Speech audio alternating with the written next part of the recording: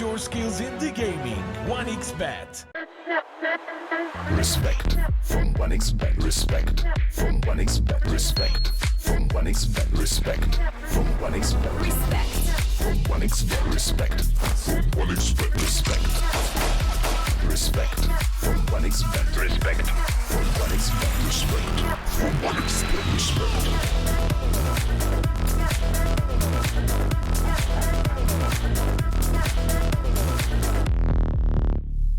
Hello, son. Hi, Mom. Pretty girl. This is Eva. Nice to meet you. Thank you very much. Your dad's just making his favourite dinner. It's duck. Come on inside. They're all probably too gruesome to tell you while you're eating at the table. How's your food? Is everything okay? Good, good.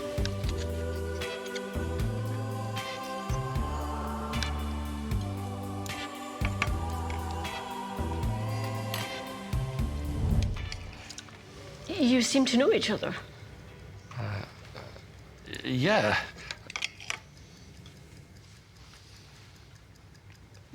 This is the new ambassador for 1xBet. Oh, I see.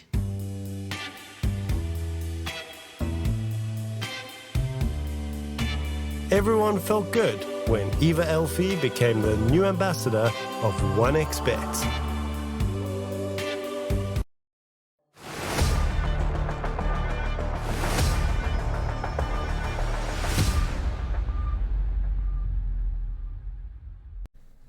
Well, good morning, you fine folks. I hope you guys are ready for another day here at the Reds Regional Series Southeast Asia for the second tour and the second day of Group A here with T-Panda and with Kips, as we're going to be taking over another 3 BO2 set upon us and ahead of us.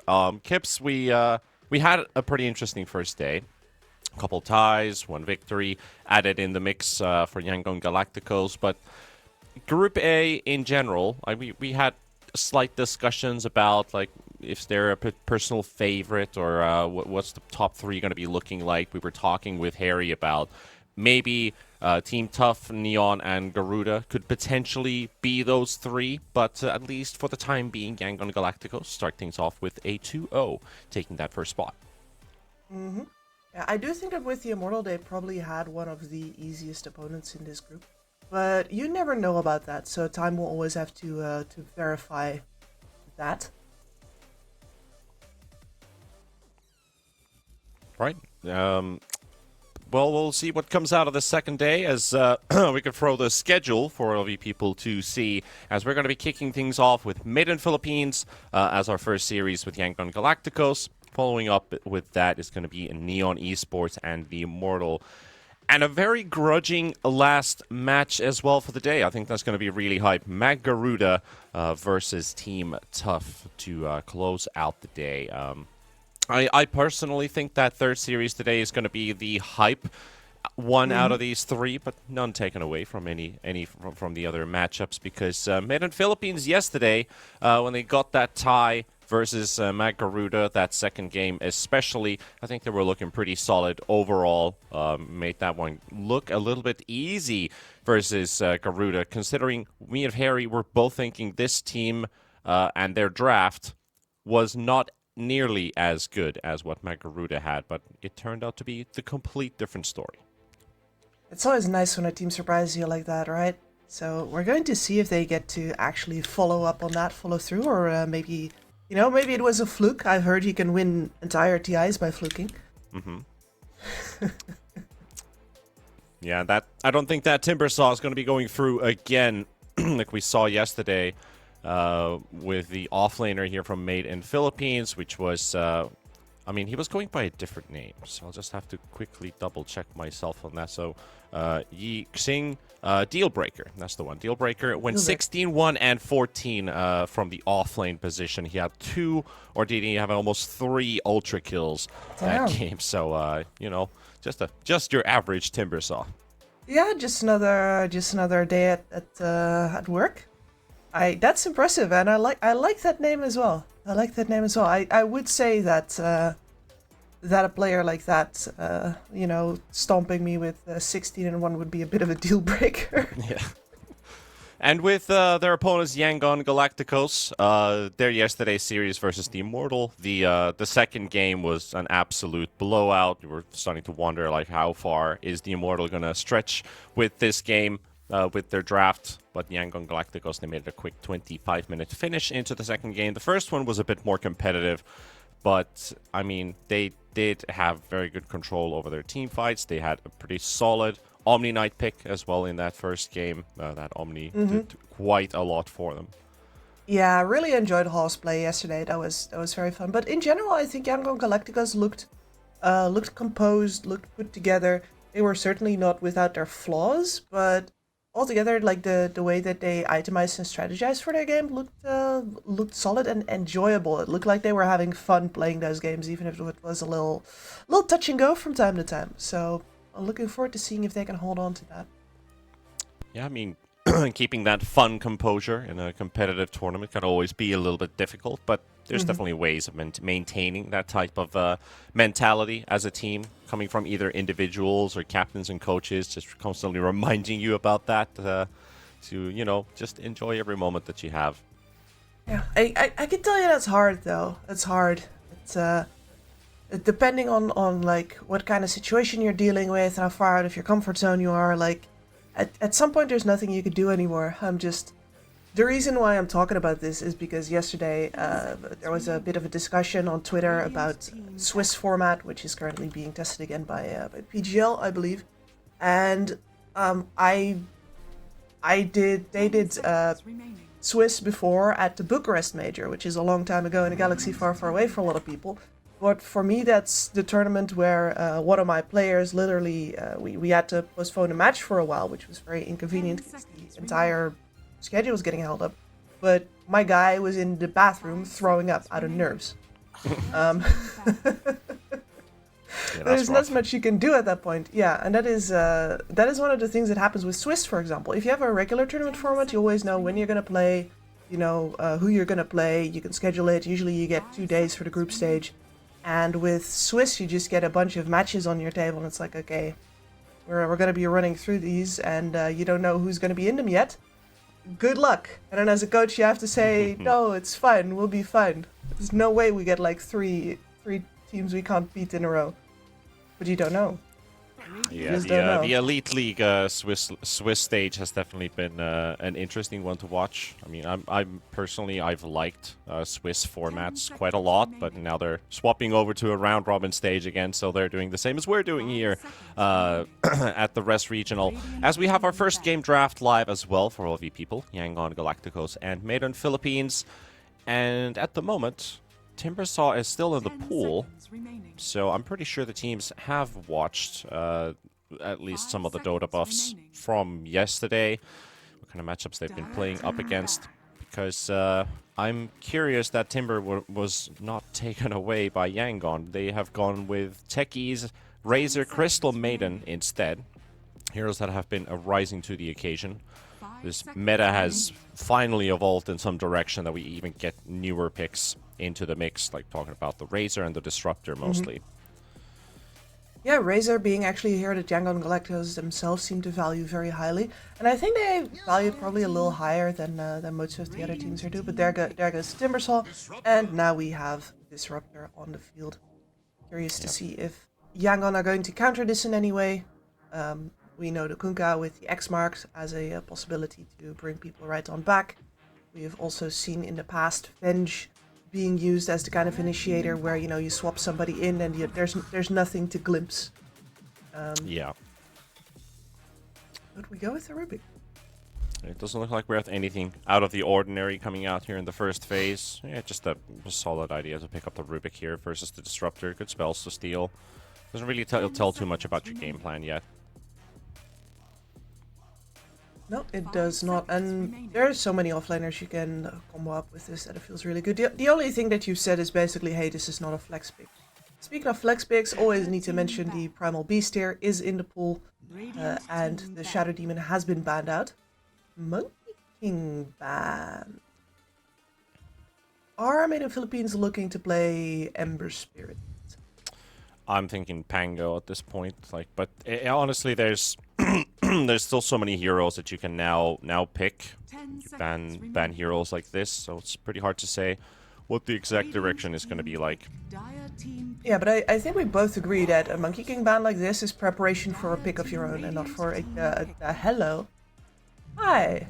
Hi, how are you, Ricky? Long time no see. Double invis. Yeah. Curious about this one. I mean, well, you are setting yourself up at least versus some heavy snowballing heroes with the Nyx Assassin. Then, of course, this Ricky of your own, which they did play. Almost won Garuda with this lineup. This was a pretty interesting one. With game number 1, they had the position 3 Ricky for Deal Breaker.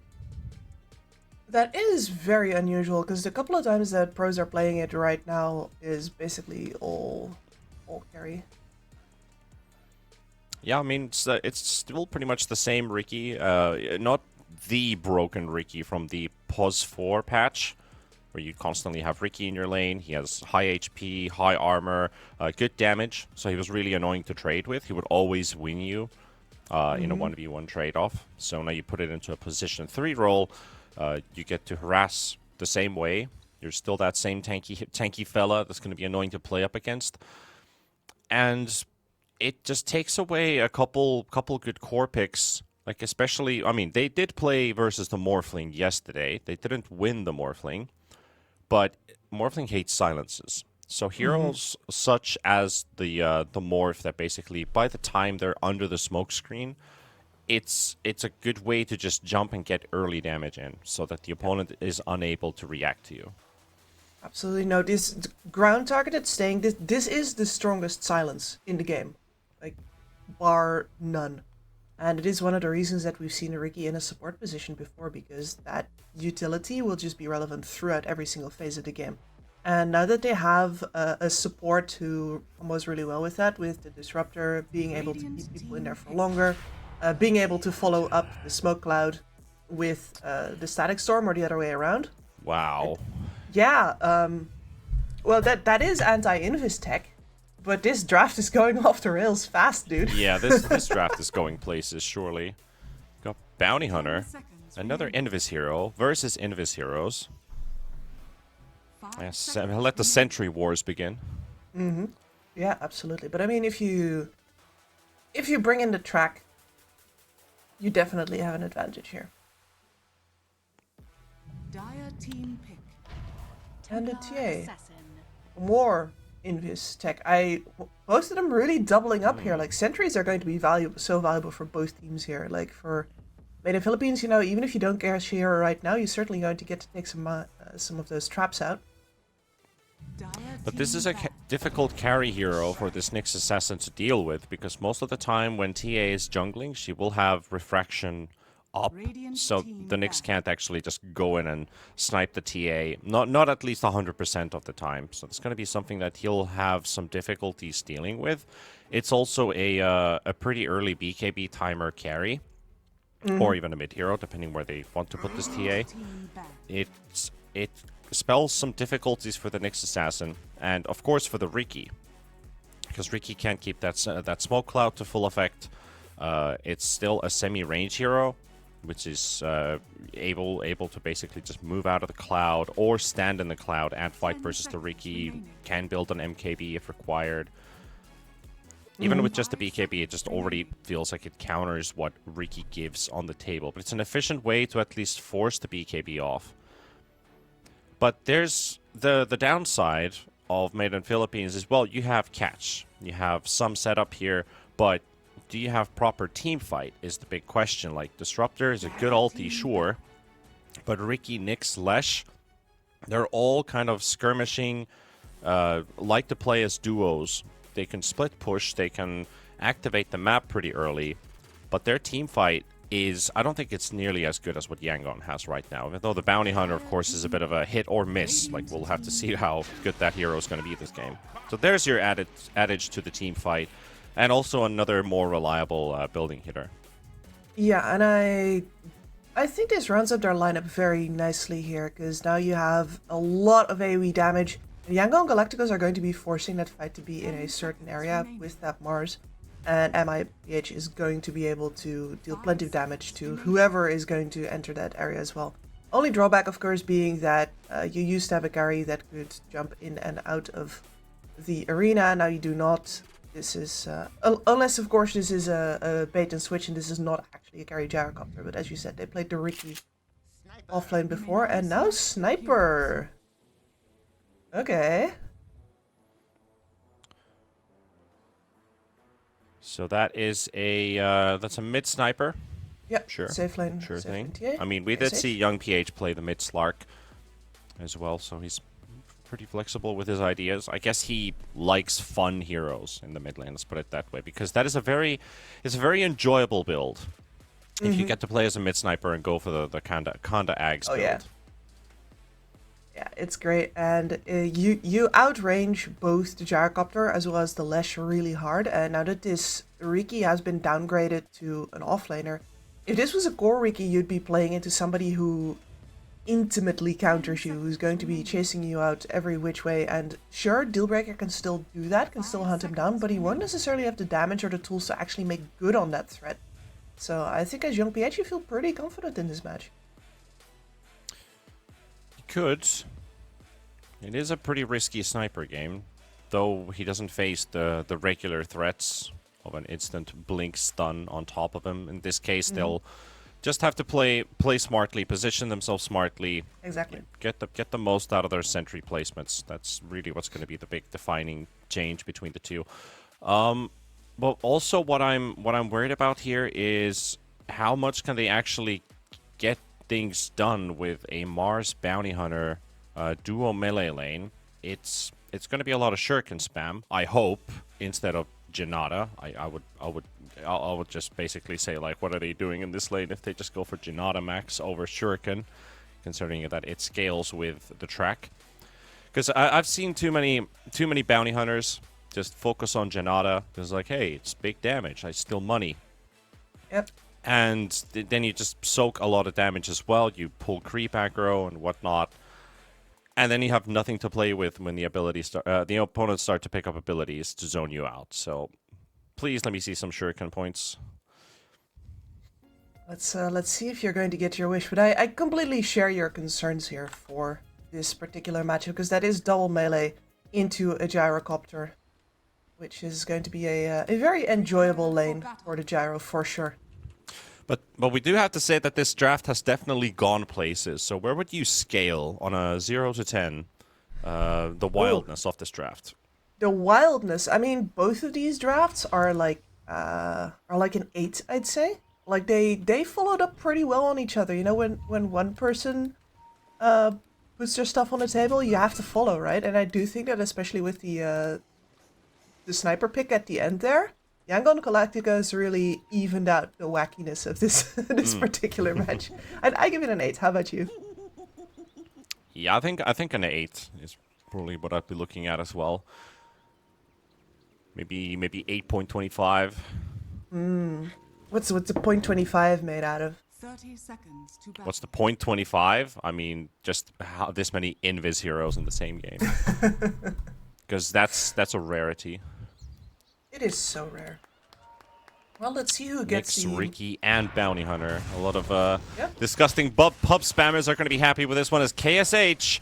Well, our first blood looks to be fairly certain here, with this Leshrac coming in with a level 1 stun to finish off the job.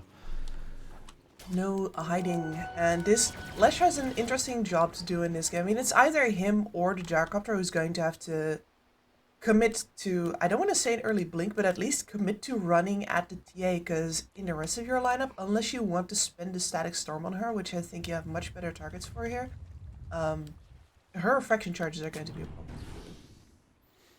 Yeah, Leshrac having to start the laning stage. I mean, I'm not going to say having to start the laning stage with a Q, but it's not your optimal one, because you'd love to have your E for last hitting, and of course the Diabolic Edict we also see sometimes. But that's more for the side lanes matchups. But easily, a lot of these mid Leshracs, they just skip Split Earth completely. If they don't see an opportunity to really set up and kill their opponents, they just go for points in Edict and Lightning Storm rotate early for the heavy poke damage if you have slows and stuns in your team. In this case, you do. You've got Gyrocopter rockets, you have Nyx assassin stuns, you have glimpse. Even the smoke screen can help sometimes to force your opponent to thinking that maybe I can outlast this fight if I just get my RNG in place. You just get these points in the edict and just chase people down, make those early rotations, hurt the towers a bit, open up the map. As a Lesh, you would really rather somebody else do the disabling and you pour in all of the damage, because that is exactly what your hero is built for. So it's not a huge loss that he starts with Split Earth. Doesn't really care too much. I mean, it's a sniper matchup after all. It's not like it's the worst possible for him. One, not yet, but of course this matchup will get better and better for the sniper as time goes on.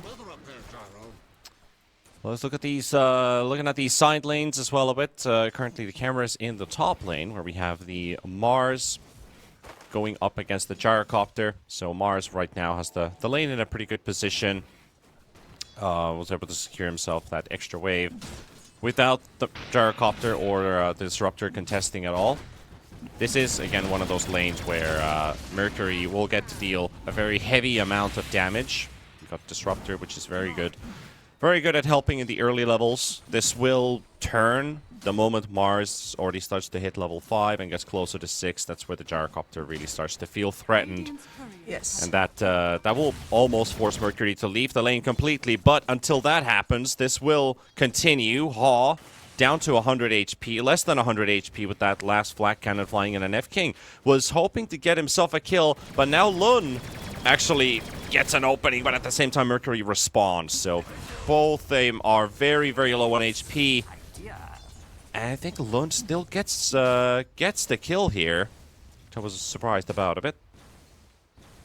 Yeah, blood Was grenade. that a blood grenade? Yeah, blood grenade.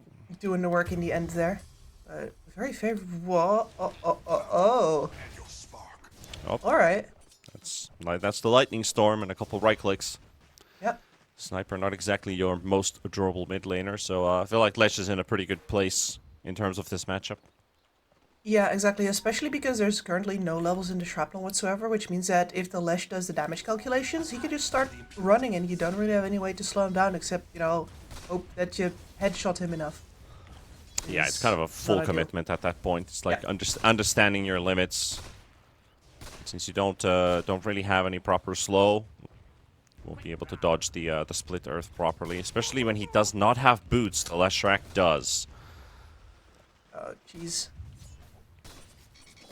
Still needs 300 gold. I'd be surprised if Lesh would give another attempt. 285 versus 370. Lesh already one of the faster heroes in the game. Yep. Well, by the looks of it, will not go for an opening. But in the bottom lane, which we haven't really looked too much so far, TA up at 16 last hits with the 15 on the Ricky. Drazam looking to go down here, but the Bounty Hunter helping out and actually has gone for Janata, because we do see him put into the position 5 role above the 4. So if that was a 4 Bounty Hunter that did not have points in Shuriken, I'd be a bit worried, but since it's a 5 Bounty, I guess I can forgive that. Shuriken just feels so much better because it scales with the track. Exactly. It's one of those things where, do I have the laning presence to make this happen with just a Shuriken toss? Because the amount of mana invested there is also pretty significant. It is. And it's a double melee offlane as well, so you do get to actually get benefit off of the Just diving on top. Janata. Well, that dive does not work out. Haw instantly punishes them, and here comes the bounty as well, so this looks like a very dead disruptor now. Glimpse comes out, forces out the Mars, but Saurain will just help out Haw. Haw will go for the javelin throw and secure this kill. He's now up to level 4, gets a double kill. That will really help this Mars, because he just caught up to the Gyrocopter in terms of net worth. Yeah, and the trading has really not worked out the so far. sniper mid, though. He is in trouble, but so is the Lesh. Lesh is heavily committed to it, and young PH will die to the Edict, as the Lesh has already died. So even with the help of a support, he'll get it. F-King. With the help of Drazam coming in from the other side as well. Yeah, the supports, they might be a bit late. but they're not too late because they still capitalize. And it's very important for the Yangon, or excuse me, for the Made in Philippines supports to do well here. Both of these supports really need their experience in order to deal damage, to have relevance into the mid game. I really want to see them properly secure their Wisdom Rune as well, because EXP is so important. If Yangon Galacticos for any reason manage to snipe that, there is going to be a spot of bother. Well, on the side of Yangon, I think we can both agree that their timing is going to be slightly better, dependent on if this Lesh is snowballing or not this game. As Z indeed diving KSH here. Nothing Diabolic Edict is very handy to break through all those refraction charges, and with the help of Dealbreaker, could need just one more extra hit, but it's the Bounty Hunter that intervenes with the slows and the stuns, and that will prevent this Leshrac from getting a kill. So your mid rotates in, trying to kill the enemy carry all by himself, and bites the dust. So both times, both in the mid lane when he went for the sniper, 2v1, into the bottom lane, 2v1. Very important to read that they don't let this Lesh snowball for free. Absolutely, and that's going to be a dent in his confidence as well. Like, as a Lesh, level 6 is a huge power spike for you, but yeah, your build is not quite there yet. Only single point in the Edict. Points into the Split Earth, which means that you're not actually as much of a walking DPS machine as you could have been. That's a curious one. Like, why has he gone 2 points in Split Earth? I don't know either, dude. Like, because you said it before, usually Lesh always ignore one of their spells completely, right? It's the 0-3-2 build. Yeah. Lightning Storm at 2 points, that's good, but he started off with Split Earth. But now he's also missing an extra point in Diabolic Edict, which if he had, would have actually landed those kills, regardless if he hits the Split Earth or not. I mean, I've seen the build end up here as well before, but this is not what I associate with successful Wishes, at least. It's top. Yeah, well, the top lane, yep, they're gonna stack up with 3 to surround the Mars. Get another kill for Mercury. Here comes the Glimpse as well, bringing in Lun. Dealbreaker is there, but at the same time, good lift coming out. TP cancelled from the next assassin, so Trozam coming in from the opposite direction, preventing any escape. But yeah, my whole tangent for this whole discussion was that Yangon will hit a very strong timing if this Leshrac doesn't snowball, because it's going to take some time for the Gyrocopter to get back into this game. Well, I don't say get back, but activate, because Gyro is going to be the stronger in the matchup. If we want to put carry-to-carry matchup, which I don't think is truly 100% relevant anymore in today's Dota. Exactly. We've been on this, right? We've been like, yeah, it's a boon, but teams have gotten so good at timing-based play. Yeah. But with these couple kills, Gyrocopter is currently at the top. TA, well, if KSH died after that one dive from the Leshrac, I feel like, yep, that's going to put the Lesh in an even better position. He hits his item time is faster, he's going to snowball quicker, and that could impact this TA's own power spike timing. So there's a lot of fluctuation with windows. Oh, they see F-King. Oh, Spear misses barely. They got that connection there. Would have been an easier Disruptor kill, but he'll still end up falling. It's 4 versus 1 after all. Meanwhile, Jazam, Courier Snipe? No. Just some deep vision. The two supports of MIPH were lurking there. They knew something was going down, and now that Lesh, a little fractured here. The supports were waiting at the triangle, knowing that there were stacks going down, and thinking like, if just a core shows up with us, we can go here. We're standing in position, nobody shows up. Then after F-King dies, the Lesh was making use of the fact that they were going for his supports to pressure on the tower. Yeah. Well, now at and least this is the stuff that they want to do. Jump the sniper like this and get themselves an important core kill. Dealbreaker gets to jump away. The Glimpse comes out, but again, there's a Bounty Hunter with the track, so what can you do? What can you do as a Ricky? He's hoping for some friends to show up. Could somebody please come closer so I could jump away? No. Track kill for the bounty alone. That's huge. And you can do so much with a bounty in a game that's going well for you. This is normally when a bounty hunter is picked, you'll hear me going off on like, well, what do you actually add to the team, right?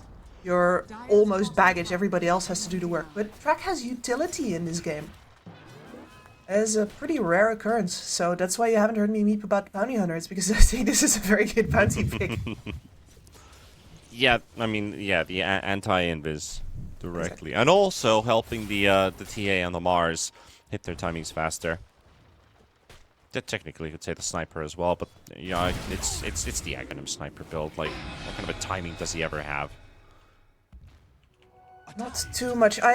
Maybe I would actually like to see him finish the full lance in this game, just because the utility of the 4-staff is so high versus a Riki. I think everybody in their grandmas. The full pike. Oh, the pike. Yeah. Excuse me. Gyro might drop in the top lane. Mercury low on HP here. We'll get it. Very important usage of the arena. There was a secondary fight happening at the same time as Dealbreaker and the boys were jumping a bounty hunter on their side of the map. This is just how it is. It's Info Wars. It is Info Wars, yeah. Yeah. Let's hope none of these players are gonna start complaining about the frogs turning gay. Yeah. Right? Well, the chemicals. Sniper getting jumped on. Dodges the split earth, but he will not survive. However, there's a turnaround possibility even without the arena. They can fight this all the way. Lesh gonna get speared up on the high ground. Shazam gonna be chasing Zaw. And it will take down the Lesh again. Like, it's starting to feel like a support Lesh. With how things are going for him. The 4th death already. KSH for the double kill. And this was all without an arena. It's not looking good for Maiden Philippines at all. Like, if you want to try and halt Yangon somehow, you've kind of just lost your big playmaker. The Leshrac has been completely shut down. Lesh needs to be, first and foremost, just tanky to be able to stand his ground, right? And we have non-tank ability currently. You get that from levels, normally. And Bloodstone. And Bloodstone, yeah, but he's got the Yules queued up so far, which I understand. You're up versus Track. You want to be able to take that down. You want to be able to dodge spears. You want to be able to set up for your own split earth as well. There's a lot of utility for it in this game, but yeah, it's the standard Lesh build. Going at the Yules into the Bloodstone. It's what you play. It's what you play for. But having Yules this late, it feels like you've already lost so much potential. Because you were the one who was supposed to be an unstoppable force for the first early 15 minutes. And we're only now going to start to see the impact of the Leshrac, but that means that Yangon is also fully active already. Lund will give information for the team that they're all here. No, oh my goodness. Oh my god. That...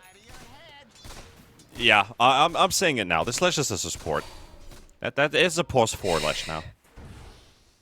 Yeah, I hate to agree with you, but I do. Yeah. As he's had to give so much of his own scaling up in order to get this mid tower down.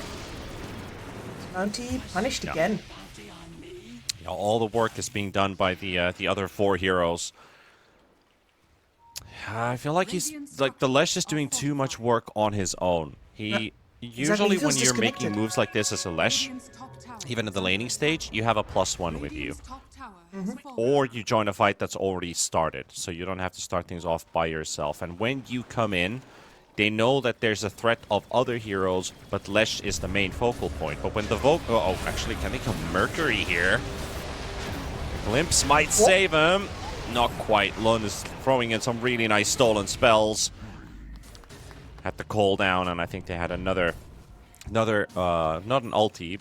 I didn't see exactly what he cast before the cooldown, but did get some decent damage out. Nope, it was something else. Yeah. Pretty funky too that they made that action happen without the bounty hunter. They might have even showed the bounty in mid, which would put the top lane of Maiden Philippines at ease, because surely if the bounty is absent, the enemy is not gonna fight, right? Yeah, right? Right? Well,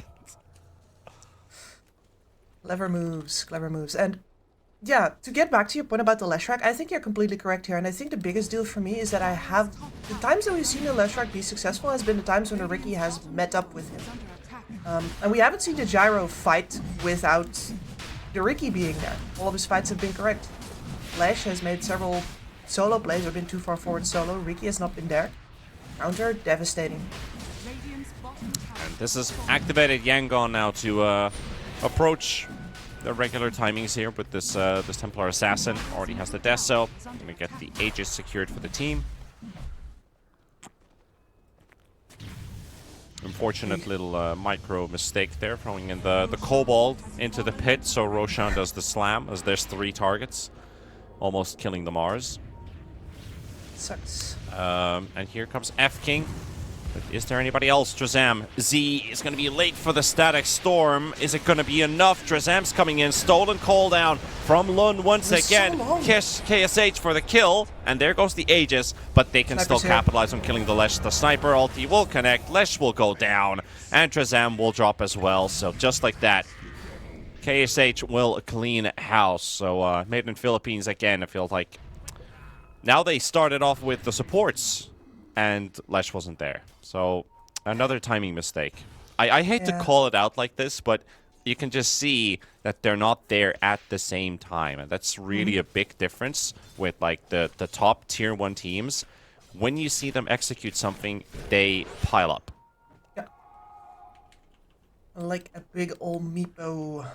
Oh, want to point out, by the way, Young PH does have the full Hurricane Pike. Oh. Before the action. Wait, did he just... Well, I mean, it's a very minor detail, but he stole his raindrops on Riki and killed his courier. Yeah? Owned by Zorain. That was the pipe recipe, too. I mean, you're gonna be... I don't want to say happy about that, but he did buy a recipe before he bought out the ring. Yeah, luckily he didn't drop any further items down on the ground. That's what you get with full inventory. Though another track kill. Yeah, and I want to point out the synergy here is, as long as you have vision with the track and the Assassinate Axe comes in, the sniper is going to be pew-pew-pewing everybody. Yeah, they're running out of tools on the side of Made in Philippines as well, because now the Mercury's Gyro just got killed for free. KSH can finish off Dealbreaker pretty much here. The saving Static Storm is not really a saving one because KSH just simply hits too hard. Yeah, get those Desert Stacks Queen. Yes. Yep. Activate the TA. Oh, she is in business. Yep, this is the timing. So now you hope you can hold your towers out for long enough so that this Gyrocopter finishes his items and tunes in, but he's not ready yet. He's 3 levels behind the TA. And this is a TA who's currently getting into contact with the enemy, moving up forward in order to take attention away from the Mars who's finishing... Wait, I was gonna say finishing up his BKB, but that's not what he just bought. He just bought a shard. He's like, nah, actually, I'll come play again. We're gonna double spear. Okay. Yeah, we have 2 shards on the Radiant side. We have one for the TA, silencing traps, extra traps. We just saw the Leshrac getting blown up there by KSH and Young PH. Missing the spear on the Nyx Assassin. Doesn't really matter too much. Haw does have the arena available. Do they see Drazam? Well, they see the Mars walking in, but they're just lacking the damage right now. Dealbreaker won't get the kill either. Arena placed down. Haw will drop, but Dealbreaker will as well, and that's going to come with an extra cost of Drazam. Once again, though, bounty not here, which is, yeah, unexpected, but there is also not too much extra money coming out from Yangon Galacticos for these kills, so I suppose there's a little bit of a benefit. Well, they're afraid to approach the tower, which is, I guess, a positive thing here. If they had the Mars alive, their Blink Initiator is out of play. They were hoping to hit the tier 2 for free, but now that they have the info, KSH will move in. F-King is spotted under a trap, or actually on top of a trap, but under the ground now. Removed from the game. 80 rune. Yikes. They did, on the side of Made in Philippines, manage to put some wards down. These are, since the lack of sentries, I think, on both ends. Yep, there's only 1 in stock for Made in Philippines and 0 for Yangon. Won't be able to deboard. Oh, dust. Your rain. Go down. That's one way to open things up. Mars Gotta be careful is with moving chasing in this with out. 15 seconds for Arena. Yeah, exactly. Like, they were so grouped right there, they really can't do that. So instead, Trezam intercepts him. Yeah, KSH is just unleashing the firepower here. Oh no. And of course, you've got the Ags ready. So Sniper's just throwing off cooldown assassinates the whole time, making it a quick triple for him. And he's also hit level 17 now, so that's a phylactery ready. KSH will go for the clean team wipe to finish off the next assassin. He's got 5 seconds, but Assassinate will help him out for it. So 4 kills for the Sniper in that fight. Mercury is that deal-breaker Trezam. He killed every core and a support on top. Yep, Sniper getting an extra 1,200 gold for that. Completely out of control. And now we're at that point in the game where, yeah, you want somebody to be able to get on top of the Sniper, but it's just not possible anymore. There's 2 Force Staffs on the enemy team. And Young Galacticos in general deal so much damage right now that you're not getting there. Like, you could buy a blink on your Lash, like they've done. Like, this is technically correct. It's just you're not gonna live to tell the tale. Yeah. Yeah, it's kind of like blink you will somebody. Try to land a stun before you get silenced or stunned by Assassinate or an Invis Bounty standing next to you, or a Mars Arena, or a casual lift. And the scan connects perfectly. They see them coming. Young PH, he might be taking the He's brunt gonna on the die. Sniper. He is out of position. But this is still going to come at the cost of multiple bodies for Made in Philippines. That's going to be 2 down. Make that 3 with the Nyx Assassin almost down. The Lesh just dropping low. Haw missing the spear. Look at the bonk to connect, and there's the Yules. So, doesn't feel like there's too much of an escape remaining for the Lesh. There's the track. It will run you down and make that 4 for 1. So, they called GG. We're done for game number 1. Just, you're not getting much out of your Leshrac in a game like this. Felt like they were not on the same page when they started this game.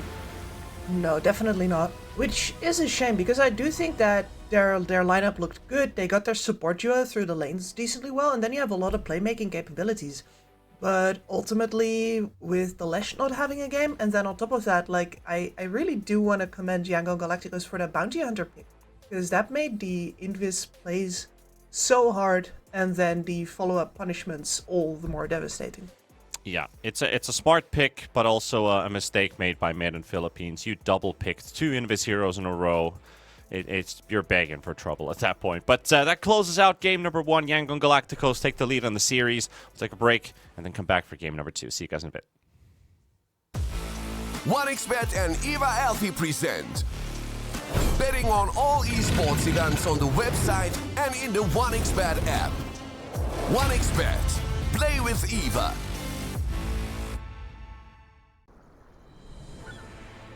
What if Kunka knew that he could not only play Dota, but also place bets? Better the best black hole.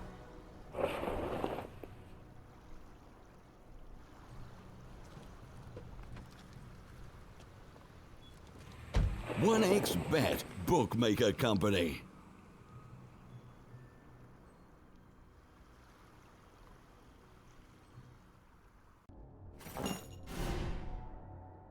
Chances of breaking items in a tournament match are non-existent.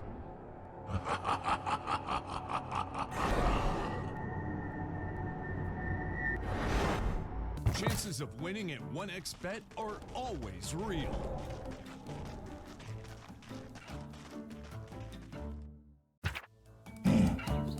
Join with me. At your service. Stealing Aegis from Roshan is very difficult.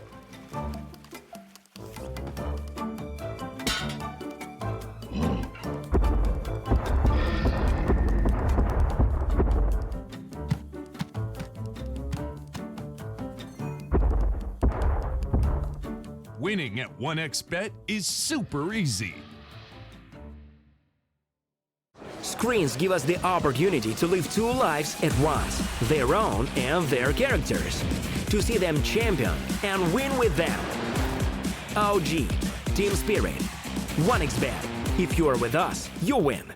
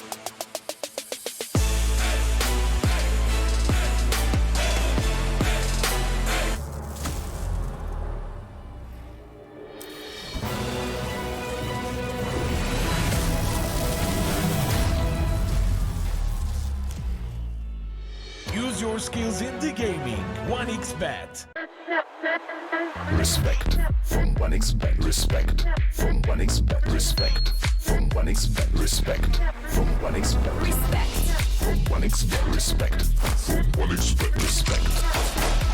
Respect from 1xbet. Respect from 1xbet. Respect from 1xbet. Respect.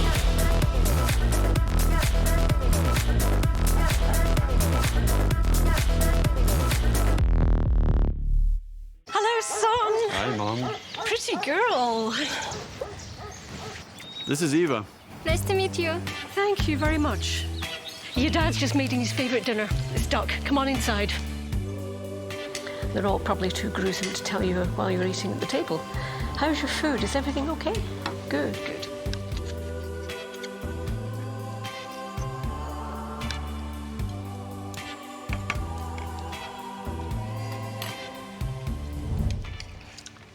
You seem to know each other.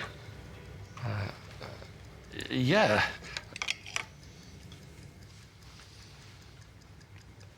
This is the new ambassador for 1xbet. Oh, I see.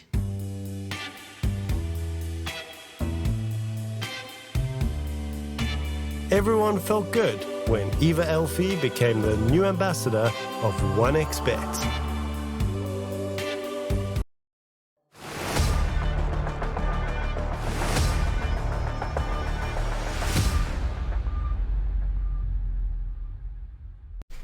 And off we go again. Welcome back, ladies and gentlemen, as we head over to our second game of our first series. We have Yangon Galacticos taking the lead versus Made in Philippines.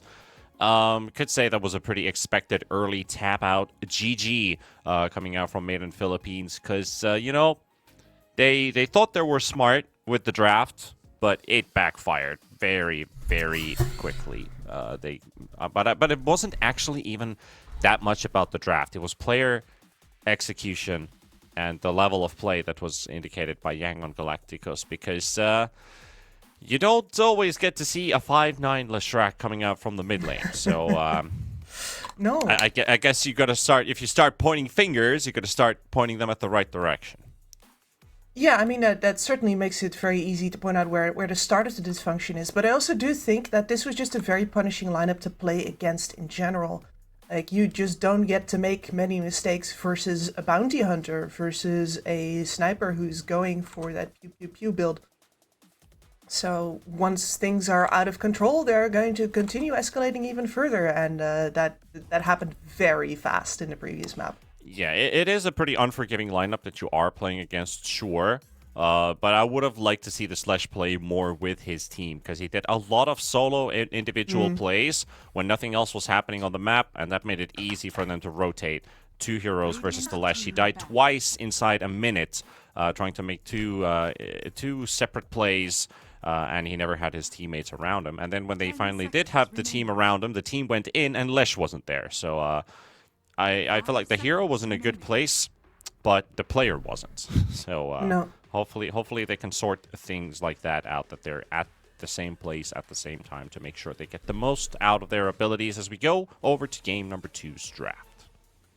Yeah, let's see if they're going to switch up what they have been going for here. If it's like, was this a problem with the execution or with the draft? Like what they think will show in what comes out here, because that Ricky offline wasn't necessarily a bad pick. I enjoyed how they leveraged him into, you know, you're supposed to rotate towards these two high damage other cores that you have, both with a son of their own. So you enable them to get those rotation kills. It's not going to be a team fighter ever. That's going to have to come from your supports.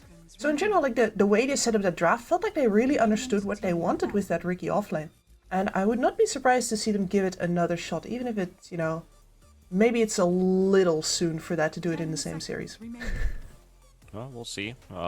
If they do pick up that Ricky, at least ensure that the draft order is correct. And at the same time, a double melee offlane versus a double range safe lane. Well, I wouldn't say double range, but they put the bounty hunter into the 5 position where he just relishes. He doesn't even need to worry about the shuriken, and started to put up points into Janata, knowing that he's gonna get to use it almost the whole time. Okay, but Made in Philippines, what is this? Well, changing things again by the looks of it. Void Spirit, this could be our 1-2-3. Guessing more a 2-3 maybe in this case. Seen plenty of offlane Void Spirits, at least in the last few weeks. Yeah, which is a weird resurgence for me, because, I mean, clearly this suits Made in Philippines style then. If you look at the Riki, if you look at this Void Spirit, like, these are not your traditional team fight enabling offlaners, you know, who build either armor these days or, you know, sometimes will actually go for the damage. This is definitely, you're looking to play a triple core lineup. There's no other way around it. That is what you're trying to do, and you're giving away the game immediately. 5 seconds remaining. We also start things off with the Shadow Demon on the Yangon Galacticos side. Banning out the Primal Beast. And of course the Bat Rider, and now the Rubik as well. And getting rid of the Leshrac. So that, you ban out the Bat Rider and the Rubik. Lesh makes a lot of sense here. Early Zeus. Well, Made in Philippines are definitely cooking with their drafts today. Yeah, What did they have for breakfast? There's a lot of spice in there for sure. I mean, the amount of magic burst damage that you get out of this is absolutely overwhelming, and you can flex either of these heroes still, although I do think that the Void Spirit support is very rare these days. Zeus support, a little less. Both of them could still be cores as well, of course. Yeah, you gotta answer the Zeus mid. Force it into a support position. Still make sure that you have a good mid matchup for yourself. So the same thing goes for this Void Spirit. So Yangon will take the Nyx now. Nyx is a good setup here already. Huge. Pretty valuable hero to have versus casters. Dire team pick. Yeah, well, what is it about Nyx Assassin that counters us? Yeah, what's up with that? Yeah, so it's too early for humor, Kips. Sorry. I still haven't properly woken up. But like, I have to, because I'm bad. sick. And if I'm not memeing, I'll remember that I'm actually in misery. Yeah, I understand it from your part. I'm just kind of like, yeah, Nyx Assassin, okay, sure thing. Doesn't tell me too much. He doesn't want to play. Well, we got the Morphling pick up here at least. Without him seeing his carry matchup, but he already knows he has a good lane if this is a Void Spirit 3. So that's something that Made in Philippines are now forced to think about is, well, they didn't exactly counter us directly in the lane we wanted a counter for, but we know that this Void Spirit's not going into a great place right now, so where is the support in this team? Are you seeing a support Furion then? Seeing a support Zeus, very likely. 3 Void and a carry Weaver. Yeah, I guess, but where's your stuns, brother? Where at the? It's really. This is. You are up versus a Morphling. It would be very handy to just, you know, take him out for a little bit and actually pour all the damage you have into him instead of keep on. Like, you have a ton of damage output, don't get me wrong, but as long as he doesn't stop morphing, you'll just have to keep hitting him and he's soak it all up like a big damn sponge. I feel like something like a Brewmaster looks pretty good for Yangon now. Not necessarily directly a Brewmaster offlane. You could still consider, do we want to lock in the mid hero here? Maybe get a bit of an idea of what Made in Philippines want to do. All right, yeah, that's another one I was considering. The Water Park Kunkka. Yeah, get some damage reduction in here. That boat's going to do wonders this game, because a lot of these heroes are pretty fragile and they rely on, as a lineup, I would like to say, they rely on superior damage output to get enemy heroes down before they get punished for the fact that they don't have a lot of HP to share among them. So getting a good boat in can do so much work for Yangon Galacticos here.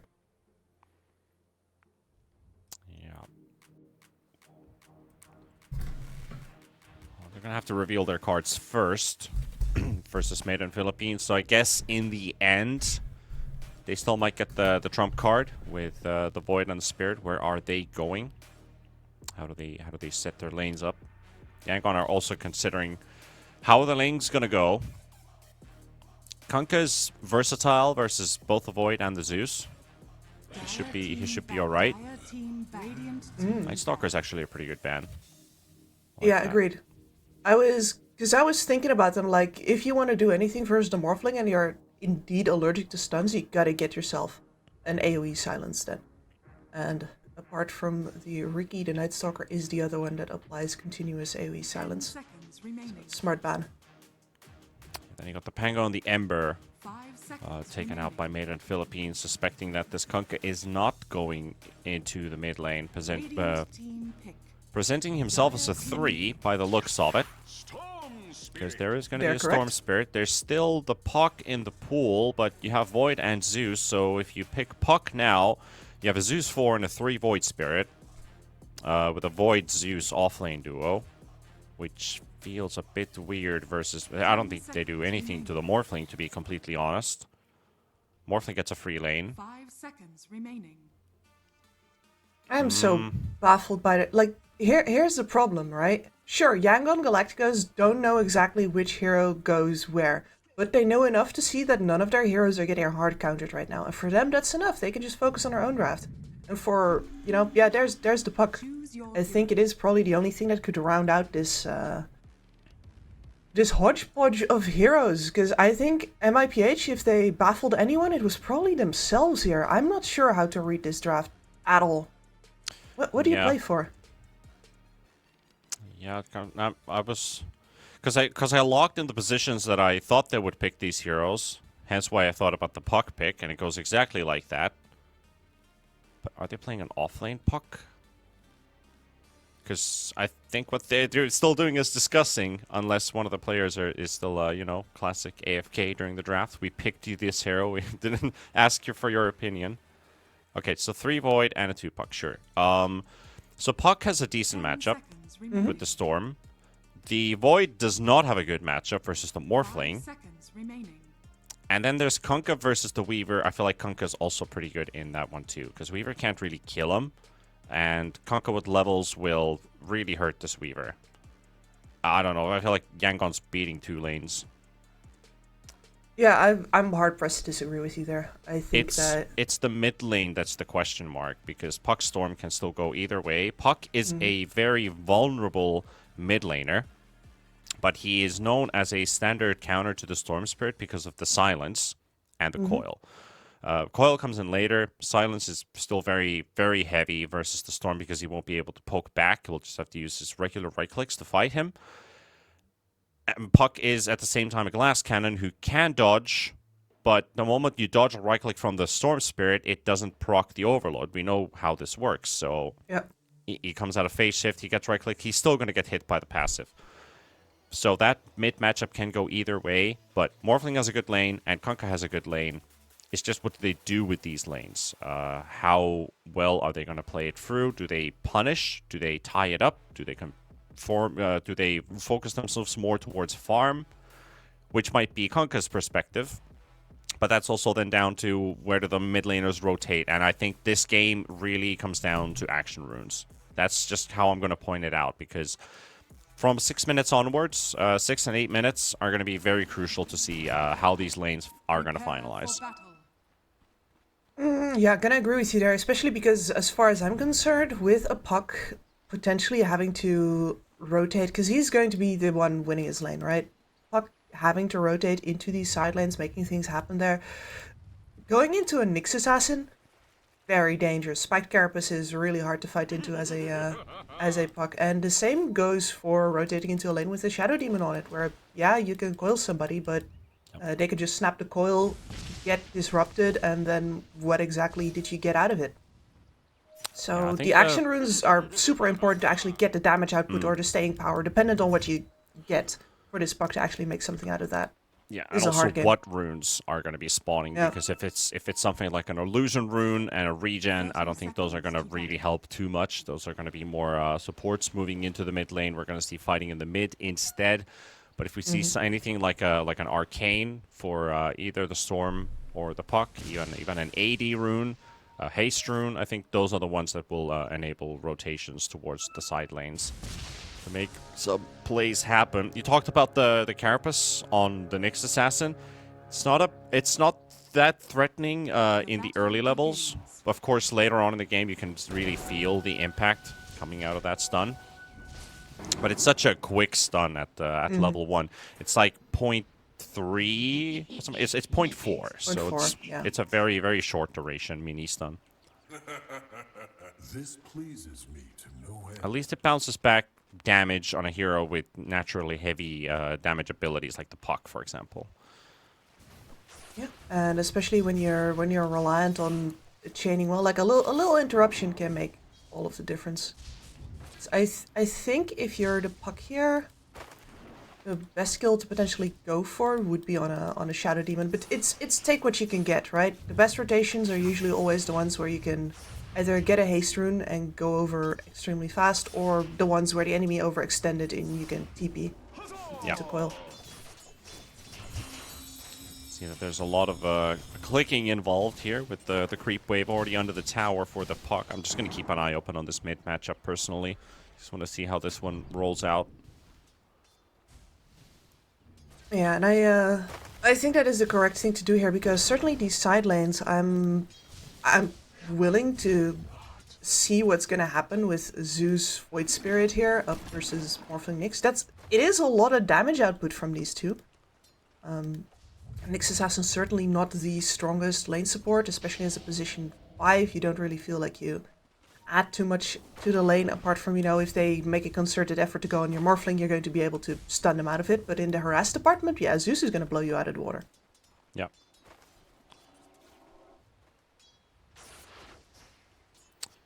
Well, I'm just looking at the Storm Spirit is, you know, he's got a faster attack projectile.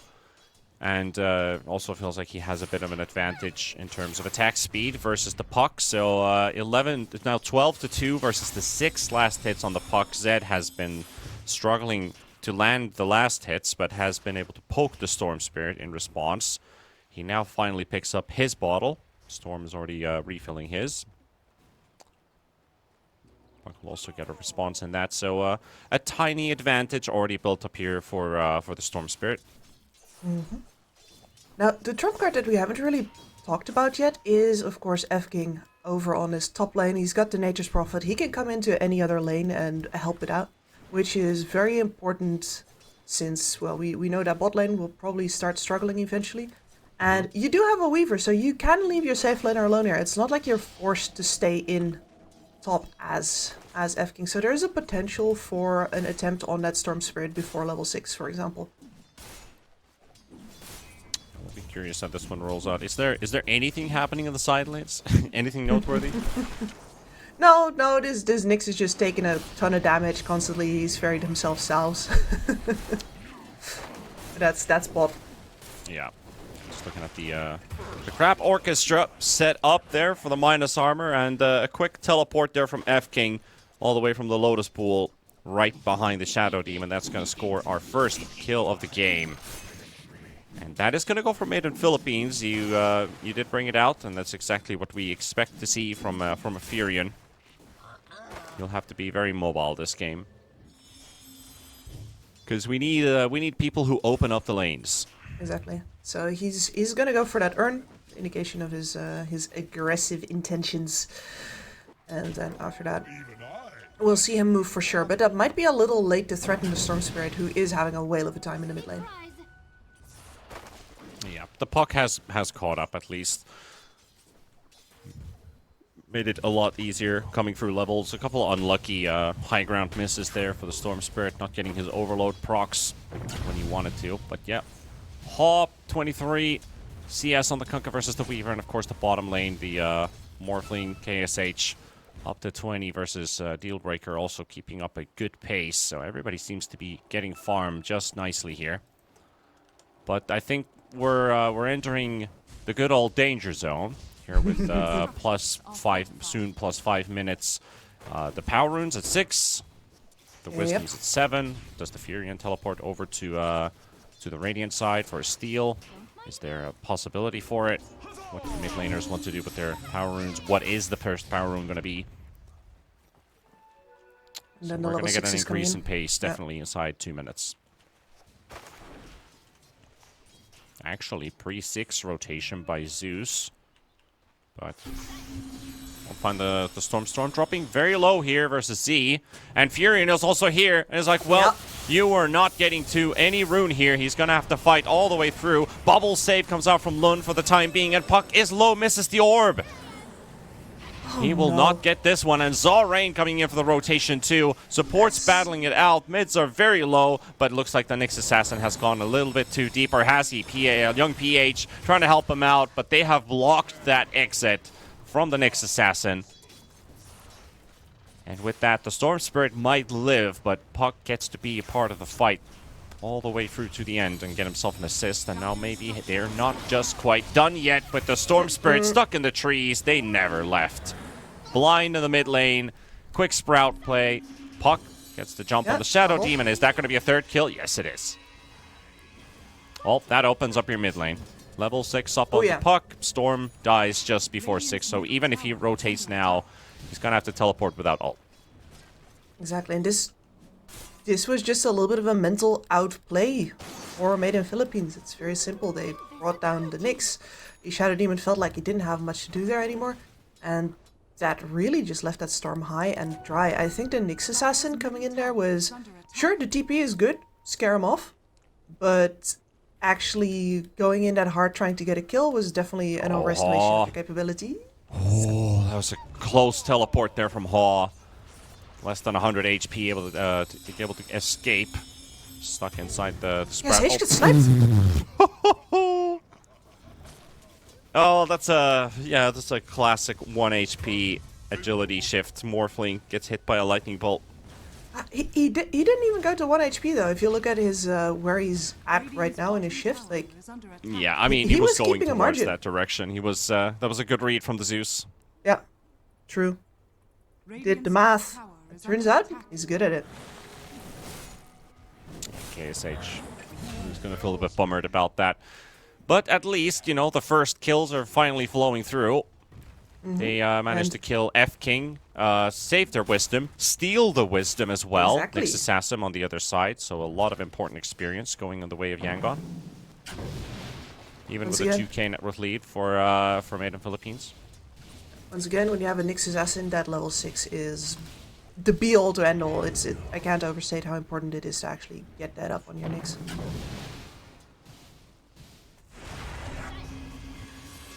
Mid lane, a lot of traffic.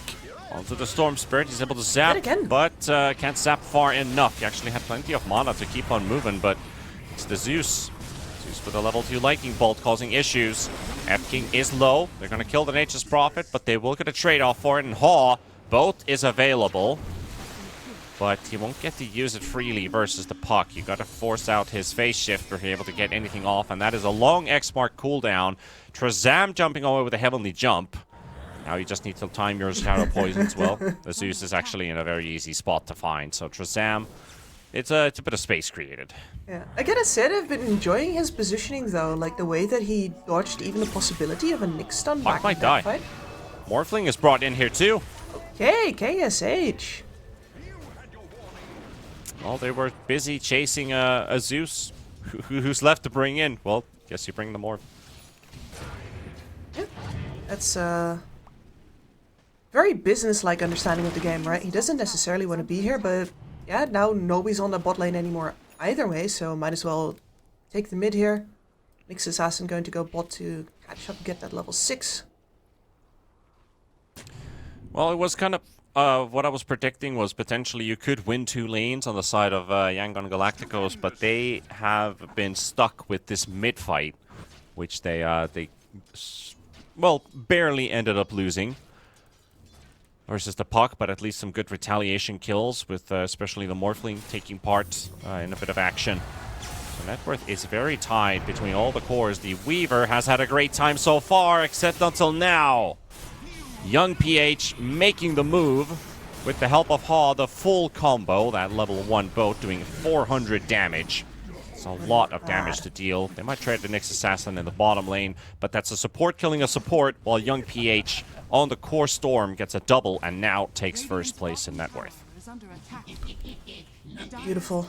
And it's going to take a while for this Void Spirit to break through the bottom tower. you're not exactly a natural shover there, so it's going to take mostly creep work. That said, though, with the Weaver already returning to top, I do think that he's going to get the bot tower for free, and the pressure is already back on the mid lane. That haste rune is...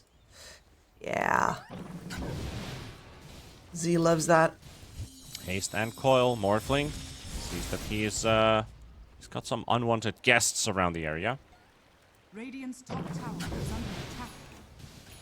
Young PH will have the puck to face up against again. Going for the Orchid build. So again, even if the puck wants to get that Witchblade and is on a good path towards it, gonna have to consider the Yules once again. Nice two-man stun, meanwhile at the bottom area, at the Twin Gate, with the Nyx Assassin setting up on Dealbreaker and on F-King. Dealbreaker still looking for the connection with the Remnant, doesn't quite connect. Still chasing Yaw Rain as F-King's already down. Still juking around in the trees, frozen another stun. Meanwhile at the Roche Pit, they will take down Trezam. And this will also mean that the Dealbreaker Void Spirit is going to die too. Roshan wants to intervene, but Roche, you are denied today. Yeah, and here you can see how the core picks of Young Galacticos really make use of the fact that there's not a lot of control on the side of Made in Philippines at all. Both this Storm Spirit as well as Morphling can just do whatever they want. Like KSH showing up this early. It's definitely also because he feels unable to. Oh, Mercury did not see that one coming. Oh dear. Yeah, he did not see them coming as they were fighting in bottom next to the Twin Gate, and they just come through the gate and surprise him anyway. It's like, that is... I think that's more of a mistake on Mercury's end. He should have anticipated that. Yeah, exactly. I mean, it's hard when you literally don't see the Can they mix. surprise KSH here? Okay, they tried to go for a sneaky Remnant play. But to surprise him.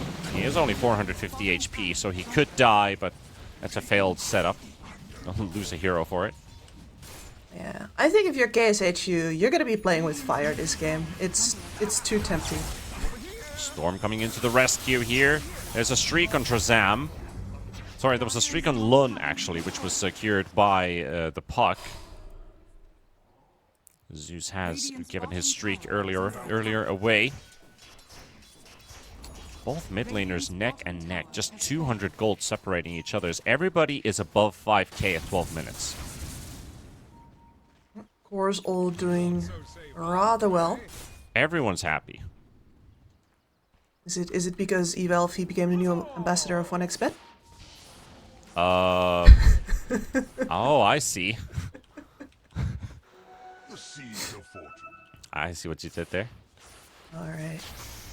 Let's see. Yeah, you might as well check out the wait, let me get this correct. Let me get this correct. I wouldn't want to be giving out information here. So basically, if you're one of those people who's interested, of course, 1xBet, the sponsor for this event, you might as well check out a promo code that we have. Scrolling down below the banner of the stream, we have the 1XRLGSEA. There's a nice promo code for you to activate for a bit of a deposit bonus. So go check that out if that is your thing. Still have 2 best of 3s after this. Morphling's got a Vlad's. That's a build that I haven't seen in ever. Like the casual mask, yes. Really? Vlad's. That's a standard Morphling build these days. Interesting. I'm Vlad's old. Manta or Vlad's Phylactery is the go-to build. Well, Young PH and Dealbreaker both going down.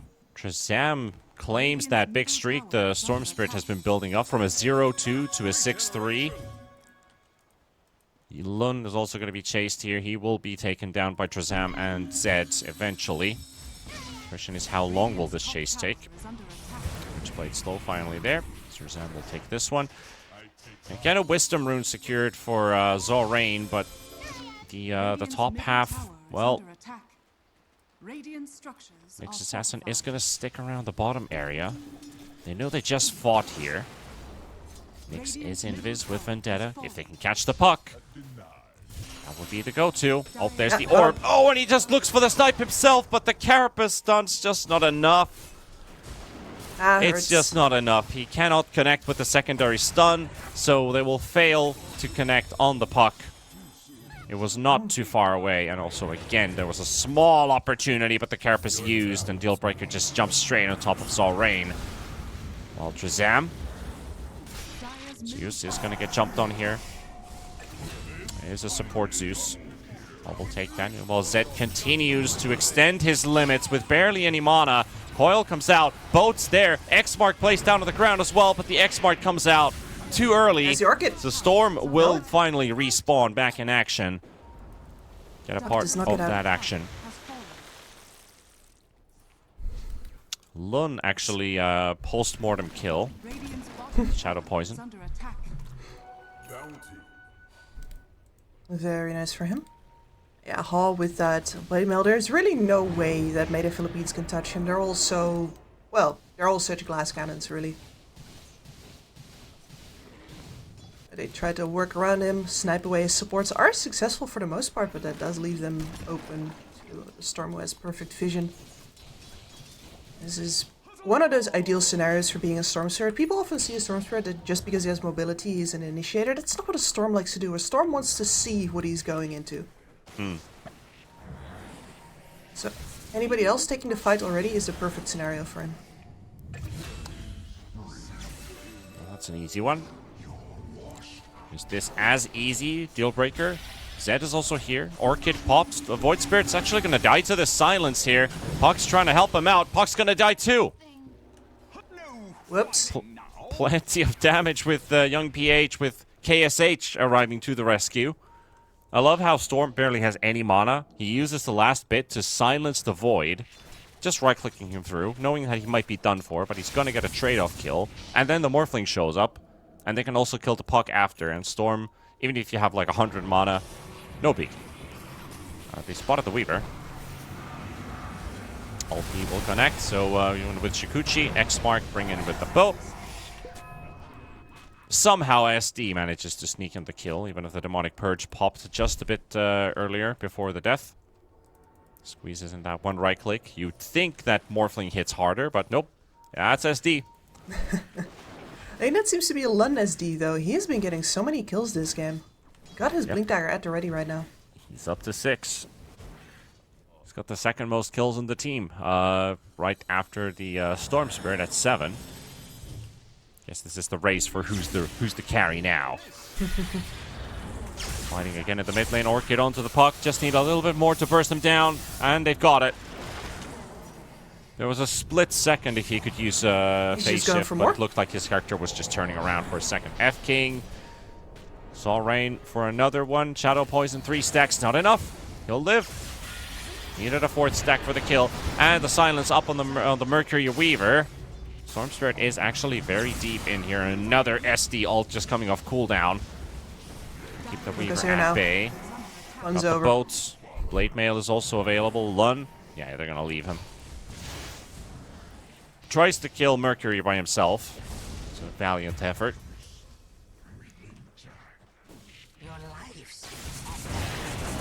That keeps the entire Dire team busy, though, for, in the end. I mean, it is 2 support kills, I guess.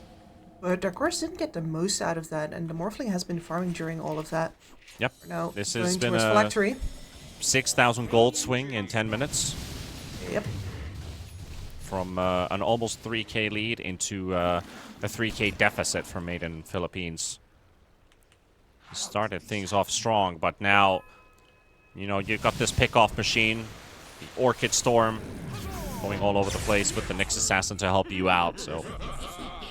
It's a difficult position you've put yourself in now. You'll also need to find a way to fight this Storm Spirit appropriately. It's not the easiest job. It's not. Well, they did finish the Manta style on the Void Spirit just now, so he can actually purge off the Orchid and be safe. But that's not lockdown. Nope. That's you know, it's a safety tool to help the Void maybe get a couple of extra abilities off. But it's not like a basher or a hex or a root, which they kind of need something like that versus a storm. And it's 90 minutes in. Some of the items to control this hero pretty expensive.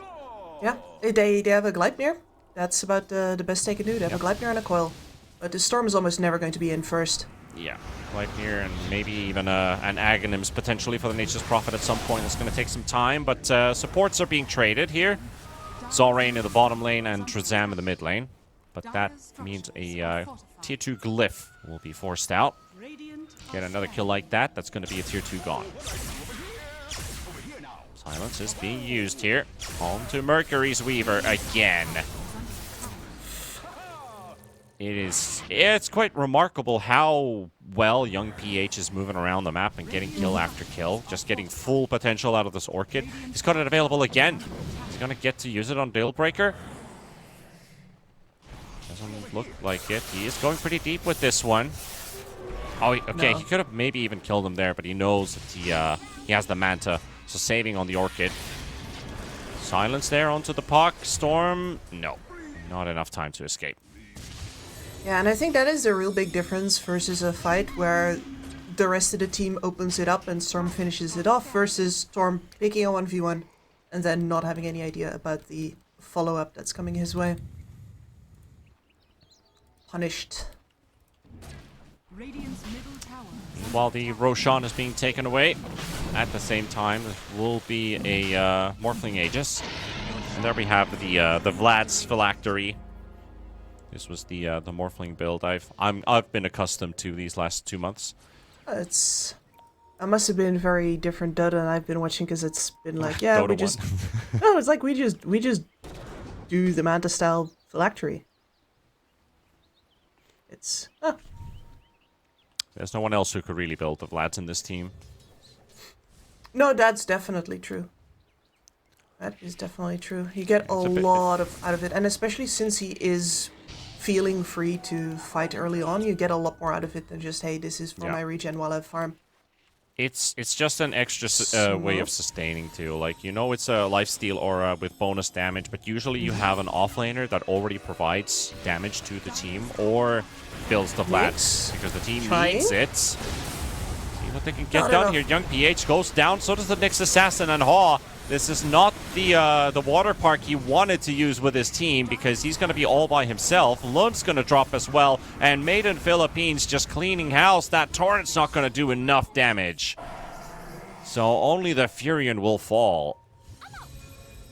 Very aggressive move from Maiden Philippines to go on the enemy side of the jungle while they have the Aegis, but Morphling wasn't a part of that fight.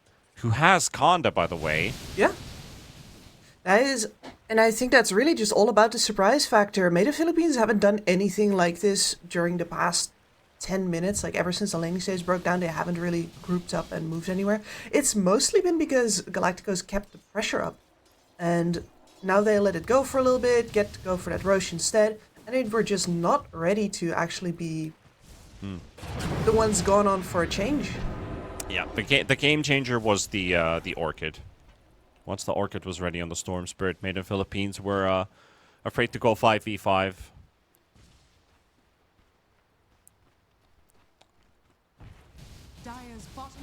But now, at least KSH, even if they just lost 4 heroes, he'll get a tier 2 by himself.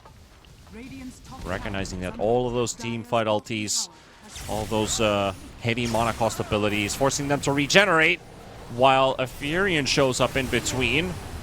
He'll go down. Lun actually survives. Not a very nice position to be in. Like, you know how the Furion shard works, right? Mm-hmm. And you're standing here. It's a lot of damage from those extra trees, because that's 20 DPS per tree. You get hit by multiple trees. There was a bug Not there. a nice one to be in. Zalrain goes down. Meanwhile, the Zeus is going to be controlled, and there goes Dealbreaker. Young PH for the double.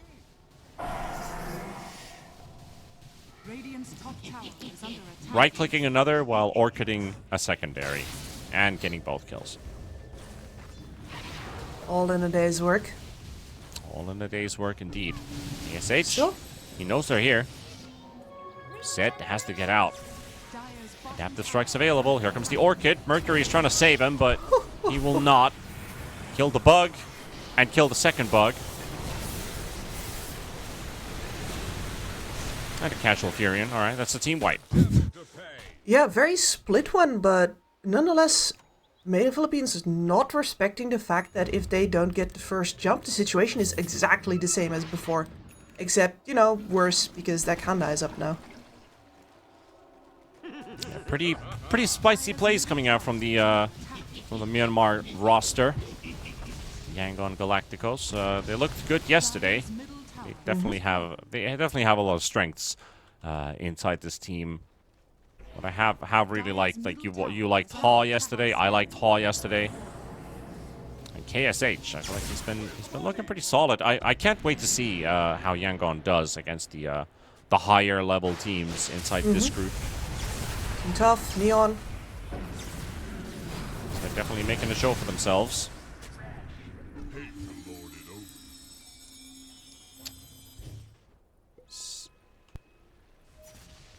Saw Rain sitting in the mid lane. Pretty sure they saw him there with a lightning bolt. Puck is also nearby, and again the catch on the puck. It's the same play. Every time. Every single time. All you need to do is just press E. Sometimes it's just that easy. Just press E.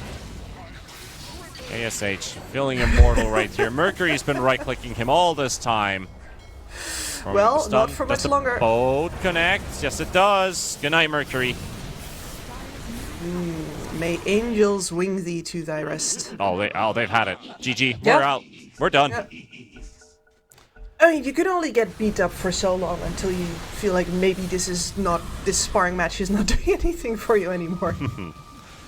Yeah, it's just one of those games where Morphling hits his timings like 4 minutes earlier than what he was supposed to, and ran out of steam. Simply, that's just what it was. The moment they finished the Orchid, things started to change. Yangon Galacticos started to gain composure, find some impact kills, shut down the puck, shut down the Void. If you want to play a lineup of Made in Philippines well, it means that you need at least an extra item on the Weaver to fight against the Morphling. And when you're playing a 3 Void Spirit, he also needs to build some heavy damage items. But you only have Blade Mail, Manta, Power Treads at this point. So you need that next item to be ready to have a chance at fighting versus the Morphling. They got several kills, yes. But at the same time, Morphling with that one singular Aegis just plays a clean game at this point. It's like, well, we don't really have anything anymore. We kind of just ran out of steam. That's what it was. No, and it really started from the draft, right? They had no control to really begin with, so all it was down to, okay, well, our enemies lack a bit of control as well. Maybe if we snowball harder, we can start this game off on our terms. And we saw with the one fight that they took aggressively that, yeah, the damage was definitely there. But if you let the pedal off the metal even once for Made in Philippines, and it was most definitely up in the air for most of that game, then all you're really doing is showing that you have no way to force the enemy into fights that they don't want. And they got punished really heavily for that. Well, we're done with the first series, so I think as we're a bit ahead of schedule, we're going to be taking a 20-minute break until we head over to the next series, which is Neon Esports versus the Immortals. So this is a good time for you to get your refreshments, whatever you need to do in between. I'll be back for the second series of the day. 1xBet and Eva Alfie present betting on all esports events on the website and in the 1xBet app. 1xBet. Play with Eva.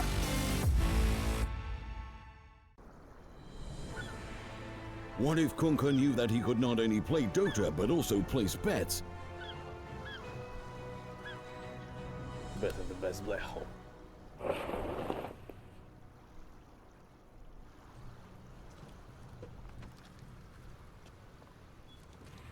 1xBet, bookmaker company.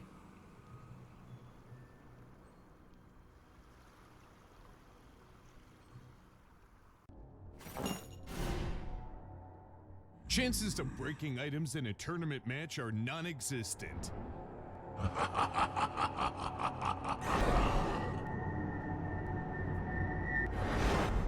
Chances of winning at 1xBet are always real.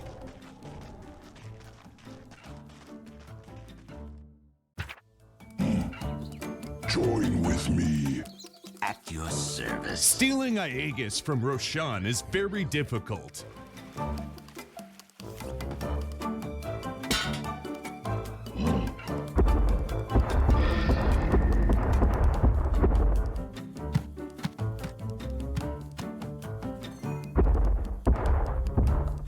Winning at 1xBet is super easy. Screens give us the opportunity to live two lives at once, their own and their characters. To see them champion and win with them. OG, Team Spirit, 1xBet. If you are with us, you win.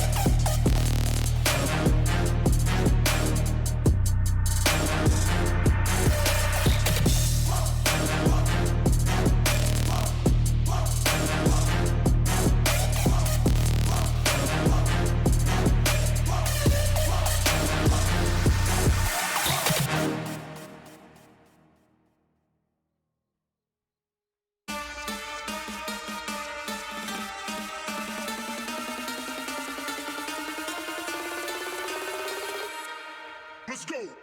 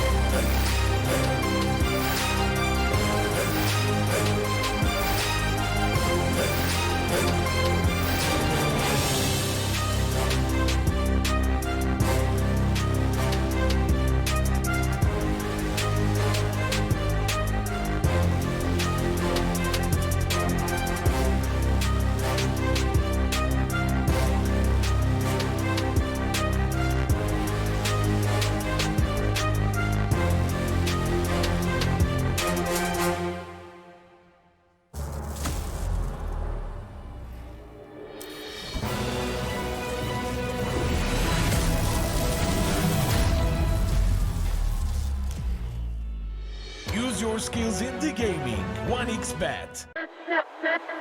Respect from 1xBet. Respect from 1xBet. Respect from 1xBet. Respect from 1xBet. Respect from 1xBet. Respect from 1xBet. Respect. Respect from 1xBet. Respect from 1xBet. Respect from 1xBet. Respect.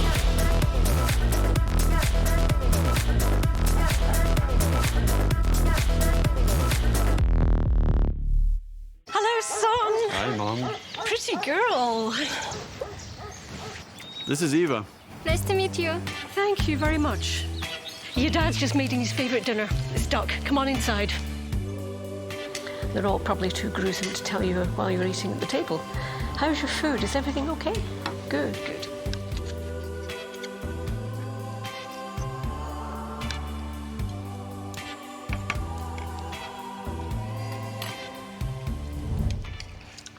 You seem to know each other. Yeah.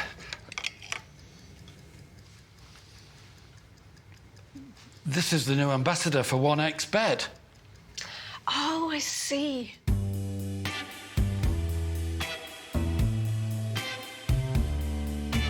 Everyone felt good when Eva Elfie became the new ambassador of 1xBet.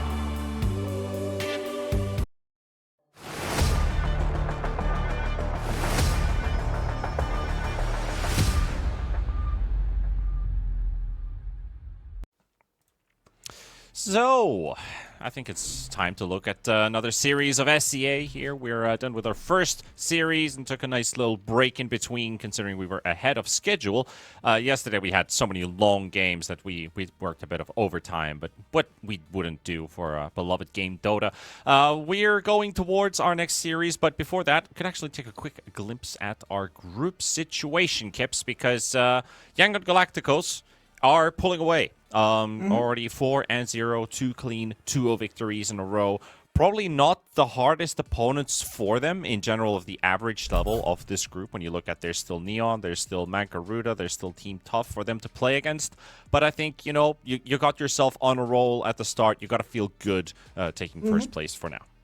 Absolutely. Often in these groups, especially when you're the kind of team that can go either fall just short of the top half or just get right about in there at the bottom spot. It really matters to get off a good start here and have confidence. It's very hard to get confronted with the strongest teams immediately, get your ass beaten a couple of times, and then come back and be like, oh yeah, but now we only have the easy ones left. Like, it hasn't been easy up until now. So yeah, they are, if they want to have a shot at the top, and of course they're here to compete, of course they do, then this is the best start that they could have possibly hoped for. Yeah, that's what you hope to exactly establish, a win every day if possible, because this next series that we have coming up is going to be Neon versus the Immortal. Places 4 and 6 are going to be going up against each other's Neon, coming out of a tie series versus Team Tough. They both stretched almost 50 minutes. We had a 52-minute first game and 47 in the second. We got to see some good playing from both sides, and I feel like Neon, I technically think they should have won this one 2-0, but that first game seemed a bit, a tad bit too difficult on their end to close it out. Yeah, they certainly let it get away from themselves, and not just in terms of like, hey, that first map loss, but also in general, I think they could have played a lot cleaner throughout that series. Of course, the same could be said for Team Tough, but Team Tough is not playing right now. We're just looking at Neon Esports. And let's be real here. Neon, if they need a series to regain themselves, play some really clean Dota, I do think that with the Immortal, you have a very good opponent to do that against, because as far as I'm concerned, this might as well be the top 1 spot versus the bottom 6 spot. Yep, there's potential, sure. Neon is coming in as the heavy favorites versus the Immortal. They have a track record to show that this team has been capable of pushing themselves a bit further in playoff brackets compared to other teams. And the Immortal, well, there's not too much to say about them. They are the underdogs, that is clear. And also, I did like to highlight, this is a very minute detail, but it's kind of funny.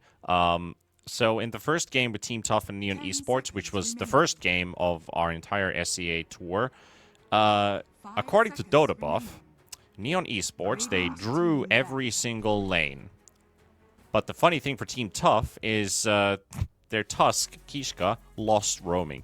10 seconds remaining. And they still won the game with a Tusk that was lost on his way. Very sad. Lost in the woods, are you?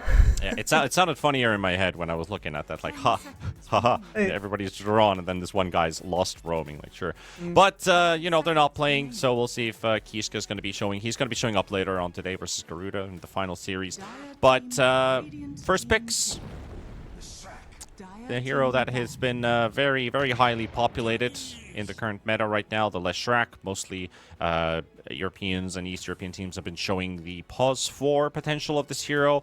Has been adapted into pubs. People have been really enjoying this pause 4 Leshrac. 0 points in stun, maxing out Edict, having a couple points in Lightning Storm. And Neon also know that they can still flex this hero. It's a hero Ken could easily pull off in mid and have great results. I feel like Ken is really the strong carrying force of this Neon team. He establishes a great laning stage. He exits really strong. And a hero like Leshrac tells you both of the best worlds. Well, best of both worlds. Well, what am I going here? He only has the best world. The best world is what he's on right now. Anyway, yeah, absolutely agreed. The amount of damage output you can get out of a Leshrac, whether support or core, is nothing to be underestimated. And we do see a lot of cores on other lanes being played with stuns right now, which means that with a support you definitely do not necessarily have to add to that if you're the one bringing the damage instead. That said, I think the Immortal does have a very good answer here. You're bringing a ton of burst damage with a decent amount of range, as well as Timbersaw being a pretty natural shroud builder, your favorite item, which is very good versus the Lesh. Yeah, Leshrac all about that magical, plus the pure on the Edict. Since it's mostly also been played by skipping your reactive armor, I feel like there is an approach where you could just basically look at the KNS, get yourself a bit tankier, bulkier, extra HP on the top, improve the damage output of your abilities. It's more about the damage output of the Timber above survivability, because, you know, the offense is the best defense. That's why we've seen Blink Dagger so early these days. Yeah. But now when you look at CM, Wyvern, Shroud, yeah, I'm not against it. I like the idea of bringing out the Shroud this game. The thing is, are you going to have to play on the defensive end, or can you play aggressive versus Neon Esports? Really comes down to the next picks that Immortal is going to be bringing up. Because if they decide to pick something late game now, which I don't think is a problem at all, they will have to forfeit some towers, and they're going to have to adapt and adjust accordingly. Yeah, like the engine that you have sitting behind this Leshrac right now, the amount of extra mana you're going to get out of the CM, the extra aggression, the setups, and then of course the Winter Wyvern to stop off any possible. You really get to pick and choose which battles you want to fight and which ones you don't when you have a Winter Wyvern. Which is a great tool for both engaging as well as disengaging. And it seems to anticipate a lot of right click coming out from the Immortal here as well. Or at the very least it's going to make it unappealing for the Immortal to go for big bursty right click heroes. So let's say the PA, the Sven, the TA, all of which we've seen played in this tournament so far. Yeah, you'd need a mixed damage type here. Otherwise, not Winter's Curse, but Cold Embrace is going to be your ultimate counter. Yeah. Well, or Pure Magic. Magic into an instant faces Void, so they've already got themselves the setup. And kind of talked about Ken, who's now very likely to play this Leshrac in the mid lane. You have a hero to kind of play this game towards, which is the Faceless Void. One of the best late game carries out there. Really good synergy between the two as well. If a Leshrac, like, even if you get caught in the Chronos somehow, a lot of heroes would be like, man, why'd you have to do that? Now I don't get to output any damage. Lesh is just like, yeah, whatever, man. I've already turned all my buttons on. I will just sit here with my feet up. Radiant team ban. Yeah, corral the floor. Banning out the Morphling. It's one of those good mixed damage sorts. Luna is another, but if they pick up the Luna, I feel like maybe you need something that pairs up with this Caudle better. Now I don't think a safe lane Ember is gonna quite do that trick. You don't know your matchup yet. 10 seconds remaining. Last time they played the Caudle, they did have the PA and the Ember. Exactly. Maybe a Gyrocopter potentially could work. Yeah, Gyro is almost a shoe-in, right? But he's definitely mixed damage. He benefits from being paired up with the Keeper of the Light. Extra removal on that Black Cannon cooldown is certainly something that he absolutely loves to have.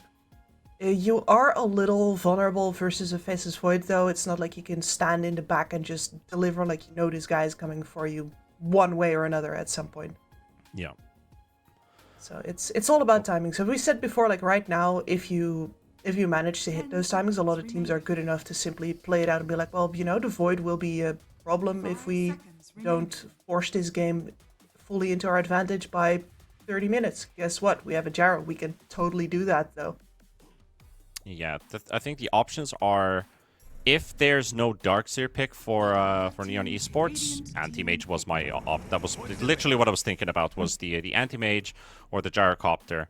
But since they're not going to get AM, I don't know, can you play a Medusa into this? I feel like Medusa's probably not going to do enough. Also, they picked the Pango into this. Can they play a 3 Pango, or is that an off-lane Leshrac? I'll have to see. I'll have to see this because they picked the Alk. So it's an off-lane Pango into an Alchemist. I guess he can get away with this lane. Pango 3 sucks ass. And I know that from personal experience as well. But he has item builds. Most importantly, like in a game like this, getting a shard is very important. Maybe even a Yule's shard could be a could be a way to make this Pango work from the off lane. Because if you go Diffusal Blade, Aghanim's, that's immensely greedy. If you have a good lane, you can do that build, where you go Diffusal, you look at Blink Dagger, and then you get into Aghanim's. Yeah, but you're certainly looking at a more utility-focused build-up here, and especially survivability as well, because most of the time you're just going to look to use your ult off CD, because you have to empower your other 2 cores. Yeah, so the Pango Shard would make a lot of sense this game, that he would just buy it instead of wait for the Tormentor to drop it. You do have pretty decent shards in the game for the Crystal Maiden and the Wyvern, so they're going to be very happy with an early Tormentor. You can also take that with the Lesh and the Pango. They can secure Ken's early game. It's really down to Momo's Timber Saw. How much does he slow down the tempo? Alchemist has a good early timing that Immortal can play with, but I see a lot of these Alchemist lineups fall flat too early, so this is a good draft from the Immortal. I like the cores that they have. They have Techies Rubik. This is really a solid 4 out of 5, maybe a 4.5 out of 5 on paper. I really like what they have, but the skill level is what you have to take into account. They are the underdogs coming into the series, and with a draft like this, you can definitely surprise. I do like what they have.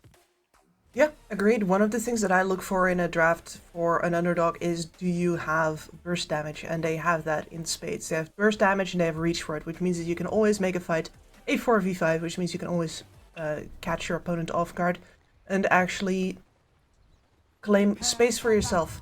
Whereas if you do not have the burst damage, then you have the possibility of simply getting outplayed in the fights themselves. Well, let's see what comes out of this first game between the Immortal and Neon Esports. Of course, Neon already suffered a 2-0 loss versus Yangon. Yangon now currently sitting at a clean 4-0 after their first 2 days. Neon Esports also looking for their first W. Kind of talked about this yesterday, but a team that was pulling off a couple miracle runs in 2 separate qualifiers. A name that has been surprisingly going into the top 4 or top 3 in the SEA region. So definitely a team that cannot be underestimated, despite, you know, Neon is a name that SEA viewers and players know that this team's been around for a very long time, different rosters. A lot of those players have risen up the ranks.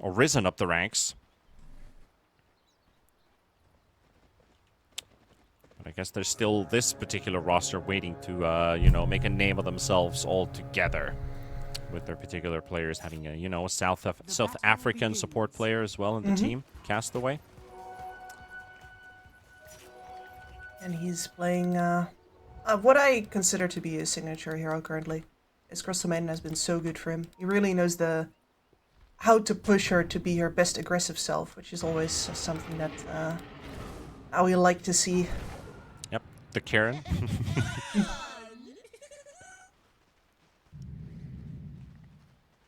Also, Caudle versus Lesh. Caudle, who doesn't really care too much about the laning matchup, honestly. I feel like the more you start focusing on the lane as a Caudle, the more you start to give to your opponent. Because there have been 1 or 2 games where I've seen the Caudle hiding in the trees, afraid of his opponent, because his camps have been blocked. This time, I still feel like this is a mistake from the supports not blocking the Radiant camps. You should do this every single time versus Caudle. And a lot of the pro teams do that. I feel like this is a missed opportunity. Yeah, that's all gold that's going to guaranteed go into his pockets later. Unless, of course, you are very secure that you're going to be rotating early enough to secure them for the Lesh instead. Yeah. What they did do is they blocked the triangle. If you look at the 2 sentries placed down there, they're both for the Ancient Camp and the Hard Camp, so that will prevent any possible stacking happening, because this Timber is going to be left alone at some point. Yep. And then Rubik's going to realize, wait, there's no one here. There's nothing here. What the hell's going on? And, he's going to have to do some hunting. You can get both sentries with 1 sentry, which would be really value for the Immortal side. Let's see if he can pull it off so far. He's gonna have to stay in lane for a couple of levels here, though, until like the biggest peak of the CM threat is over. And with the CM having taken a point in the Arcane Aura, her biggest damage output spike is gonna come at level 4.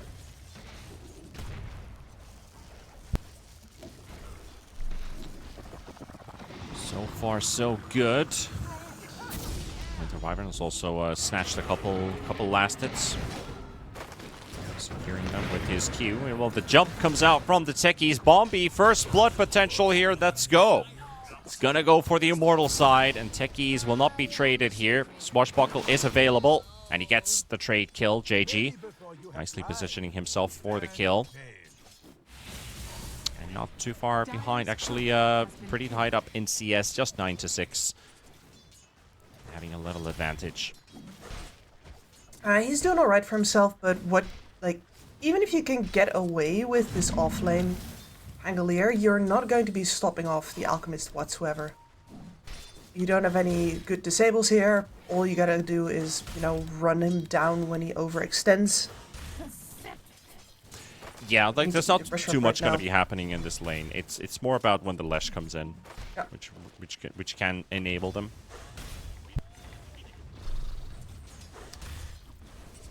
And of course, a Pango 3 was never really meant to kill anybody unless you get yourself like a super early diffusal blade. Or unless this Alk just goes down to all of the harass. This is a little close for comfort. Well, Lance has to pay attention the whole time at least, yeah. Keep him on his toes. Shield crash, nice jump in from the techies. Bombi, blood grenade used, that's a kill. And now without the E, no cold embrace. JG is going to have to paddle this one out the old-fashioned way here. He's soaking up a ton of damage and no abilities remaining. He'll go down. This Pango's dead. There we go. Required a little bit of fancy footwork from the Radiant side, especially the Alchemist sidestepping the slime that was going to come out after that. No mana left on the Pangolier. Dead to rights. This is his life. Yeah, this Pango was never actually killing anybody in this lane. I don't know why they even tried to make that play happen. Like, this Alchemist lane is stronger.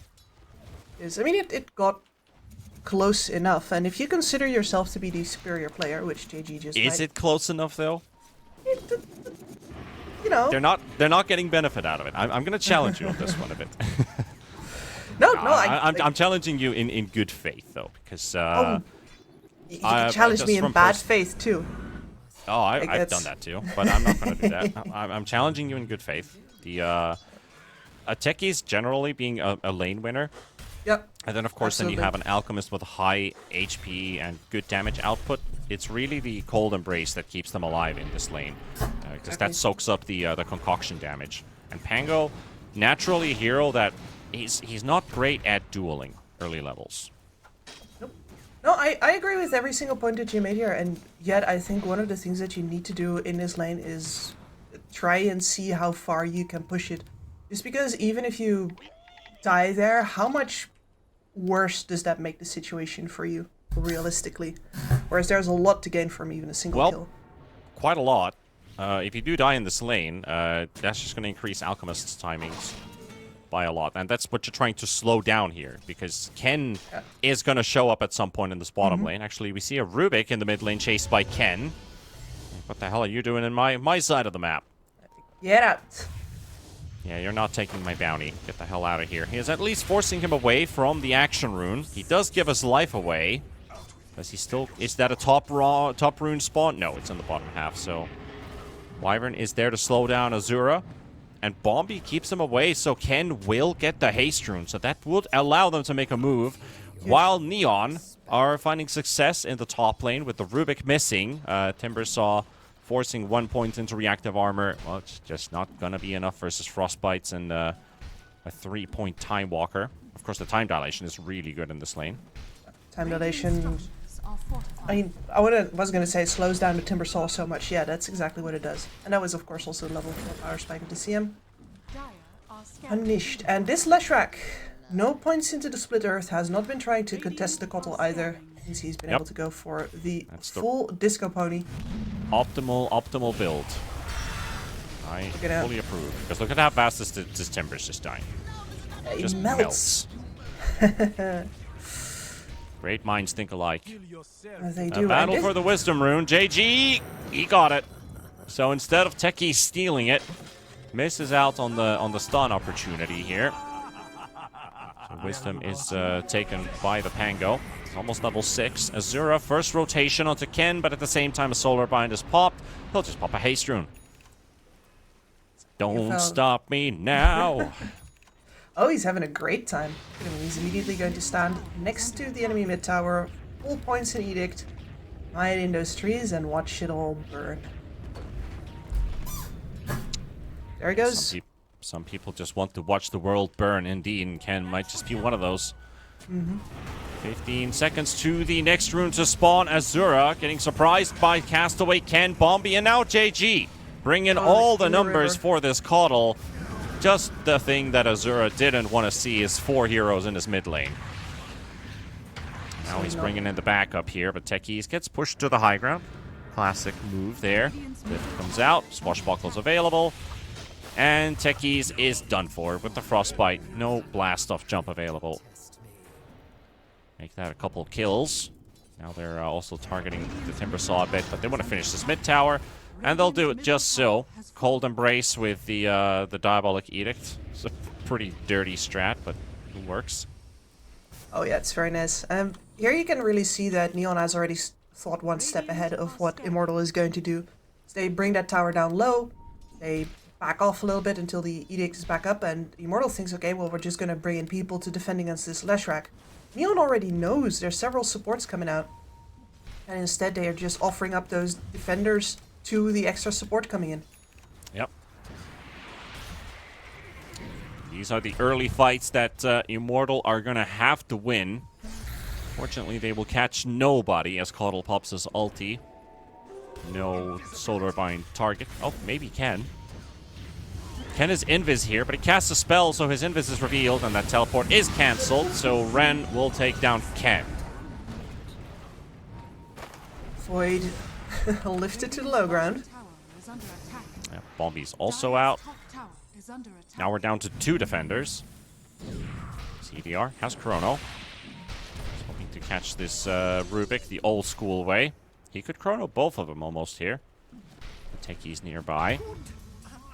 Yeah, I'll not waste this jump. Well, Azura is being pummeled by JG and Castaway, and makes it look almost a bit too easy. This is Caudle rotating with Vessel and no TP boots. Mm-hmm. Yeah, so very much understanding that he has to contribute fast. But that is, well... It's not paying off. Like, this is 10 minutes in, you're supposed to have both. He's, like, 2,000 gold behind his natural timing. Mm-hmm. This, I have to say, this spell's doom for Immortal. You pick the Caudle for the particular reason of dominating the early game, getting early kills, having boots of travel, being all over the place. Now, he's been punished twice. He doesn't have the farm that he wished he had. He's lost his tower in the mid lane. They almost lost the top tower too. So their capability has been diminished by a lot, because if you don't have the TP boots, you don't get to your targets fast enough. Lance goes down as well in the bottom lane. That's 2 Radiant heroes down before the backup arrives, and this Timber is just alone. And here comes Azura. Trying to turn things around. Ken is low. Ken will be taken down with a blast off. Combo that definitely does work. Yeah, combined with the solar bind, that's a lot of extra damage for the blast off. JG misses the swashbuckle. There's a mine. CDR will pop. He'll instantly regenerate. Azura will get the kill on JG. Couple more seconds until the vessel's off cooldown. This is just what Azura needs. A long, extended fight. CDR still has another jump available, but he might just die during. He gets the jump off, but the vessel's still ticking, and another vessel that's going to seal the deal for CDR. And again, the techies combining the blast off with it. 400 damage amplified by an extra 30%. And this is what we were worried about yesterday as well, as Neon sometimes overestimates their own capabilities and gets themselves into situations where they trade very badly indeed. That's Azura's game pretty much saved. Well, close. Close enough, at least. He's still playing the recovery game, even if he is having this much impact. Radiant's bottom tower is under attack. It's another extra 1,000 gold. They will still relinquish And the bottom another tower. tower down as well, with the Leshrac rotating in to kill the techies, who just picked up a fresh streak. So Lesh still back to number 1. And our alchemist, well, he's got the relic. So he's still off to a decent path towards the Radiance. Also slowed down by a bit from his regular timings. He is, yes. And this Caudle, no, we're not going into the boots of travel even. That's an Oblivion staff pod now. Huh. Yeah, I guess there has to be a reasoning to it, that Neon is the ones pressing towards you, so Caudle doesn't have to go hunting for the targets he's looking for. But Boots of Travels is kind of a must-have in this build. So I'm just curious about this one. Ren will be taken down here by JG and Castaway. I just love how we have Ren and Ken. Yep. Is he Kenuff or Renuff?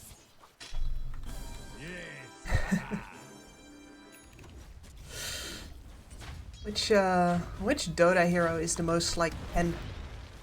Most like Ken. Yes. Is there any dumb hero in Dota?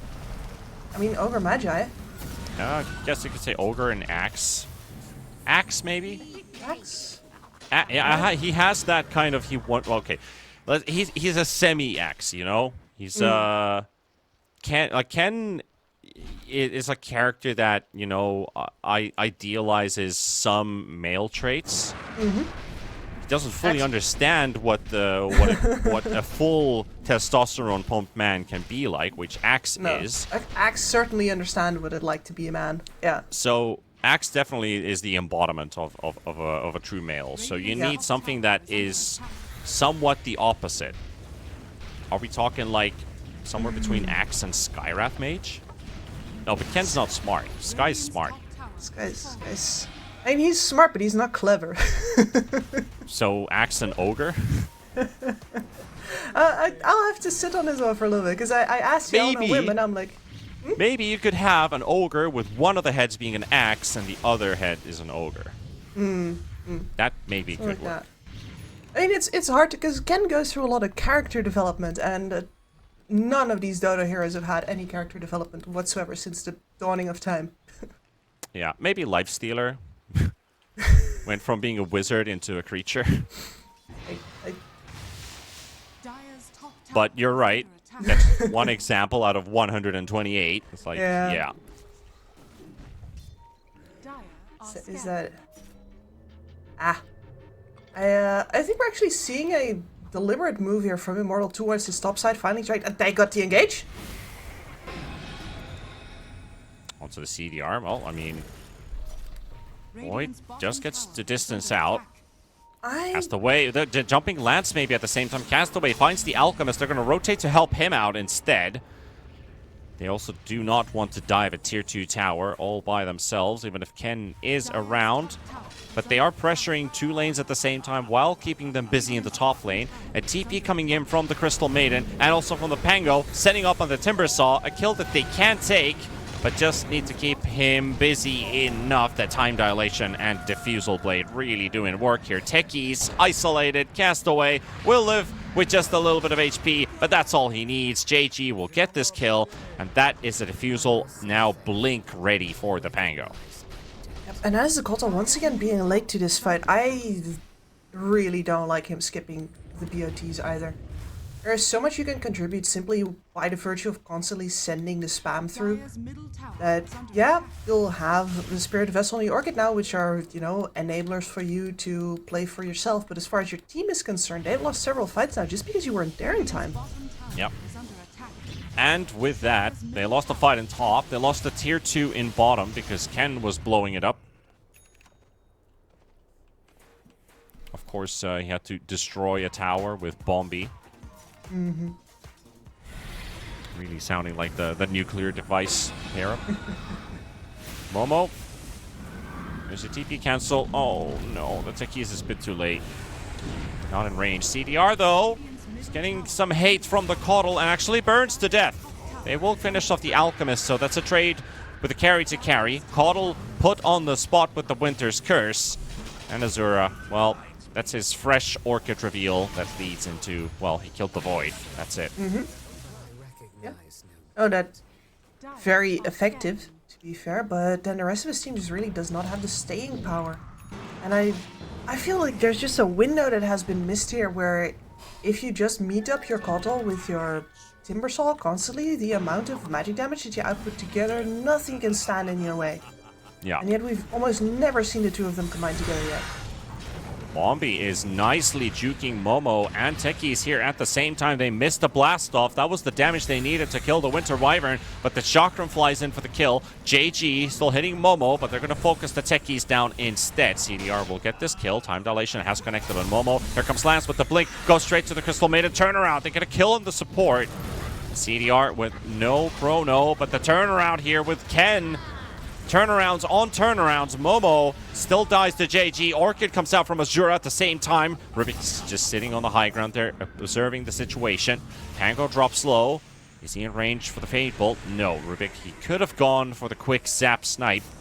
Lesh, meanwhile, trying to make his way towards the Arcane Rune. JG walks in, swashbuckles out, the stun flies in from Lance. Ren will go down, and Alchemist now in trouble, and a nice curse. It catches all three. CDR is dead, though. The JG coming in with a Fusel. Nice swashbuckle once again. Azura left, and that is going to be a team wipe. Neon take everybody away from the Immortal side.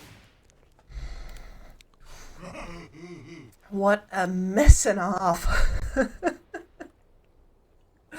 And it all started by jumping the Wyvern. Yeah. Who lives, by the way. Tough proposition. Yeah, who lives? Bombi just has a full Mage Slayer in his pocket, which versus this lineup is such a value proposition. You may say, okay, but that's a core Winter Wyvern item. Well, what if you just actually get to be a core because it is so good in this game, not because you force that item? Yeah. And I like the amount of HP Neon has built this game, because you have the classic drum build coming up from the Crystal Maiden, so you have Tranquil Boots there, but you have double Bracer Wyvern, double Bracer Pango, and just increasing their HP by a lot, and in the next 5 minutes they get even more stats. I understand that staying in these fights, living is damage output. Also from a single bracer, you are getting 18 extra stats in total. Mm-hmm. So make a total of +9 more, +3 damage on top, double the health regeneration. Gonna double up in 5 minutes too. Yep, and you don't talk about too much about these early items that kick in. Actually, curious thing to note, by the way, is the fact that because Bracer has a second part, like the upgraded part, there's the level 1 tooltip. And you get a level 2 out of it later on. I know some items only have this, like Dagon, for example. It has the level 1 indicator. But under Bracer, literally under the name, it says level 1. And next to it says level 1 as well. So I'm wondering, are we getting a level 2? Like a level 2 Bracer that just changes it? Is that something that's coming up in the next patch? No spoilers here. Just throwing it out there. Yeah, no, I mean, my brain immediately goes to like, how hard would it be to balance that? Like one of the reasons why you can get so much value for money out of these things is because they don't go anywhere afterwards. Mm. Oh, I found a Lesh immediately, but Momo didn't actually want any of it. No, he does have the Eternal Shroud now, so he is a bit tankier, able to extend fights a bit longer. Talked about the magical damage, and already in the draft you mentioned this Eternal Shroud, and now the KNS, at least the Kaya for the Timber Saw, and just hold on to the regular Kaya if he doesn't want the KNS right away. Man, I hate to do this to Azura, but he has the BOTs finished now, but the window where you actually want to be like TPing around fast and joining all of these fights is kind of over. Most of the tier 1 towers are down. The game has slowed down significantly because of that. Now it's just a movement buff. That's all it is. Before it was you rotate in to cast your spells to kill enemies. And the end result is you are 3,000 behind your counterpart, the Leshrac. So Lesh is at 13.5k, Coddle's at 10k. And getting that early boots of travel timing is literally the big difference maker there, because he never got to it because he was the one getting killed and wasn't the one getting kills, which is the way you want to play a Coddle. Yeah, I want to have these 14-0 games on this hero. Exactly, because if you don't, you might still fall off pretty hard. Roshan is being pinged out by Neon. Castaway is already inside the pit. They also pick up the drums, so this row shouldn't take too long.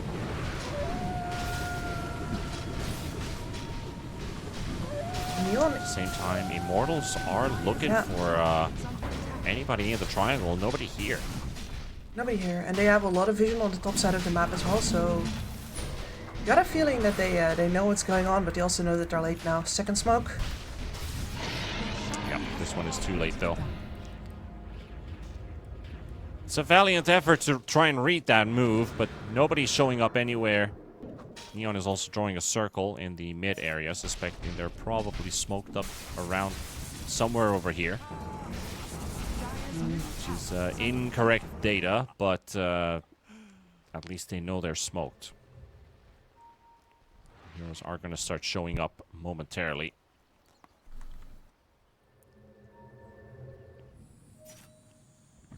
The BKB is done for CDR, which is a big problem for the Immortal. 2/3 of their damage output, if not more, is magical. JG. Early poke coming in. They find the Crystal Maiden. Castaway will soak up the early damage, but Ken, he wants to go in. He's just going to get rooted on the spot, but Alchemist getting caught by the stun. And that is without the shard on Ken. It's just a regular split earth that catches him off guard. And Azura is also down. CDR using the Chronosphere to take down the Coddle. Ken with a double now. Momo will be forced away. At least the techies will finish off JG. That's a big minefield that they're attempting to crack. And Momo, Yules is available. Yep, the Timber Chain still goes through. Sometimes Timber Chain is strong, sometimes it isn't. Weird how that happens. Ruby It is so weird, like, because there are also abilities where you use Timber Chain and just backfires because of an ability cast on you.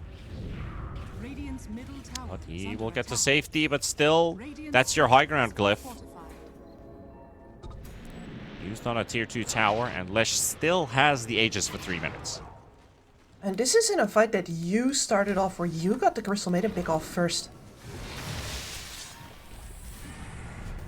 Yeah, it all had to do with Alchemist thought he could dodge the Split Earth. But since he got caught by the Split Earth, it reacted Immortals to, well, we need to try and save our buddy. And Azura, at the same time, was killed by the Faceless Void. Well, at least they're bringing the aggression again. See what they can do here. Momo basically does dead. get a heal from the Illuminate. Lance is coming in. Crystal Maiden getting focused once again. Techie's coming in with a jump. Ken's dropping low. Aegis is gone. JG will chase down the low ground. There's no Chrono this time. CDR is going to have to fight the old-fashioned way onto the Techies. He will take him down. JG, meanwhile, he finishes off Ren. And now back to the Caudle as he is isolated all by himself. That Caudle is, that is history. And the gap continues to increase. We talked about a 3k difference between the mid laners. Look at that now. 17k to 10k now. Kotl hasn't basically had any net worth growth whatsoever He's since not we he's since we not talked. going anywhere. Yeah. Well, he's going further down, technically. Radiant's middle tower is under attack. Yeah. Where you Elevator ride back to the first floor and out the building. Unfortunately so, and this was one of your stronger Alchemist timings as well. Now he's getting hunted down again. That BKB is on cooldown. He has no way out of this. Yeah, this Alch's been nullified. This is the hero you were playing towards, but you're not getting to play this game. So Neon, with all the things that happened in the early game, has well, it's a rough game. There are too many things going wrong right now. Chrono used on the Caudle. Mjolnir is available. He will actually survive. The Glimmer Cape is going to be there. JG trying to get close enough. Will have to suffice with a Rubik. Getting pushed around with the Yule's pop. 2 heroes down. Timber Chain going to the low ground. Momo slowed up and has no movement speed left. And Lesh just continues to chase him on the high ground. Takes him down. Momo out. 4 heroes gone. Just a lone Caudle inside his fountain. Every time Ken arrives, the party is just over. He's got the full Wind Waker as well. This man is farmed beyond belief. Can save anybody else from those Caudle slows now as well. Okay, the only safe place you have is the fountain. And actually, talking about the fountain, you did mention about Reddit and some discussions. I actually saw something very curious. This has to do with Primal Beast, Io, and the Tormentor. Have you heard this story? I have not heard this story. No, I'm not on Reddit anymore. So this is again. Oh, I thought you were reading it today or yesterday. Twitter. You said something. Oh, Twitter. All right. So so you have Io and Primal Beast. Let's see what happens with Lance actually. He's able to catch anyone. Castaway is quite far away. Is Castaway again going to be the catalyst for this event? Every single time they've gone on him, it's ended badly. I think that's prime Crystal Maiden gameplay. Yep, looks like this one is not going to be any different to that. They're going to leave Lance alone.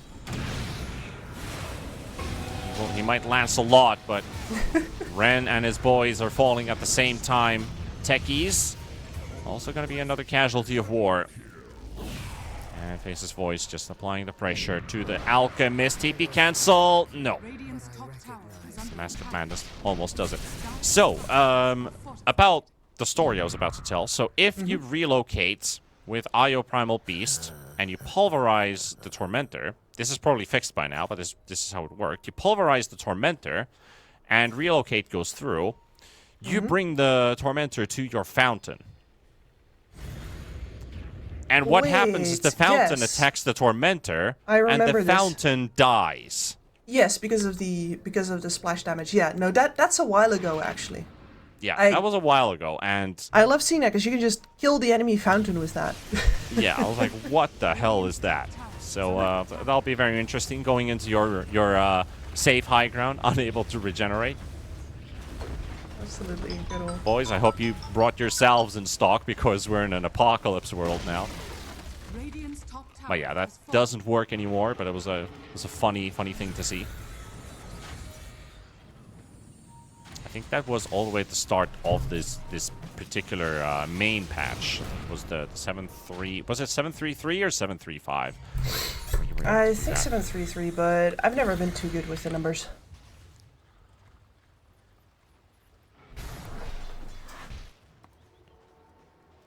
Yeah, that could be. It was just a, some might say blast from the past, but there's definitely a lot more blasts from the past when we go all the way into the actual historics of Dota. Oh yeah. But just one thing that intrigues me always about the Tormentor, because the last time we talked about Tormentor was the really cool Tormentor case. PC case made look like a Tormentor, which was absolutely sick. Yes. That just made me... That thing single-handedly just made me want to get back into creating... I don't want to say cosplay, but just creating Dota-related stuff. Yeah. Well, Alchemist wish this game was created for him. There goes a Tormentor as we talk about that. Techies takes it while Neon finishes a lane of Rax and an Alchemist. And this push, it's not over yet. Alk is gone for 50 seconds without a buyback. Azura's dropped low.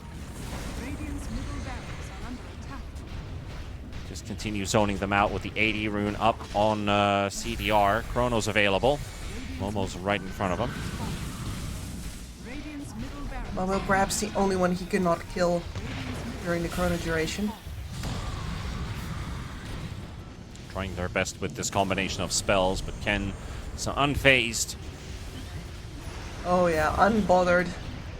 Yeah, in and his with lane. the Wind Waker as well, just going straight to the techies. JG will finish him off. Momo getting the chance to jump in, but they're both magic immune the moment he appears. One's rolled up and the other's BKB'd, and the Timber Saw is also history. So 32 minutes into this one, I think we're looking at a done game. Immortals, do they still have one more fight in them? Because Alchemist just spawned, and his team's been dying at the same time. Buildings have been falling. And again, they're back to 4v5. Yeah. Normally you want to try and trade the heroes with buyback for the ones without. You throw those in, buy some time, but you know what? There are no heroes with buyback on the Radiant team.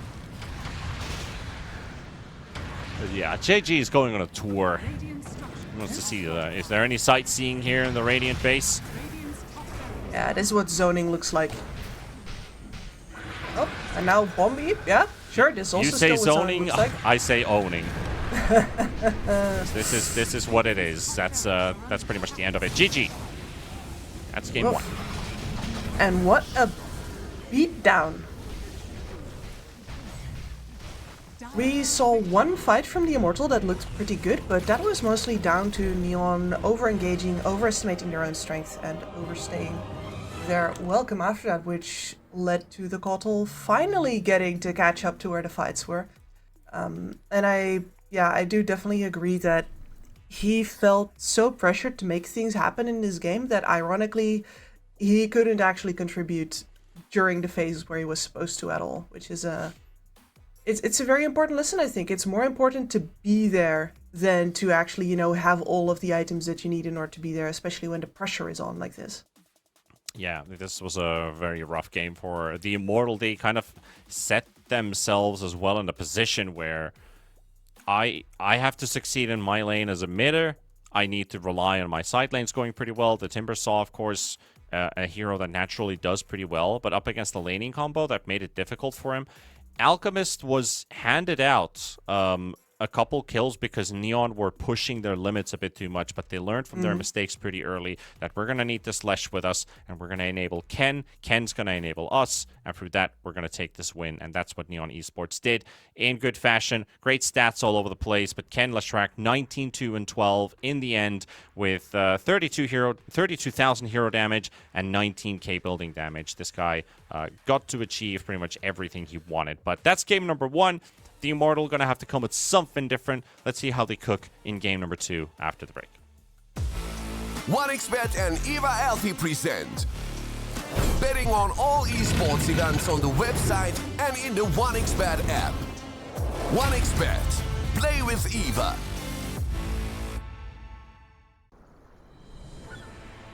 What if Kunka knew that he could not only play Dota but also place bets?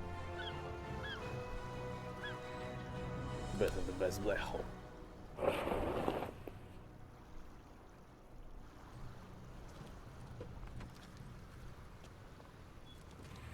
1xBet Bookmaker Company.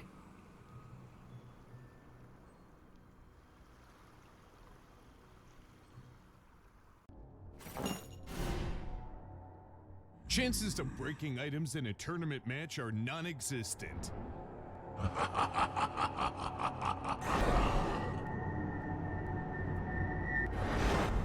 Chances of winning at 1xBet are always real.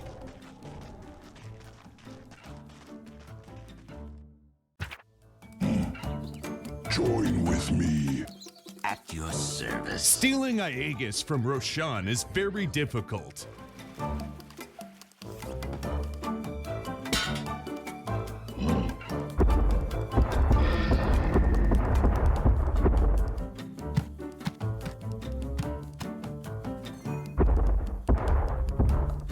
Winning at 1xBet is super easy. Screens give us the opportunity to live two lives at once, their own and their characters, to see them champion and win with them. OG, Team Spirit, 1xBet. If you're with us, you win.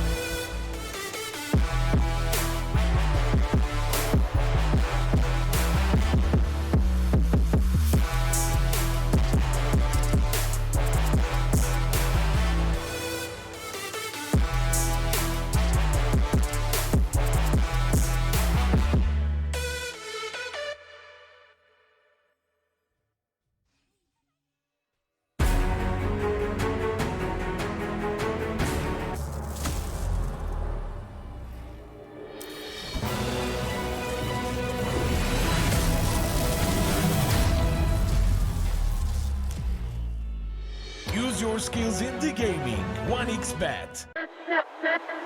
Respect from 1xBet. Respect from 1xBet. Respect from 1xBet. Respect from 1xBet. Respect from 1xBet. Respect from 1xBet. Respect. Respect from 1xBet. Respect from 1xBet. Respect from 1xBet. Respect.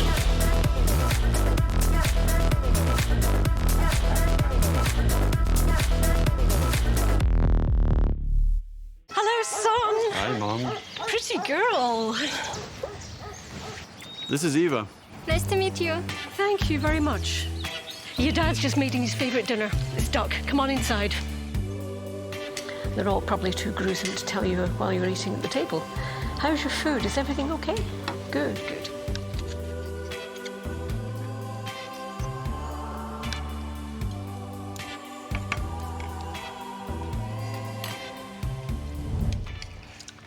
You seem to know each other. Yeah.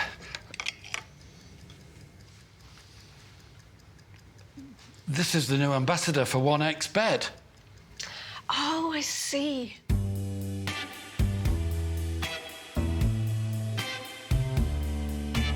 Everyone felt good when Eva Elfie became the new ambassador of 1xBet.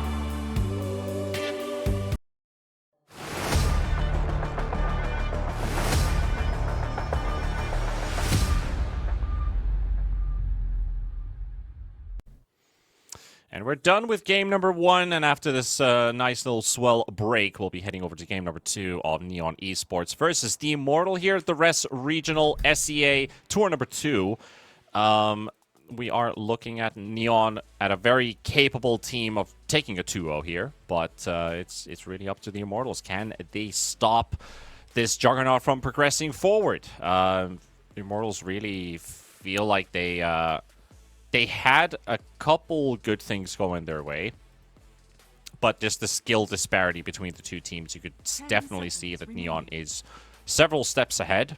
And of course, drafting themselves in a position where we are happy with going into the late game with this Faceless Void. We have an offlane hero that doesn't necessarily do so great versus many matchups.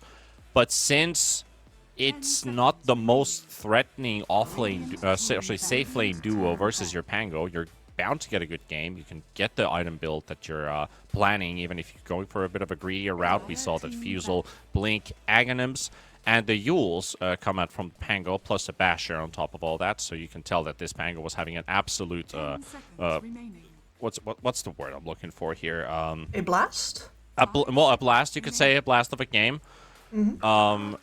I feel like the Immortal just lack some individual playmaking capability, because when you're going with a Coddle pick that Azura had, you would need so much more from your mid. Yeah. And I do think that in his previous games he has shown us a little bit more, but I definitely want the Immortal to not hamstring themselves with the draft this time around, because I feel like it's happened several times to them now, where either they don't get to play at all, or the time that they get to play for is way too late. They need to find this good balance for themselves here between, you know, actually having lanes that are going to go well for them and not too high of an execution barrier, where, you know, you're lacking on disables, or all three of your cores need items first. We've seen them sort of stumble on the draft several times in different ways now, so I'm hoping that we're going to see at least something that they'll get to properly play with this time around. Yeah, do you simplify your draft into a more early game based lineup? Do you live on an earlier timer, trying to force yourself to play more active, or what are the routes? What do you need to do as a player and as a team? I think in this case you really should be aiming to get a hero that's easy to play around right here in the first phase of the draft, ideally, and then work from there. I don't know, you have several possibilities available to you. You just saw demonstrated that Lesh is a very capable early pick, just because of the sheer damage output that you're going to get out of that. And they're going for TA here. Okay, sure. This is putting it all on the table early, get it out of the way. This is what we're going to play for. Now we can build the rest of the draft enabling our TA. All right, yeah, they're feeling comfortable picking a TA into a Kunkka. Not entirely convinced by the TA pick because of the Kunkka on the board already. They have two heroes that really annoy this Templar Assassin. The good thing is you can use Meld to dodge a decent amount, like especially the Bushwhack doesn't connect through a Meld. If I remember fully correct, you can't hit the target if it's invis, but I might be wrong on this one. But at least they burn through refraction pretty easily.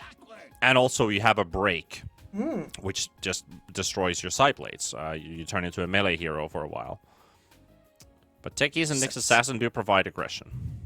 Absolutely. You're going to get a lot of information with the Nyx Assassin, which is something that both the Techies and the TA love. You have a lot of burst damage. You want to wield it at a target that ideally doesn't see you coming, which the Nyx Assassin can pick somebody out for you. That said, though, Clockwork Troll. Yeah, so an offlane Kunkka by the looks of it for JG. And a support Clockwork paired up with Troll. This is a very good lane, very strong lane. Clockwork doesn't deal that well with the Darkseer, but he beats this Nyx Assassin. He beats the techies pretty well. And now paired up with the Troll, you have a hero that has already high mobility and slows and good damage output. So they can definitely brawl with this duo. Even with the Hoodwink paired up with the Troll, you have a good lane. But I would like to have at least the range support paired up with the Kunkka. If you have double melee with Kunkka, it feels weird that both of them are just running away from harass. Yeah, no, I definitely think that this should be a position 5 Clockwork Clock together with Troll Warlord. You get to do so much work by simply holding people in place. It's that easy. The Clock getting all of his range damage in. So you like Troll Clock? I like Troll Clock, yeah, I do. And I feel like this Darkseer has a... We're on the same page, yeah. Yeah. This Darkseer as a response here also feels a little... I don't want to say anemic, because certainly with the supports that you have here, you can definitely empower them with Ion Shells and get a lot extra out of the fact that they're going to end up close and personal with their enemies at least a bunch of the time. But for the Troll in general, like... A Troll illusion is not really what you see as the be-all to end-all to run rampant through these teamfights usually.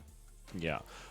I'm just going to throw a curveball here, and I'm hoping Immortal pick a flex pick between 2 and 3, because I think the idea of having a Darkseer mid, if the matchup is right, could also work here. Yeah, I'd be down for that. Yep. I've seen a few Darkseer mids. Can work. Yeah, they end up very, very tanky. You end up getting a lot of... I mean, I don't want to compare it to Omni Knight necessarily, because your skill kit is completely different. But the positioning of the hero in the game, as in running after your enemies like an absolute maniac and them not being able to do much about you, is roughly the same between the two. There's some similarities, sure.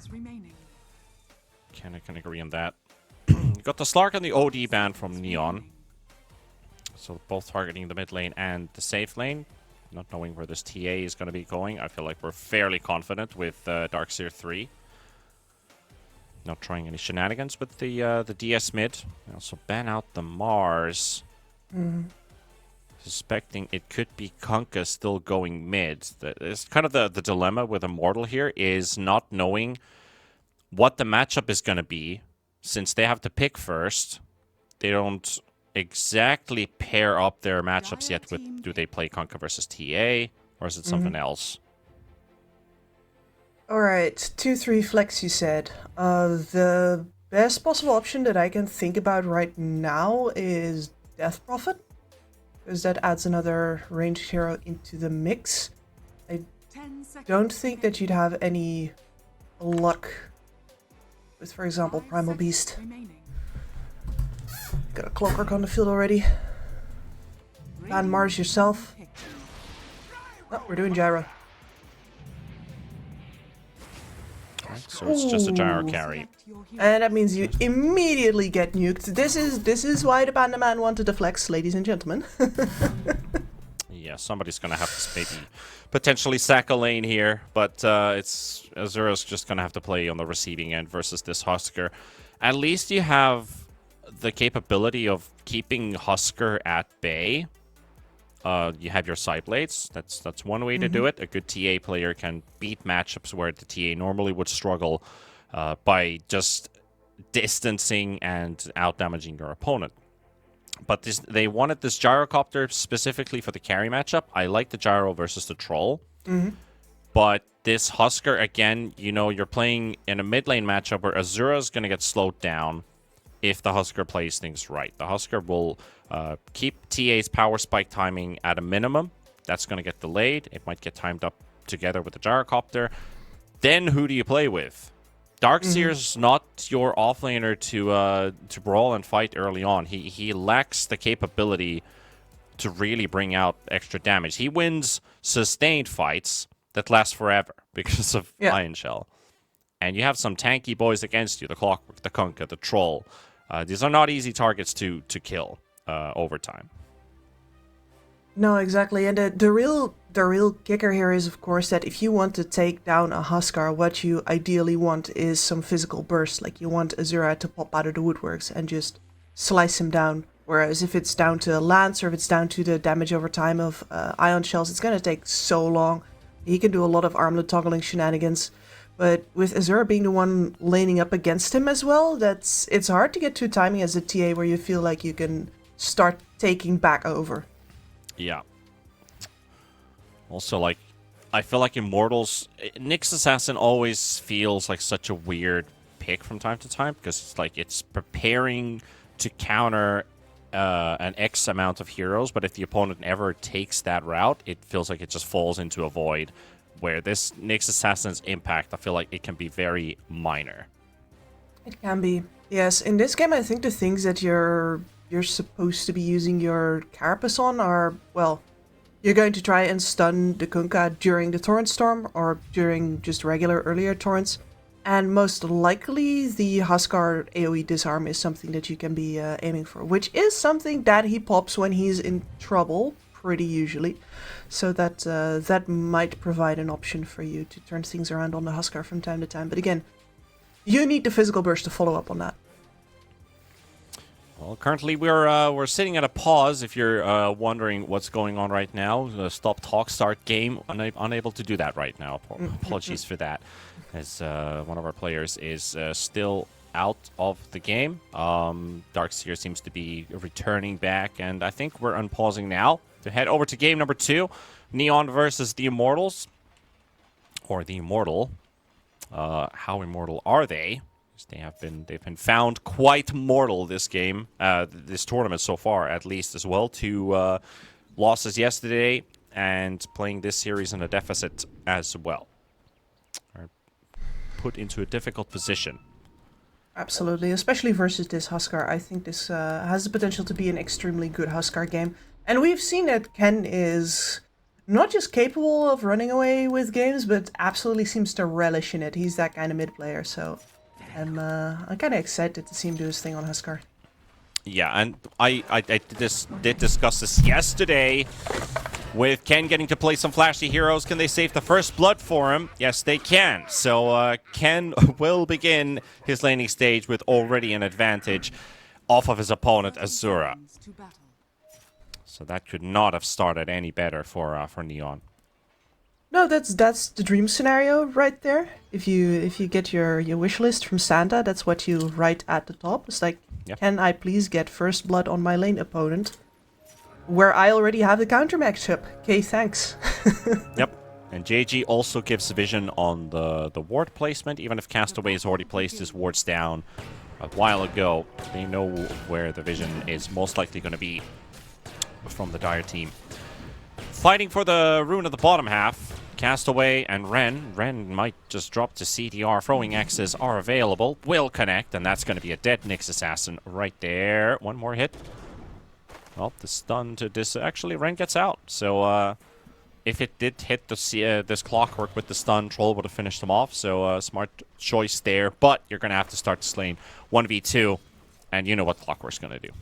Oh, yeah. He will be running you down every single time. And he just wants you to stop hugging that creep wave and start hugging him. Yeah, finish off the Iron Shell creeps. Make sure that Momo's push is going to be put to a halt. He's not going to pick up any early CS. Versus Clockwork. This Clockwork has a little bit of a harder time in this lane than he normally would, just because once the level 2 Ion Shell comes out, Ren is definitely going to be capable of returning a lot of damage output during those hugs. Yeah, that's the only tool that this Darkseer brings into the lane, and that can be that has to be utilized to the maximum. If you don't, then you start to wonder, why did we pick Darkseer in the first place? Yeah, I guess Azura's going to go down. Ken will get another kill. Just burning up that TA while fighting in the bottom lane. Ren getting hurt by Castaway quite a bit here. Level 2 Clockwork, level 1 Nyx. Missing out on the early wave, costing that experience for the Nyx. But this is such a brutal lane, dude. Clock alone is a nightmare to lane against as a melee hero, melee support, dual melee lane. Yeah, that hurts. And then you've got Troll Warlord, who absolutely relishes in the ability to hit you from a distance. And will do so Ren constantly. Is trying to keep that creep wave aggro. Oh my god, Azura. Actually gonna get it. Oh, Azura's down again. Techies goes down as well in the top lane, scoring the first kill for Neon's off-lane duo. Nyx Assassin does manage to bring in the creeps, but some of them accidentally got pulled into the easy camp. I think Castaway was able to pull the aggro from the Vul Assassins. Share the aggro. So Momo only 4 last hits to the 12 and 3 on the Troll. TA just died and had no teleport, so Azura's walking all the way back to the mid lane. Ken is already level 4 with Tendon Eyes. Yeah, shame. Ding, ding, ding. And in this case, though, like, you know what you opened yourself up for when you picked that gyrocopter. You were hoping it was not going to happen, and Ken immediately slaps down. Like you sign up for this. They kind of hard locked their lanes, so there wasn't really too much of, like, we talked about the flex. It was mainly for the idea of if there's, it at least opens up a possibility that we can swap our lanes, so one hero that doesn't need that much can be sacked versus. Oh, and they're diving. Yeah, they are. They're diving this whole time. Ren gets away. Momo also survives. They are dropped low. Same thing in the top lane. They're very low in the Immortal safe lane. Both the Gyro and the Techies softened up. But the option of choosing a hero who gets sacked instead of now they're just straight up sacked. Now Momo's gonna get dove under the tower. Castaway could die to the tower, but even if he dies, CDR will still get the kill, but he will survive, gets out of the tower range. And that's 5 and 1. Castaway will finally drop to Momo. Yep. But he died after the Darkster was already gone. No XP, giving it away. He is just money. Content with his death. Picks up the boots at least. Meanwhile, Bombi snipes the Techies under the tower. Lances here. Ren TPs in. Blood grenades the Hoodwink. Just for good measure. Just out of spite. He won't be close enough for the stun. Yeah, Hoodwink has boots and Nyx doesn't. This is nothing. You know that Nyx is the Dutch word for nothing? Oh, really? Yeah. Interesting, because Nyx, you probably know this as well, but Nyx, one of the old goddesses from ancient Greek. Yep. Or ancient Greece, even. It's funny that the Dutch have just nullified that. I wonder if it actually comes from that. We do spell it differently, of course, because everything that's an X in English is a KS in Dutch, which is why a lot of people cannot take my language seriously. Yeah, I can see why. Do you know how often I receive the whole "geef me een klap, papa" thing? Yep. Like Yep. Yeah, there's the appelflap. We will not be shaming the good name of appelflappen here. Appelflap are probably our best invention. Yeah, but it's a good name to call somebody. You appelflap. It's fantastic. That's what I'm with you. What's it called? It's like an apple pancake or something. Appelflap is like apple strudel. Yeah, it's like it's a Dutch version of the apple strudel. You just fold the dough completely closed. That's what I thought. Apple strudel's happening at the top lane too. Hoodwink could go down to the rocket here. Gyrocopter, no mana for a rocket barrage, but doesn't matter. JG will get the trade kill. Lance will score his first, so even if the Gyrocopter has so far picked up pretty good CS and hasn't died, gets a kill. He's the only one who's, having an okay time. Everybody else is out in absolute misery. It's a 3k lead, 6 minutes in. Mm-hmm. So a very suboptimal situation for Immortal. Suboptimal. That's the name of the game, right? There's several dire supports waiting for exactly this jump. Yep. Disarm flies in, though. Castaway, level 3, trying to run away. Ren is burning up. Hoodwink. Oh, Acorn Shot almost does the trick. Ken was not born yesterday, because when you're in this position as Neon, you don't necessarily need to spend too much thoughts about, oh, how are we gonna play our side, right? It plays itself in this much. He'll surprise Azura, And the Acorn shot with the Centaur, a lot of heavy damage. He's surrounded by 3. Here comes Castaway, and here comes the Husker as well. And they're not giving Azura a moment to breathe. He will burn up. Ken will go for the dominating spree, make that another one for the mega kill. And they kill the techies with their supports, and now we're 11-2. 5k lead. 13% win probability. What else? What else? You know, there's more salt in the wounds. I mean, yeah, the Ken's flying in. Oh, sorry, excuse me. Just received that armlet, which is definitely a pain point as well. I don't see a way for him to die without him messing it up himself. And clearly, what I was talking about just now is that what he did was he had the time to think about what is the end. What is the out for the enemy team? It's for them to jump me when I get my level 6 and I go in on Azura. Talking about hero levels, can we look at... Can our observer press E? Look at that. That's a green graph. That's a very green graph. Ooh.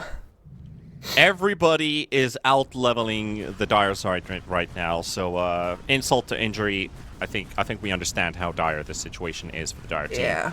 Bombi finds Momo. Momo looking for a kill, but instead he will drop, so Castaway and Bombi finish off the Darkseer. And that also means that Hoodwink is now past the TA in net worth and catching up to the Darkseer. I think I'm more excited to see if Bombi can overtake. When will he overtake? Because at the current pace, that's gonna happen. They found Azura. It's level 4. And the Bushwhack is there. Dust as well for good measure, so no meld disappearance for you. No surprise tricks. CDR for another kill. And Lance is just like, I'm 1-0 and I have 40 last hits as a gyrocopter. What's happening, boys? Yeah. Like, this is... There's a game going on. I mean, he does have 3 points in the rocket barrage. Like, technically, he could show up and turn something. But that is also, you know, that build alone is also a cry for help. Really, the fact that he did not feel like he could go flat cannon stats is... No, not at all. Kind of forced to fight, and now they're going to set their attention to the gyro as well. Lance getting body blocked a bit, but the torrent will not connect. Blast off, oh sorry, not the blast off, the call down. Oh, hook shot in. Away, got the hook shot. They've got both of them inside. Lance getting pushed around. The Tidebringer finishes him off. And that's going to be Ren going down, and there should be a Techies dying any second now. Nowhere to run. Tower. Just an absolute brutal massacre taking place. 17 kills for one team in the first 10 minutes, 8,000 gold ahead. And Clockwork is also past the TA. It's just the Darkseer and the Gyrocopter somehow staying above the surface. Barely. Gasping for air. I would personally not want to be playing this game anymore. just a thought. You know, if I was in this game, I would rather not be. Yeah, to be completely honest, if I was playing with my team, I would have called GG. I would have tapped out. But it is game 2, so the series is going to end anyway. Yeah, if there's some comeback potential to play for, and you don't have any other games after this, might as well just see how far you can get. And if it was game 1, it would do mental damage to stay in here for long. So yeah. You would obviously understand the early tap out and reset, go again. In a game like this, you usually set yourself some sort of goal, right? Something that you think is achievable, and it's certainly not winning anymore, for example, but it could be getting a kill on Ken. You see that very often. It's like, okay, we throw everything at trying to get this one guy that's been destroying us, and then we tap out because we feel like we've gained a moral victory along the way. Yeah, we gained a moral victory by picking a Husker. It's like...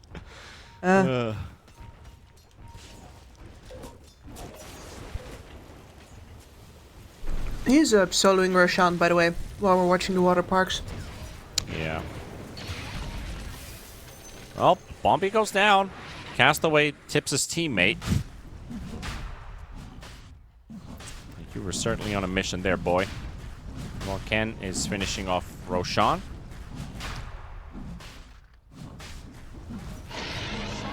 And there we go. H is picked up 12 minutes in. He did spend a nice little minute there in the Roche pit, but he's already finished up.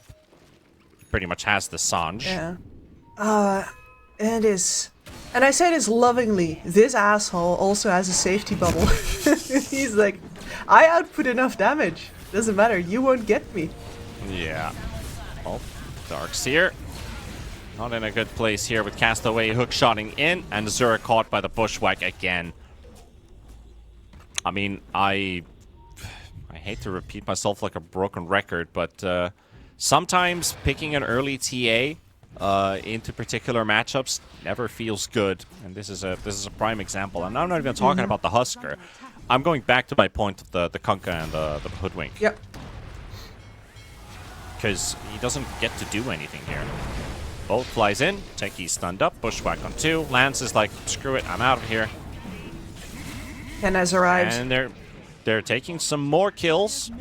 And they're already marching onto a tier 3 tower because Kunkka's strong enough. CDR pops his ulti. X mark from Momo. You ain't escaping now. Cooldown comes out from Lance, and Lance is going to get targeted as CDR. He does have to find a way out. So I've overstayed my welcome here. He was only 3 towers deep. No biggie. No biggie. Radiant structures are fortified. And Ken has BOTs. So laying on the hurt, and then once this Heaven's Halberd is in, there's nothing you can do against this man. Yeah. There's nothing. Like, his matchups in this game are so good that he can itemize to annoy you as much as possible.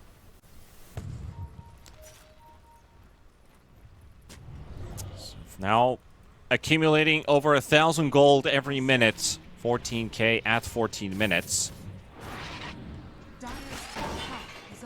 Everybody is even the supports are now catching up to the rest of the course. TA has been in recovery mode, but still fails to recover fully. Literally at a mental asylum at this pace. Halberd now finished as well for the Husker, as the the pressure. Yeah, it's just too much. He has a new item every single time I look at him. Nuts. Another 1,000 gold on top. Yep, that's I mean, the economy works just fine in Dota these days, right? Like every kill, this game really encourages you to kill heroes above taking objectives. Just looking at how much net worth you accumulate by getting hero kills, like this TA at 4k to the Husker at 10. Yeah. And I think it's good game design though, because otherwise we would be like, we just have nerds like Aoi doing the math, and it would be like, well, actually, it's way better if we don't fight for 30 minutes and get a 30k gold. And he's correct. Yep. He is absolutely correct. It's a game of numbers. So you can only change the game to stop him from doing the right thing. And it's I bet that feels good if you're Aoi too. It's like yes. Hate to say, but I'm right here. Nerf me, fools. Alright, Age is down. Well, they spent everything on that jump. Castaway might drop here. Lance is hoping to find some scraps. They're forcing buybacks as well, hiding behind their tier 4 towers, but Ken says you're not safe anywhere. They actually missed the sharpshooter. But Ken, okay, he fails his armlet toggle, sure. Got him. GG's like, yeah, I'm also gonna have to try and escape, but it's not looking too hot. JG dying actually does a 2k gold swing. And I wonder how much they got out of that Husker. Well, they just gained 4,000 gold, sure. Okay. Yeah. That's honestly, that sounds like a bargain if you're Neon. Like with how far ahead you are. No, what's 4k exactly? Nyx finishes first item. TA's making progress to the Deso. Darkseer finished a pipe. Techie is almost as a shard, and Gyro has Crystallis Falcon Blade, so they're starting to pick up items. So like things like that definitely do let your opponent back into the game. So they want to make sure that we can only make this mistake once.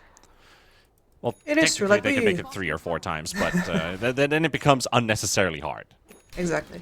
No, you could already see there, Ren would have been dead to rights in any previous fights, but with the Force Staff now, has a good disengagement tool, huge versus Clockwork. Very important. The funny part is that this game is already at the point where everyone's so farmed on the side of the Radiant, but Tormentors haven't even spawned yet.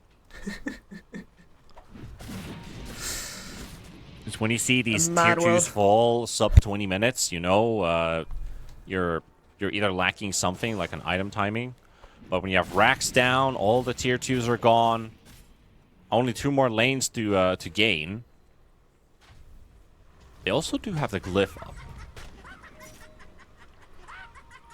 so if they can keep a tower alive while they dive, you can get good multi shots.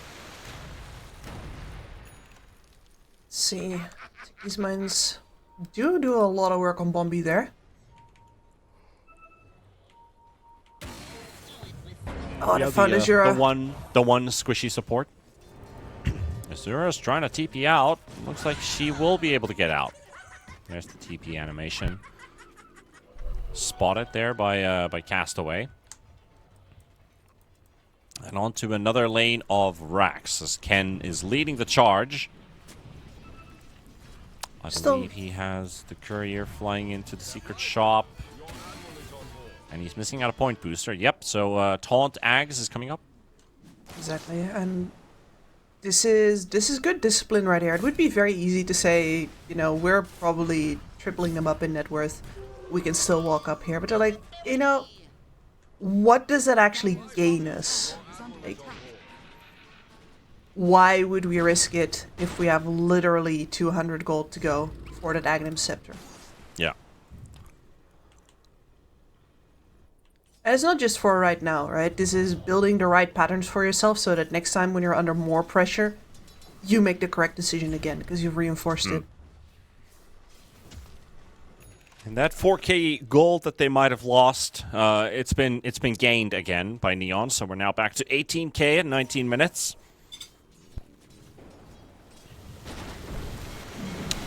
Looking for the decisive blow here. Lance getting caught. Does get Force Staff saved for the time being, but here comes the Husker, and there's the taunt into the Sharpshooter. Gyrocopter very low right now. CDR marching right behind. The Torrent does connect onto Bush. I'll call it the Clockwork hook shot. Not the bushwhack, but the bush shot. The hook whack. it is a bit of a hook whack right now. Oh, yeah, this game has certainly been whack. Whack, it definitely has been. And there goes the TA. TA does have buyback. They're living on the edge with their limits. Once again, Neon, they're not going as hard as they could have. They could have hard committed on that Gyrocopter the moment the taunt came out, and they decided, no, we know this one's smart. We kite out the fight a little bit more. We make sure that we actually do not take the risk of some devastating counter. Well, Tippy's jump comes out. CDR survives with just 1 HP, pretty much. And now the Troll gets to continue his work. That is taking the bottom racks away.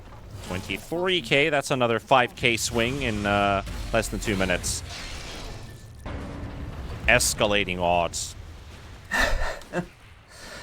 Indeed, and really staying on top of that 1k gold per minute lead. Like, normally, as we use it as an indication for a stomp, right? But normally that only starts happening later.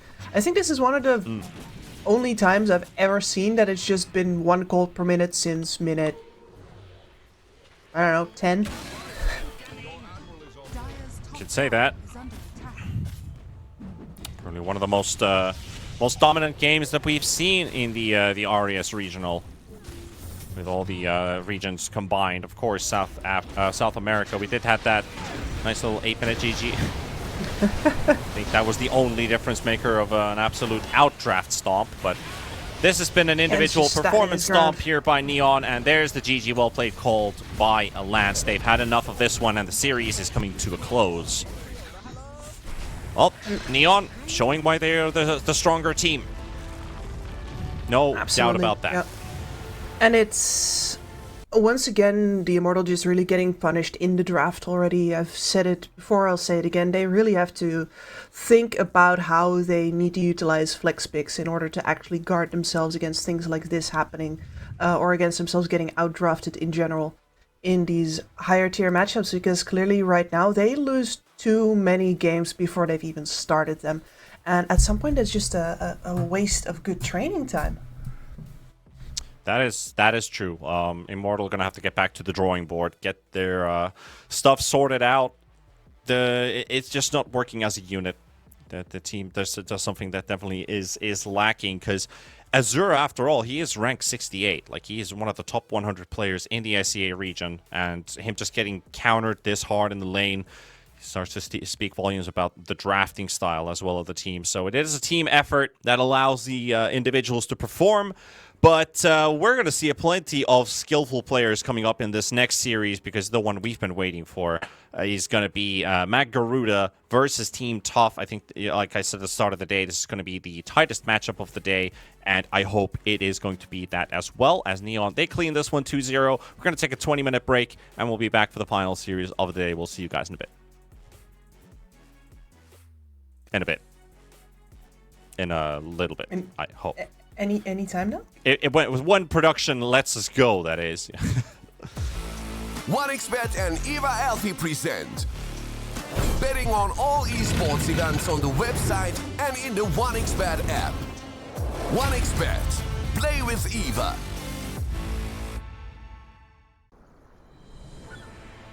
What if Kunka knew that he could not only play Dota but also place bets?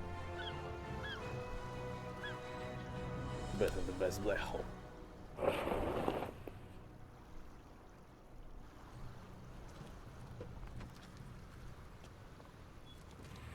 1xBet, bookmaker company.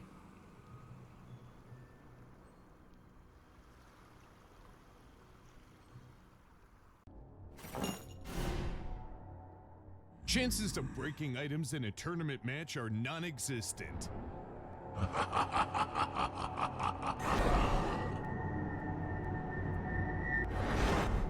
Chances of winning at 1xBet are always real.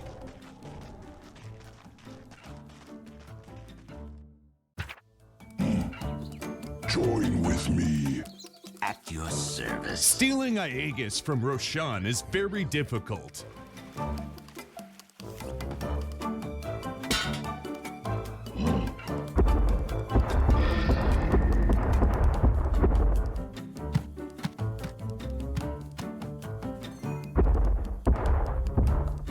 Winning at 1xBet is super easy.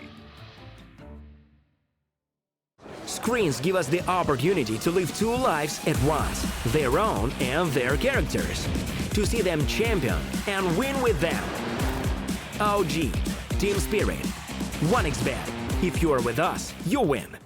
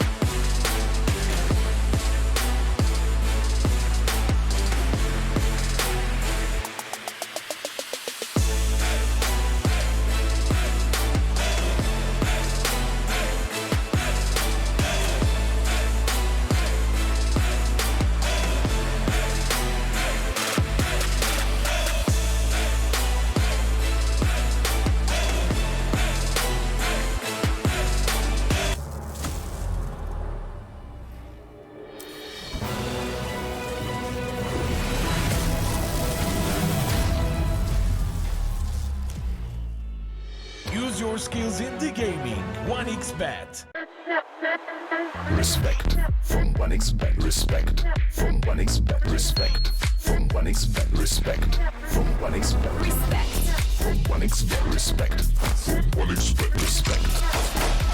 Respect from 1xBet. Respect from 1xBet. Respect from 1xBet. Respect.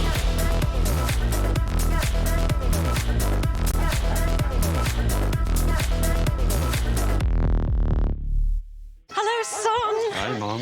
Pretty girl. This is Eva. Nice to meet you. Thank you very much. Your dad's just making his favorite dinner. It's duck. Come on inside. They're all probably too gruesome to tell you while you're eating at the table. How's your food? Is everything okay? Good, good.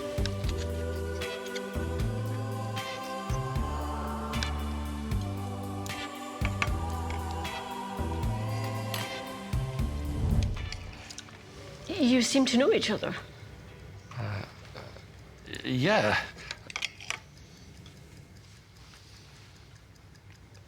This is the new ambassador for 1xBet. Oh, I see.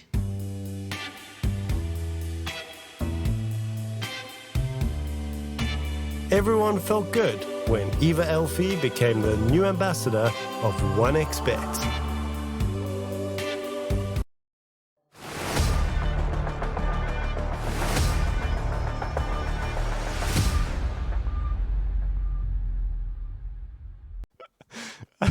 Hello, everybody. Welcome back to the live broadcast here with the Rest Regional SEA as we're heading over to the final series of our second day of the group stage of Group A. We've seen two of our series close out today. Pretty one-sided affairs, and I've got a gut feeling, Kips. Maybe this last one isn't going to be as one-sided. Who knows if the theme for today or the script says something different, but Garuda versus Team Tough. I'm expecting at least a little bit more of a competitive series coming out of these two teams pitted up against each other. It's probably one of the higher level matchups in Group A, like inside these 5 days. So I'm pretty sure we're in for a good one. Oh yeah, absolutely. I'm looking forward to this one. I mean, Garuda, you don't really have to introduce a lot of these players, right? Between Jacroy, In Your Dream, Dalil, this is an Indonesian all-star lineup. And then over on Team Tough, I mean, we would have my personal bias, but there is no denying that if you look at these faces, if you look at these names, you are up versus a team with the potential to be one of the best in the region. Potentially, yeah. Working towards that direction at least. Not exactly your youngster lineup. Players that have already presented themselves to be very, very capable in the last few years. I have to highlight Zephyr most importantly here, XT1 player. And of course Jacroy, that has been slowly making a name for himself, even though, you know, people are like, he doesn't have a Wikipedia page, nobody knows him. If you haven't ran into Jacroy before, you will definitely hear about him after today. I'm pretty sure about that. And the opposing side, you have the Team Tough bias. You know, you've been talking good stuff about our pause for Kishka. Absolutely, seen good stuff from Mamang Daya as well on this. Otherwise, you know, it's very easy to say, all right, fine. You know, the other Mongolian lineup, they were looking good just because they got that good coaching. But here, you know, here you see the example of what one big burst of knowledge getting brought into a region can do to bring other teams up. Because if you are the training partner of said team that's getting all of the good juice, then you're going to learn a lot from those guys, and they're probably going to tell you a bunch more as well, especially if you're not always in the same group. So Team Tough here, very much showing themselves capable to hold that Mongolian torch as well. And I love that we've gone from 0 Mongolian teams like relevant on the scene to 2. Like, that's the kind of stuff that makes me all warm and fuzzy inside. So yeah, I have, even though they are the underdogs in this matchup, I have warm fuzzy feelings for these guys. Yeah, I mean, having Lil Gun before, then they've had the IHC Esports that's going to be playing in Group B again for the SEA tournament, just like we had them in Tour number 1. And, the increase of Mongolian Dota, it's great to see that that scene has activated and also grown and increased its capacity in players, and also players that aren't just, I talk about the Finnish scene, for example. We've got... Do we have any individuals? No. I mean, we've lost our star power, which was in 2015. I'm going back to before we even had Thompson Thompson even in the scene. This was when Matumba Man was, slowly crawling into the international scene. We had Jerax, who was already playing with the Koreans at the time. And now we're at the point where our stars have either retired. Thompson's playing with Tundra, and he's no longer like that tier 1. Of course, he's playing at tier 1. I'm not going to say Thompson's a bad player or anything, but he's not at the OG level of winning TIs back-to-back. Like, he's just not in that prime anymore. And we don't have any replacements, We're in a slump of players, and I'm jealous for Mongolia, who are bringing in new names, new numbers on the board. So I'm very happy to see where the scene development has brought them in these last few years. 10 seconds. Absolutely. Hey, did you know that I have actually had a tiny personal influence on this matchup a long time ago in a galaxy far, far away? What is that? What is that? Okay, you should pick out the player that this is about. Which player? Which player is this about? Yeah. I would look at Zephyr. Zephyr, no. Close, no cigar. Well, let me off the hook. All right. At an ESL 1 in Genting, the very first ESL 1 in Genting, Fnatic played with In Your Dream, and I am the person who did the stats work in scouting him out and put a couple of different options in front of our team leadership, and In Your Dream is the guy that Mushi went with. I didn't know that he played with Fnatic. No, it was just one tournament, and it was an absolute disaster. And right. Truth be told, back then he was an absolute kid. And I hope you don't mind me saying this, my dude, if this ever gets back to you. But I thought after how you chickened out of Fnatic that you were never going to make it to the big stages. And boy, did you prove me wrong. Yeah. Well, he was nervous. He was out of his depth, and he just clearly did not actually want to be there with us anymore. And I thought, man, I guess this means that this guy doesn't have what it takes. And, well, guess what? In Your Dream, a mainstay of the Indonesian scene for years and years now. Yeah, you think about he was probably like, 17, 18? He was 17, back at the time, yeah. So he's only in a team 25 full of strangers. The first high MMR SEA player. Something to always note about In Your Dream, why he became such a big name in the end was mostly because pubs, people getting to watch him in Dota TV, and then of course the teams that he got to play with from time to time, getting a show. Also had a bit of a drop in T1 as well back in 2020.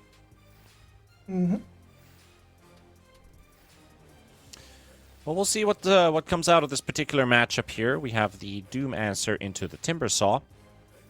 Timber getting first picked. Looking at the Bloodseeker bans, the Razor bans. A lot of control bans here, not just straight up damage, which we're kind of expecting to see. Maybe a couple damage dealers in the second phase, like the Morphling. Exactly. Gonna have to see if maybe the TA might want to make an appearance in this game as well. Why so?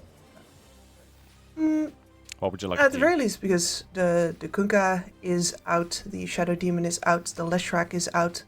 There are certainly a bunch of the more, let's call them a bunch of the non-Huskar counters have already gone. Oh, there's still Viper. There is still Viper. There's Viper, there's Ogre, there's a couple options to look at. If you early pick a TA, risky counter picks still there that can just destroy your game completely. We'll see if that TA shows up later. I think we're going with supports for now. We have the Disruptor in the pool. And I should be thinking about that one right now. Also, you got the Timbersaw. You could go Tusk. Also, Hoodwink is an option. Chantress Hoodwink with is another. We could just throw out names of heroes here, basically, because when you see a Rubik, we're going to take away some teamfight ultis, but at the same time, this hero, people are still picking teamfight ultis against him. Just making the approach difficult in the laning stage. Bane is a good answer because he is good in 1v1s. That is a smart hero pick, at least. Huge.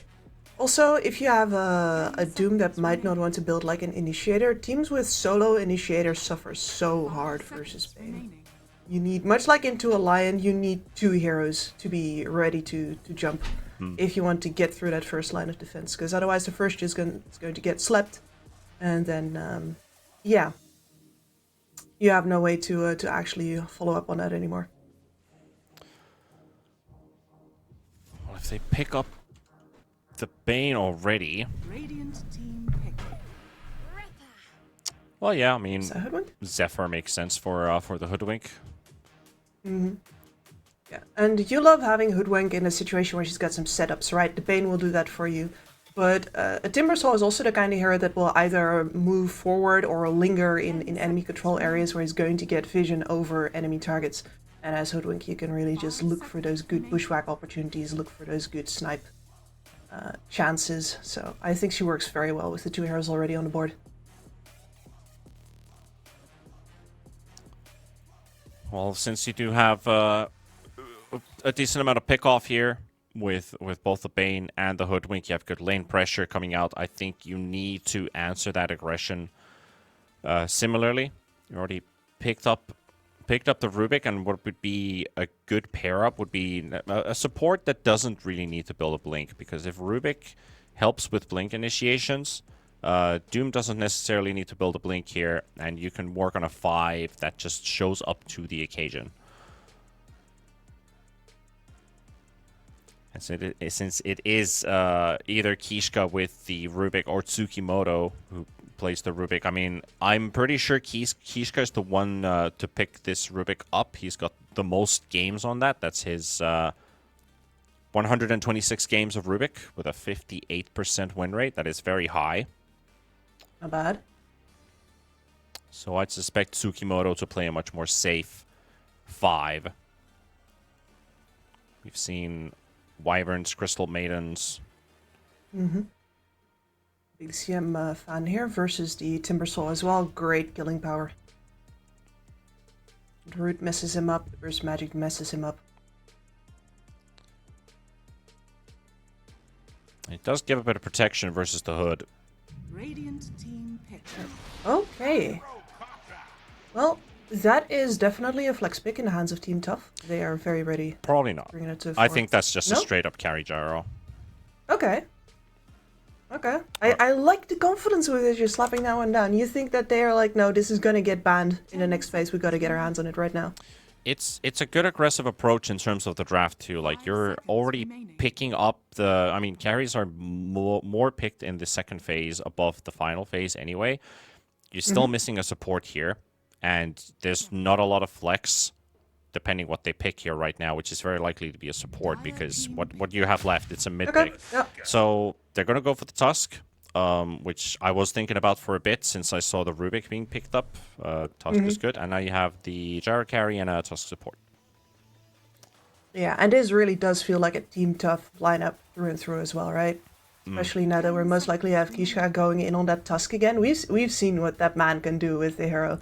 I'm already a little excited about that.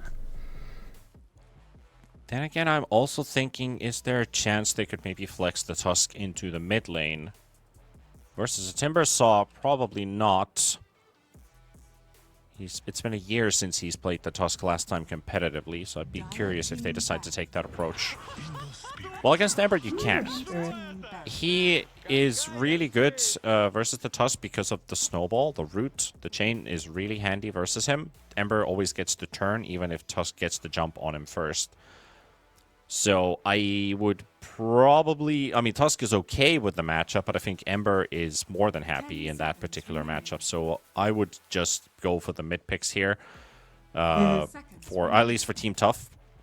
Leave that Tusk as a support. They ban out the Husker for good measure. I'd probably also ban... I don't know, maybe the... I had a glimpse of an OD in my mind, but of course they still need to see the carry from Makaruda, because you can't just instantly lock in, I want to play this, because you have a lot of variables still here. We should leave your lineup pretty on the passive side, but yeah, I agree with the general sentiment that you're bringing up here, which is that you can get a lot more out of this Ember matchup than by playing at Tusk here, because Ember not the be-all to end-all on the mid lane right now, and you can get away with a lot more than just sending your Tusk there and picking another support. Also for Jacroy, who has actually.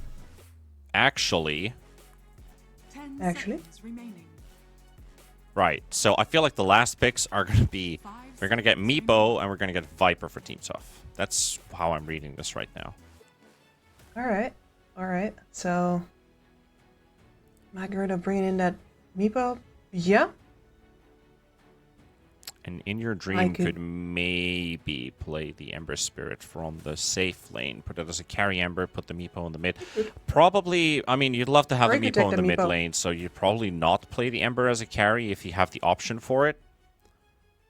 But, so that's the if, in case of the Meepo. That you could, but you'd have to change your lanes with the Ember Spirit.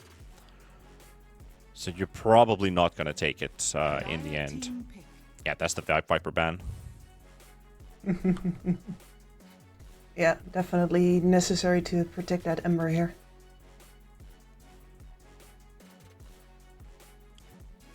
What about Meepo?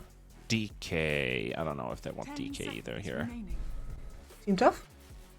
No, Garuda. Because I was still thinking like you could put Timber mid. With the DK off, you could still change their positions as well. You could still move around the Ember. And bring the Bristle back. Okay. So, Bristle carry. A little unusual.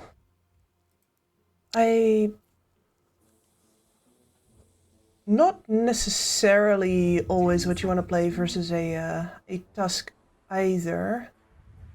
5 seconds remaining. The Bristle into the Tusk? Yeah, like especially... Or the other way around? No, the Bristle into the Tusk.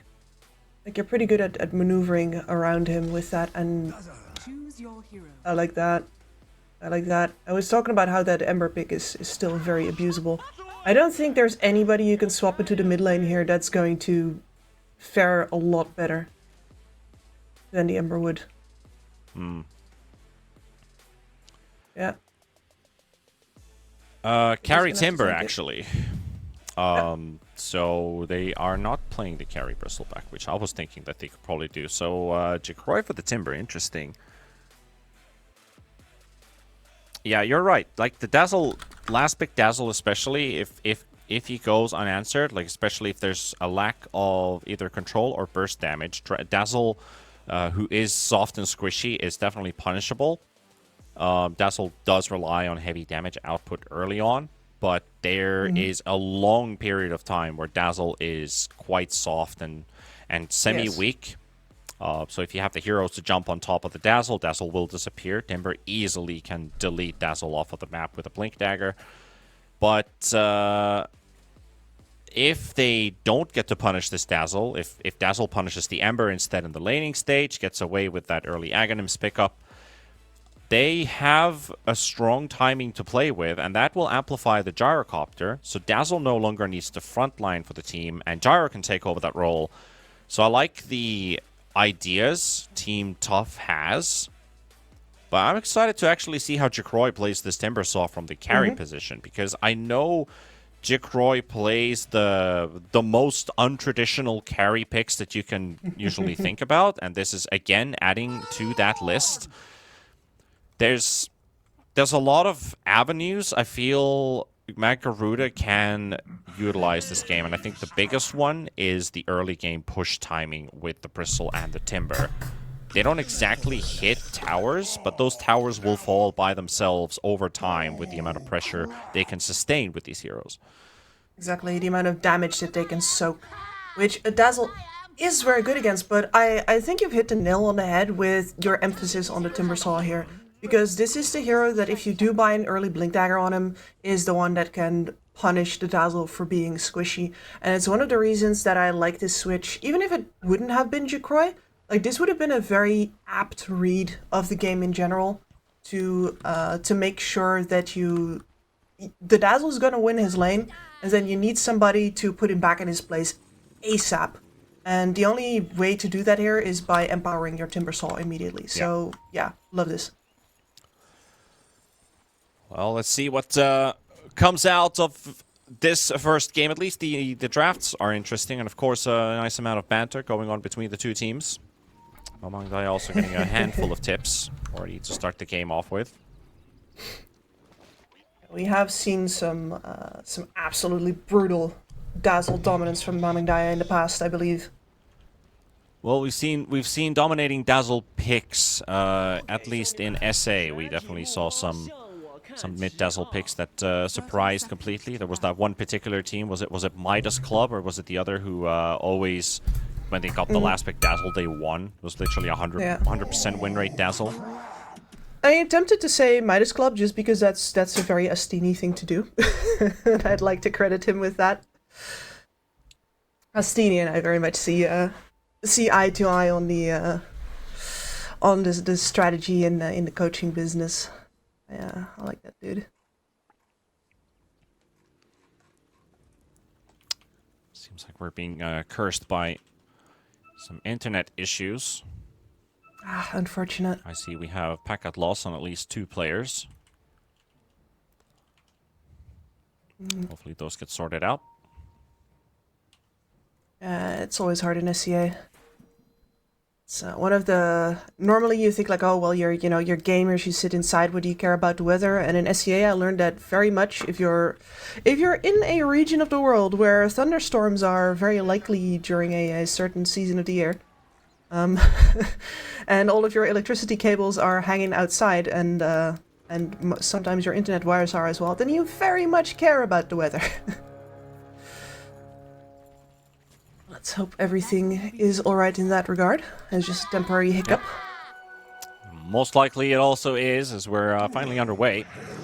Bounty's being split 2 for 2. Nothing special going on here right now, but we are going to be keeping a close eye on this Dazzle versus Ember. We're going to start things off with the heal bomb for the Dazzle. Of course, if you just pop your poison touch, it's just going to run away. And you'll start tanking the creeps. That's never a good position to be in. Exactly. These Dazzles, you are 100% going to win this matchup if you can be a patient Predator about it.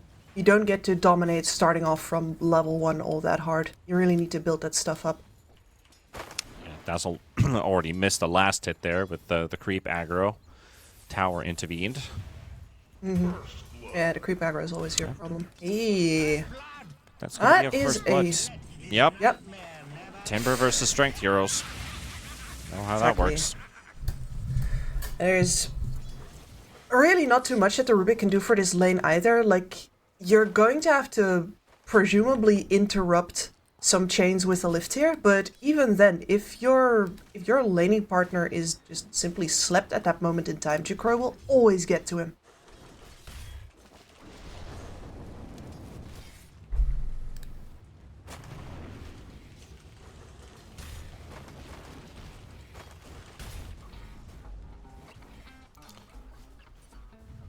It's a possibility that spells doom for this top lane of Team Tough.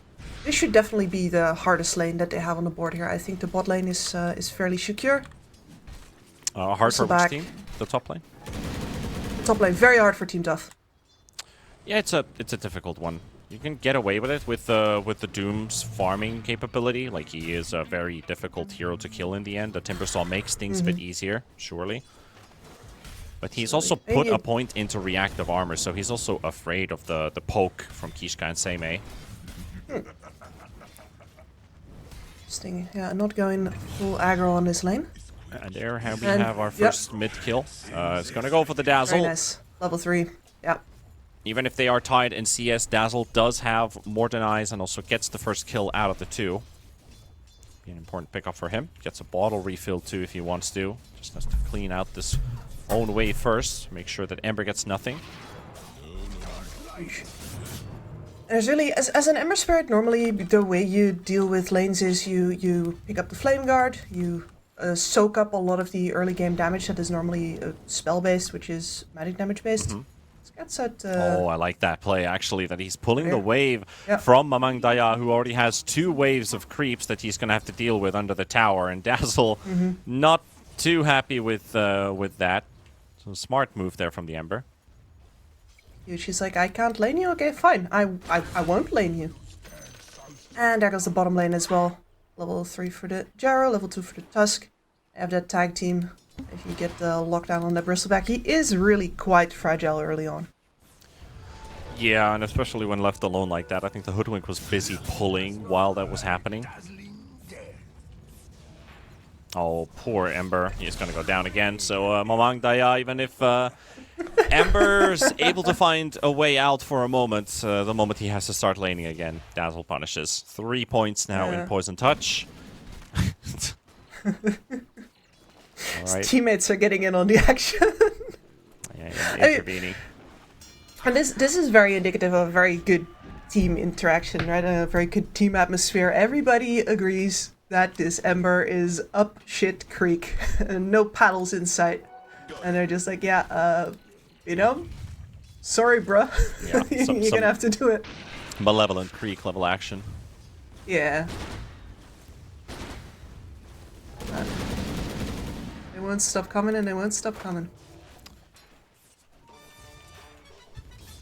Bristle wants a blink this game. I'm very curious about this one. I don't think I've almost ever seen a first item Bristleback Blink Dagger. No, me neither. And it seems borderline suicidal. But why? Oh, poor Ember. And the only thing I could think of is Dazzle, right? To jump on the Dazzle or jump away from the Poison Touch? On the Dazzle, definitely. Okay, alright. Oh, nice turnaround there from Jikroy in the top lane. Nightmare comes out from Fake. But big heal from Kishka. Seimei gets the turnaround with the Infernal Blade. I think Bane is done for. Seimei will get that kill, so definitely there's always the potential to strike. Especially with 2 points in Scorched Earth and 0 points in Devour. So Doom will fight back with what he has. I do approve this build. For him to Doom. Yeah, to just ignore the Devour, yeah. Exactly. I think it's a bait. 100%. Yeah, I do also think though that Jigroy got baited a little bit with the reactive armor. With how much of the Doom's damage is going to be from the Scorched Earth, from the Infernal Blade. Your reactive armor is not going to do too much against that, and instead you could have had more damage.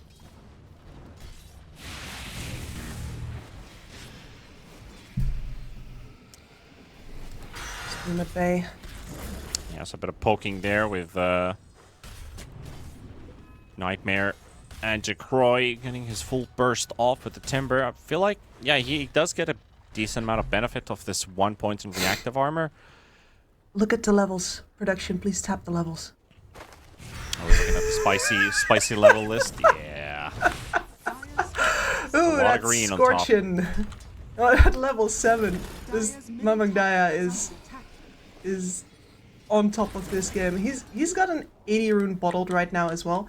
Ember is just about touch level 5. Tsukimoto is here. They were really hoping that they were going to get to dive this Ember. Yeah, and I love how Mamang Daya we've been baiting in the mid lane there for somebody to please show, like, I'm tanking this tower for you guys so I can keep this catapult alive and finish off this T1. which they're not able to defend. So Garuda is going to have to give away the first objective. Huge. Trying to keep up that catapult for as long as possible. Glyphing it up as well. Dirty. There goes the tower. It's in the game, it's allowed. Yeah, Jackroy and Fake are running away from Seimei, who was looking for an opening to finish them off. They did have the Fate Bolt, threw it in. Jackroy drops low. Also see Fake, but not in range for a toss.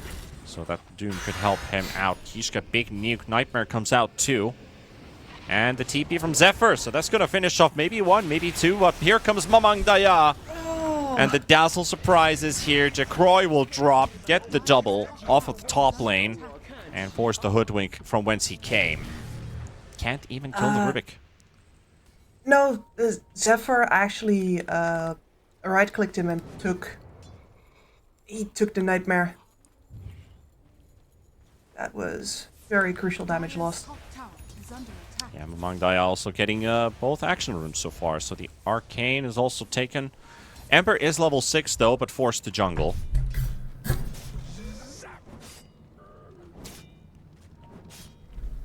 Dazzle has almost more denies than the Ember has last hits.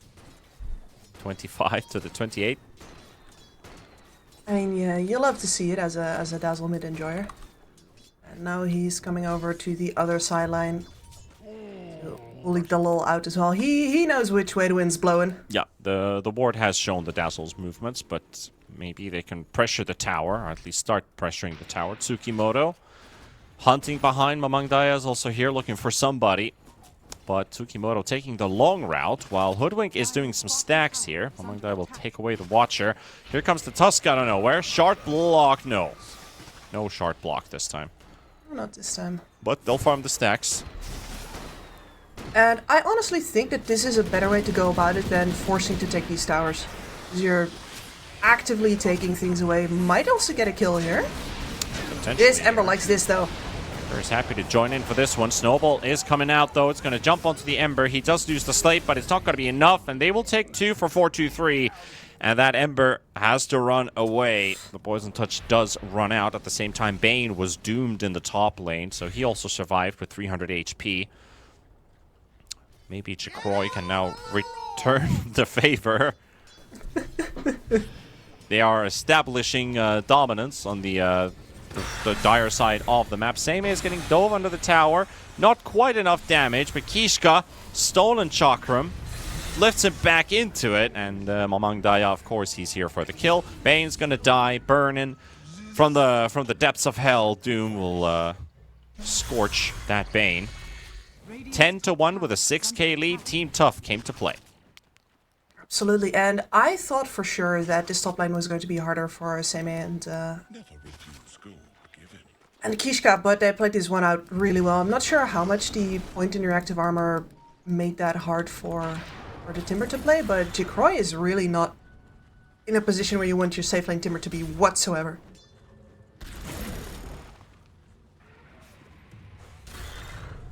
Under pressure. Support's having to stay with him to make sure that he doesn't die. Barely any progress towards his Gaia.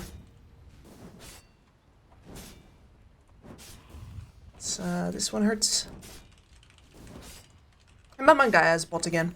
This man is everywhere. I've checked several times now to see if he has boosted travels, and I know he doesn't. I know he doesn't, because he's had the power treads forever. And he is just constantly on the move. The efficiency that he's getting out of his Dazzle right now is huge, because he's farming everything in that path that he's walking past, showing up, team's ready for him. Closing up on some big item timings too, like the Gyrocopter gains a nice power spike, even though he is lower in level. Everybody is finally catching up to this Dazzle, no longer on the lonely throne. First one to pick up a level 10 talent, which is the nice and lovely Poison Touch attack range. Mm-hmm. That's really the worth of his weight. The moment you get to cast that and you can right click from so far away, it's pretty silly. Mm-hmm. Bristle's gonna love it. Yeah, I guess that's also a good reason to build the Blink. It's like, you go in, you have to hard commit. Yeah. Does he Yeah, have there's it, absolutely actually? no coming out. Because he doesn't have it on his queue anymore. Nope, I don't think so. I think it's just the Vanguard, and he's seriously considering his life options at this point. Yeah. So they did lose all 3 lanes, and they are very well aware of that, because none of these 3 cores feel like they can force any plays right now. They don't have agency. Yeah, it is quite hard to make anything happen on the map if everybody's in recovery mode. Ember's still building Wraith Bands. And like the benefit of a triple medium core lineup, as I like to call this, is usually that, okay, you only need 1 item per hero in order to start getting moderately active. And then everybody can juggle in between them who gets to do, you know, who has to be active right now and who gets to farm a bit. But on the other hand, the drawback is, of course, that if all 3 of you have bad lanes, you're just going to be sitting around waiting for all 3 of you to get activated. Yeah, it's kind of like a race to the starting line. Yeah, exactly. Who gets to start the race with the rest? Yeah, and Team Tough, they didn't need any items to get started whatsoever. Like Dazzle needs items to continue. He's continuing pretty fast. 500 gold to the point booster. Aghanim's online. Yeah, playing it very safely there. Not overextending versus the Ember Spirit, knowing he can always just jump away. Maybe if he gets some backup, that could be a Dazzle dead without any backup. As the tower from top falls, that's going to be all of the tier 1s gone. And Mamang Daya is going pretty deep here in the jungle. Going to maximize his farm output by pulling the wave into the jungle creeps. Alright. And into the Nightmare, or in the Fiend Script even. And 4 versus 1. There goes your streak, even though it's only a killing spree. Zephyr will take it. Very patiently done there on the Dire side. Yeah, Tsukimoto wants the Wisdom Rune, but is he going to win the race? Yes, he does. Everybody else is still showing up for the starting line. He's finished. I love how there's like Bristle trying to slow him down by throwing in Snot and mass TPs, only for him to get like overtaken. Throws in the Walrus Punch so he can barely grab the Wisdom Rune, and then he dies right after. I was like, my mission is complete. Some heroic stuff. Yeah. Soaking up 1,000 bullets and still getting to press the red button. Smiling as the entire facility goes up in a big mushroom cloud. Yeah. Maybe not that yet. Well, just a Wisdom Rune, that brings me some very sour memories. Talking about a particular video game character who did meet that inevitable end, and you know exactly who I'm talking about, as Ember will die to the Doom. See if they can catch this Bane as well. Tsukimoto blocks his escape route. Fake A, well, now with 4-2-3 showing up, should be an easy deal, killing this Bane as well. Kishka helping out with the stolen Sleight of Fist.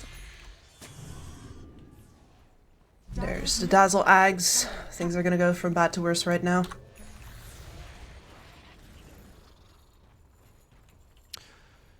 Somebody else might have gotten it wrong.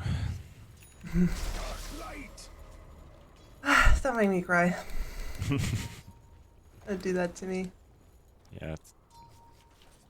Open wounds. Oh, that's a scar that's never quite gonna fade away. Yeah, it's been what, 12 years?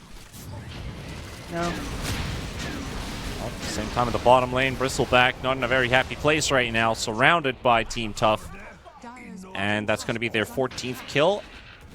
At the moment, the team is gaining 500 GPM more than Garuda's, with 8k lead at 60 minutes, 9k now. I think the person who I feel the saddest for on Garuda right now is actually Jacroy. Because the Ember knew that this game was going to be hard for him. He geared up for that. He knows he's has a while to go before he has something to do. But Jacroy, I don't think he expected his lane to be this hard. And he's been walking around like a headless chicken a lot. Pretty much here, and this is just going to be a deletion from the server. Jackroy doesn't stand a chance fighting against the rest of the pack, and Tsukimoto will continue to chase the Ember, throwing him into the air. Just needs a bit. The Rubik's going to be chasing as well with his own remnants here. Kishka just needs a little bit more. One more right click. Can he get the jump on top of him? Yes, he can. Oh, trying to buy some time. Ember slating again, but would have needed an extra 12 seconds to survive, so no can do for the Ember. He's going to also fall. It's just the way the game goes. Just the way the cookie crumbles.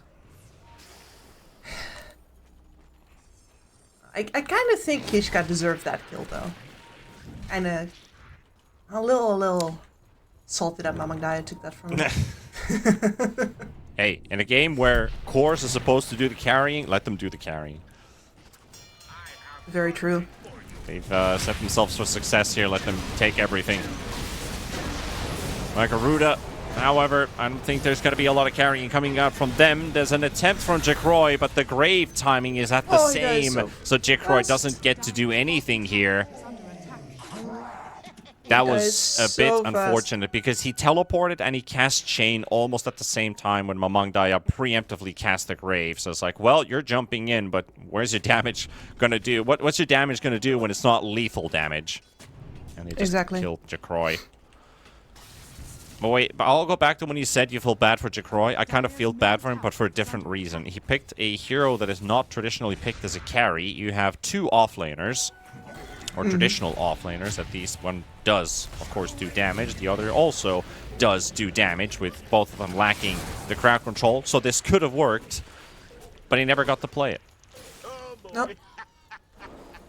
No, this could be a very fast, heavy pressure lineup. Like, you can see a world where that happens, but that's a world where this was not a Dazzle pick. And Dazzle destroyed... No matter who was going to come to this mid lane, Dazzle was going to destroy them. And no matter who you put on which side lanes, Mamangdaya is going to visit them eventually, and both of these heroes will also die to the minus armor. It's weird how this pick feels less dirty than that Huskar that we saw before, but at the same time, it's exactly the same. It's exactly the same, yeah. Like, I'm already accustomed to the point that if I see a Dazzle last phase, that's not a support. They got the grip on 4-2-3 though. That streak might be history with Jackroy standing on top of him, and he will get the kill. So a lot of money for this Timbersaw towards the comeback fund. As Blink Dagger Cash. Is Blink Dagger Cash. I mean, it's rough because you still have to engage in a way that's going to make sure you get to actually go for your second target, not for your first, because the first is going to get shallow graved, which is an extra hurdle Mamangdaya puts in front of you. Yep, an extra herder. Sorry, that was bad. That was actually bad. I'm glad you know, so that I don't have to say anything about it. Yeah, we don't have the sanity for this. No. Listen, guys. I'm sick, like sick enough that I had to quit out yesterday, and my panda friend here has had a bit of a rough night sleeping, so we're trying our best. I've had sleep. There's rumors. I don't even remember. But at least, luckily, we're in the latter part of the day with this final best of two series of the day. Team Tough and Garuda facing off against each other's. I'm also starting to notice a bit of an echo in my studio because my sound panels, which have been pretty poorly placed on the wall, are starting to fall off. So. Oh. Who placed them? Me. Probably when I was tired or something. But yeah, like I have to do this whole different setup for it. So that's probably going to be my activity for tomorrow when I've had a good night's sleep. Put them back up. That would be nice. No, I've mine are stuck to the wall, which is very convenient when you're putting them up. I've already seen, because I don't own this place. Yeah, I wish I could, because I'm not allowed to do that. Exactly. No, but you should have seen my mother-in-law's eyes when she saw what I had stuck to her walls. I don't think I was allowed to either. Very, very, very likely. Well, Into the Roche Pit we go.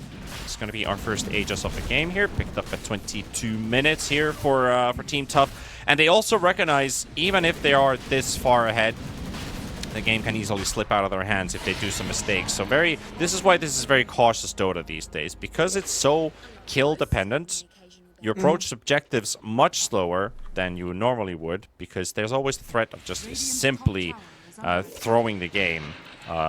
Because your high ground push isn't necessarily the best. Like, you have the Gyrocopter who hits buildings, sure, but it's not your Desolator hero that melts through buildings, doesn't have an inbuilt protection mechanism.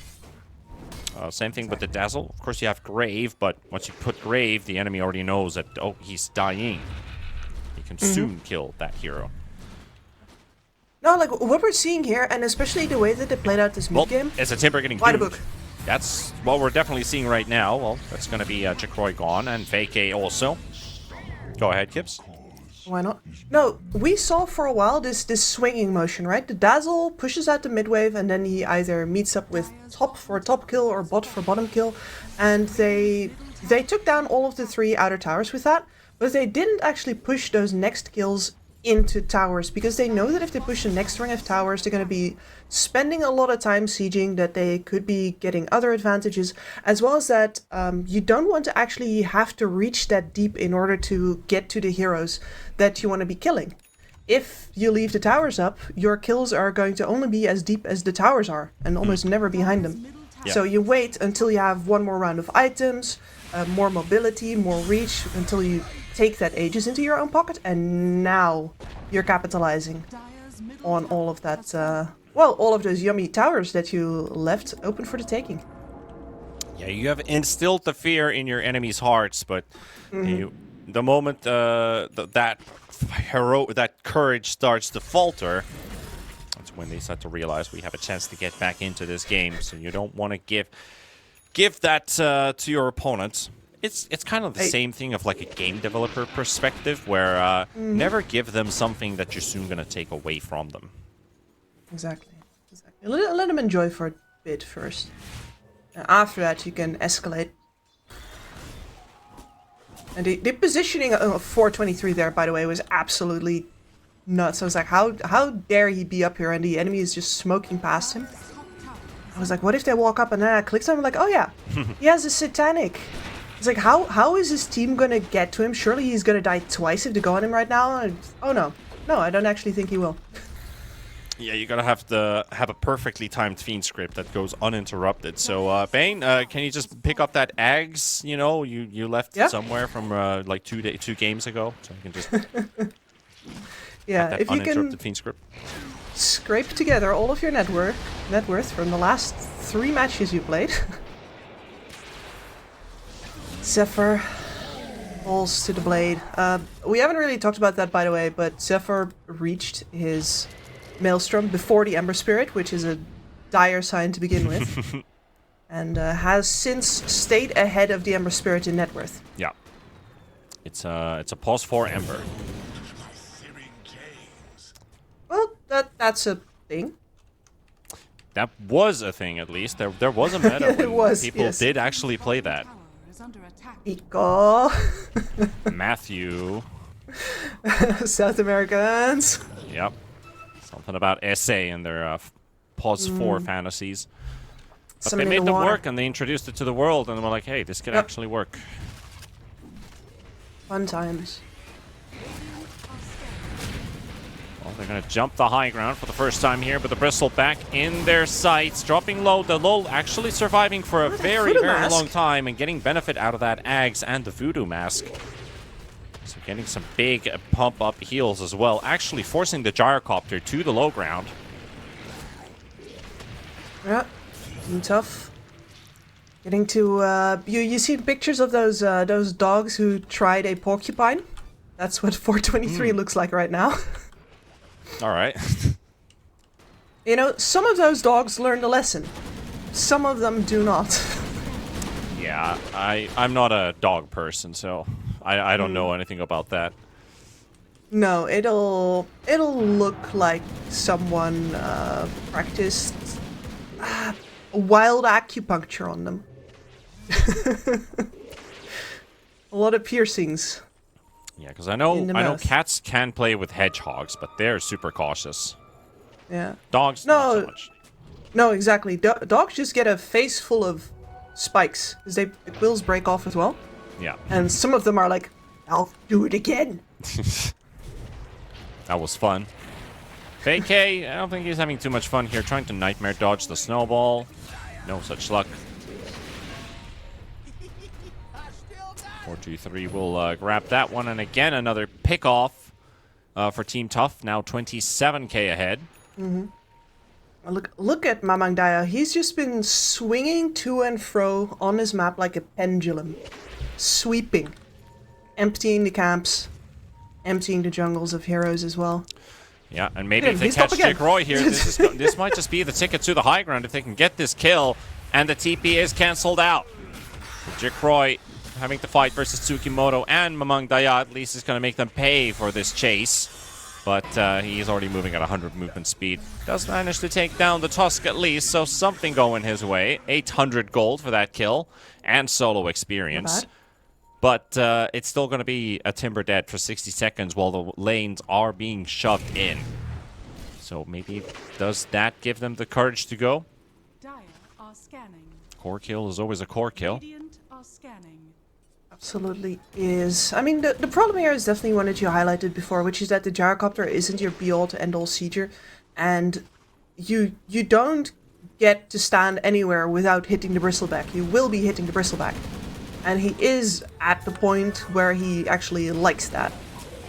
So you're gonna have to kill him if you want to go high ground, and that might just be a bridge too far. You really need the right opportunity. Well, 15 seconds for the Timber to come back up. 4-2-3. Still cautious about this high ground push, but I think maybe now is the go time. Seimei charging in. The Doom's going to be thrown out onto the Bristleback, and Bristle is history. Now that tier 3 tower is opened up. 4-2-3 and Mamang Daya with the DD or the AD rune. They have to start focusing their attention towards objectives, not just kills and farm. That was the one kill that they needed. The one kill that they knew was going to get offered up for them as well. Now they can freely run in. Also catching the Bane, dooming the Ember. That will buy them time. Just enough. Well, they can actually kill him right away. That's going to be the first lane of racks recovered. Claimed, maybe, in this case, because Garuda, I don't think there's going to be a lot of reclaiming to be done here. Wait for the heroes to get back up and hope that that fight's going to be enough. No, and unfortunately, the Bristleback is only really good if you actually get to, like, be in position already. But if you take this much damage before you even get in there... It's just no way. Just no way that they can cross that gap to Team Tough. And they claim 2 lanes of racks. Cross through the triangle towards the last remaining creep wave. Maybe Roshan is on their mind as well. That is going to be 55 seconds. They are smoking up on Magaruda's end. This is the Hail Mary. There's Tsukimoto ready to pop some smokes. Kills. Does he see them? Yes, he does. They've got vision, but the Slate will cancel out his blink. And there we're going to go for the straight up fight. The lull's already low, jumping the back line, destroying 2, getting the Bristle back low, taking him out. That's going to be the GG call coming in from Fake. And Team Tough, they made this a hard one. Yeah, they made it look easy for themselves. Yes. Yeah, for themselves, absolutely. And I think it's a very good. In general, if you follow the way that this team has been playing throughout, I like to say the duration of this season so far, then you're going to see that they really focus on just getting the basic things right. They have certain things that they want to do for the lanes. Then afterwards, if they get behind, they have a certain strategy. If they get ahead, they have a certain strategy. They don't take the inner towers too early. They go for the Roche when it's necessary. They have a playbook, and with how devastating of a Dazzle pick this was, they got to show off exactly what that playbook looks like, page by page by page. And I don't think that Garuda wanted to be at this particular bedtime story anymore. If there's ever a cheese pick in today's Dota, definitely this Dazzle has now proved itself to be one of those scary last picks because Ember Spirit, 3 levels behind in the mid lane, well, tells you a story enough out of this one. Team Tough to take game number 1. We'll be back for game number 2 after the break. 1xBet and Eva Alfie present betting on all esports events on the website and in the 1xBet app. 1xBet. Play with Eva.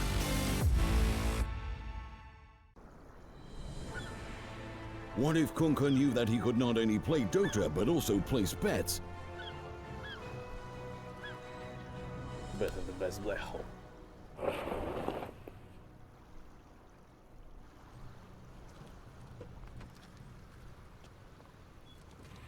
1xBet, bookmaker company.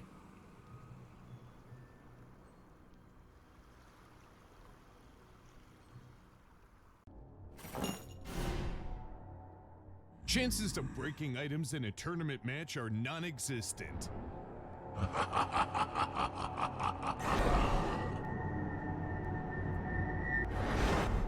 Chances of winning at 1xBet are always real.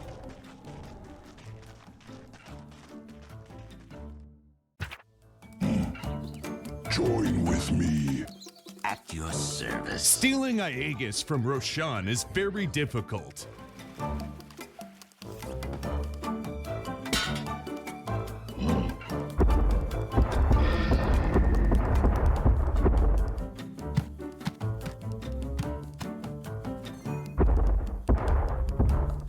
Winning at 1xBet is super easy.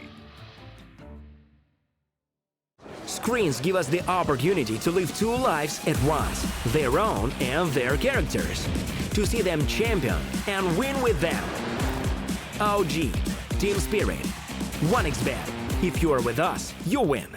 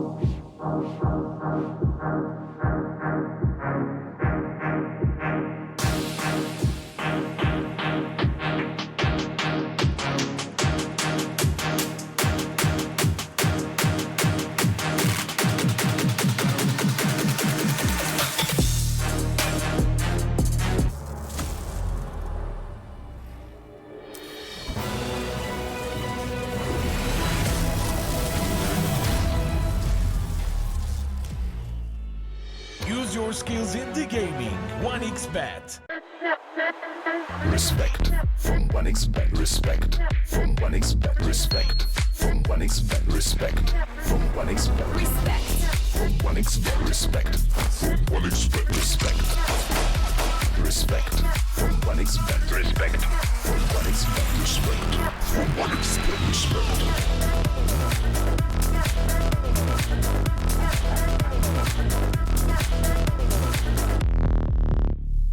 Hello, son. Hi, Mom.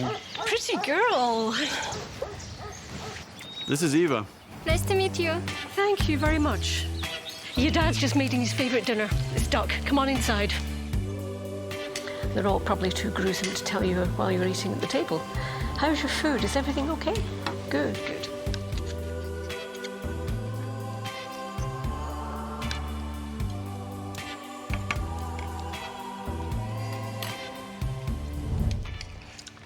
You seem to know each other. Yeah.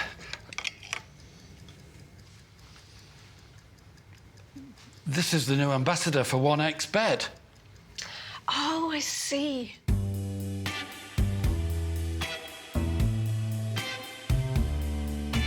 Everyone felt good when Eva Elfie became the new ambassador of 1xBet.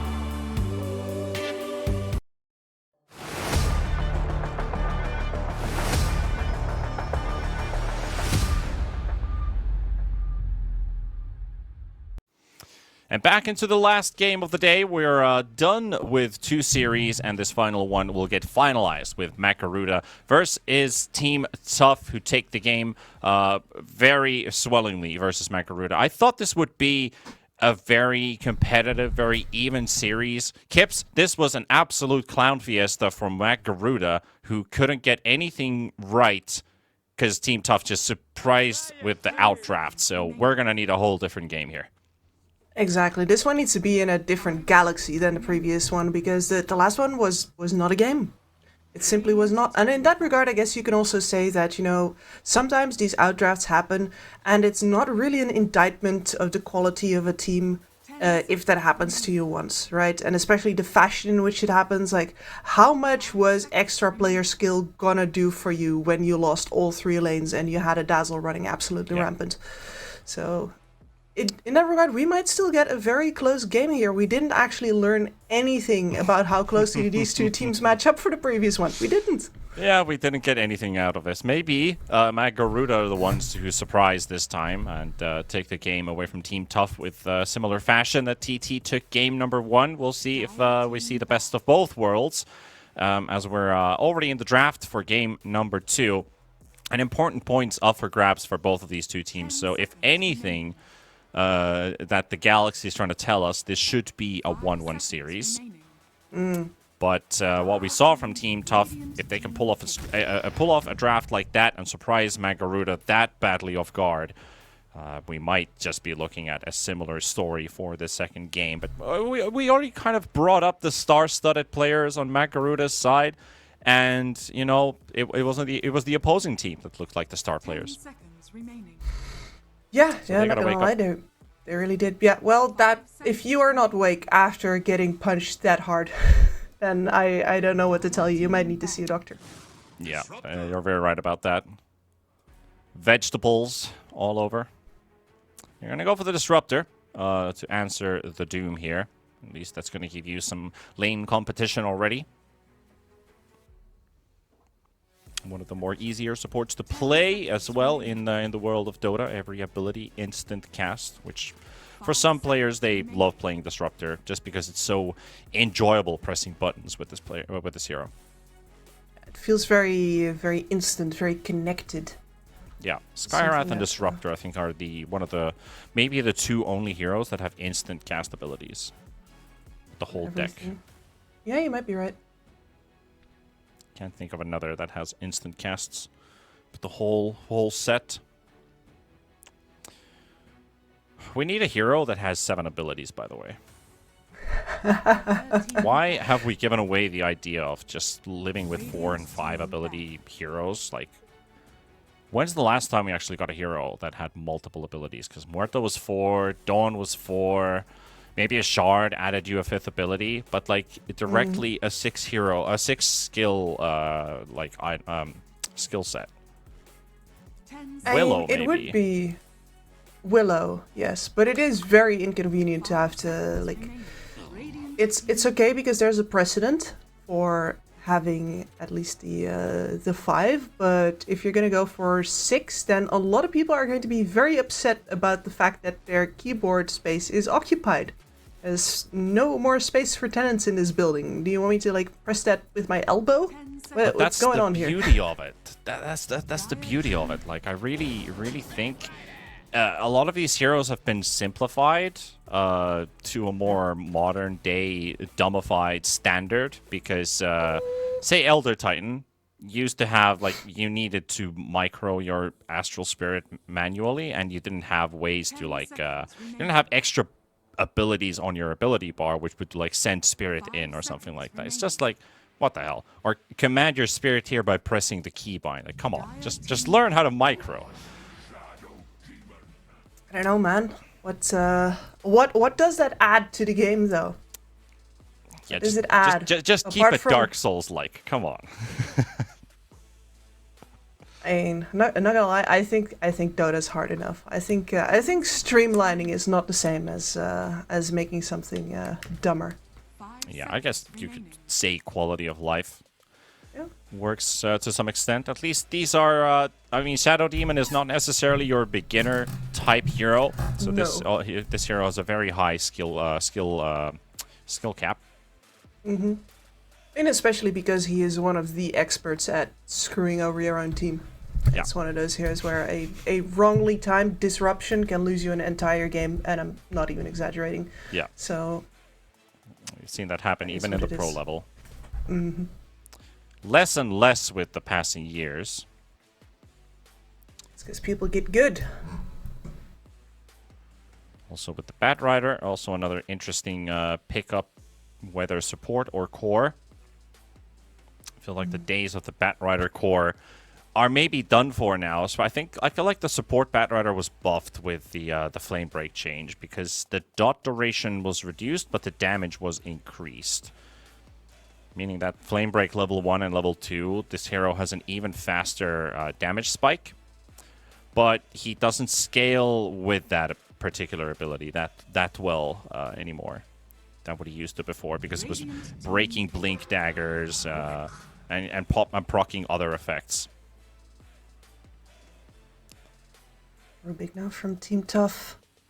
I do like the Magaruda support Joe slightly more like this. I think they're going to get more utility out of that. But Team Tough on the other hand, of course, especially like the amount of stacking that you can get away with these two supports is you can get a real good economy going. It's just that you need cores to actually play with your supports as opposed to for Magaruda. You can just rotate with two. These two can get a kill together already. Rubik Shadow Demon, no, not so much. I wonder if there is going to be a stack clearing hero because I think that's a good point. You could be looking at potentially Battle Fury builders here, and with that the game could slow down a little bit. Of course, camp stacking isn't really an objective, it's just something that helps you reach your primary goal. Shadow Demon indeed, perfect for that. Bat Rider, who generally likes to clear stacks by himself, even if that's a core or a support, can definitely do it by himself. No matter what, gotta get that Blink Dagger. And I see the Monkey King ban again, and last time we wondered about if that was like in preparation for anything, but I don't really think the draft gave us an answer, and I don't recall which the team was who did it, but it popped up in Team Tough's bans here. It is a reply to the Doom in the laning stage. Monkey King is still a hero, even if it isn't picked that often, that can get away with a good laning stage if the draft goes into a particular direction. 10 seconds remaining. I'm not an expert on Monkey King. Obviously, I'm a play-by-play. I'm dumb as hell, but Monkey King is one of those heroes that if in a melee versus melee matchup, especially if put into the mid lane, if you don't have a proper answer to it, he is, again, one of those snowballing heroes that will just look from kill to kill, build a diffusal blade, carry on annihilating people all over the map. Game can be quickly over. But there's the Medusa, and paired up with a Pango. In your dream, I know he likes Pango mid, so they're keeping that option open. Yeah, and you of course get the option to shunt him to the side lane if it looks like either he's going to get countered out hard enough, or maybe that side lane is a little on the weak side. With a lifestealer on the board, I don't think you're going to want to put your Pango there. No, that's a that's a lost lane if you go up against a lifestealer. A hero that does generally really well in the laning stage and has to be ahead of his opponents to have an impact. You fall behind as a lifestealer, it's like playing from behind with a Slark. It's like you have no impact. Again, a hero that is not only strong in the laning stage, but one that should come out with some clean colors. Mm-hmm. The carry matchup, though, versus the Medusa, that can be iffy.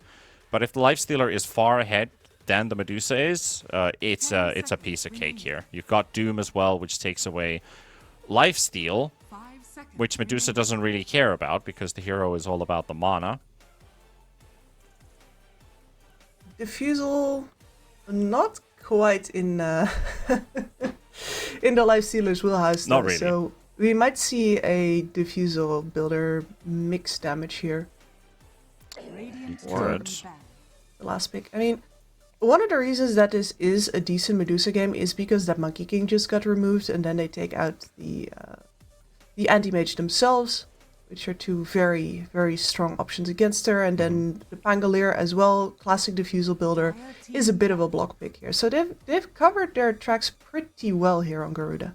Yeah, and they also banned the Primal Beast away versus the Pango. So Pango's ulti will flow and will go through. SD ulti is still a pain. 10 seconds remaining.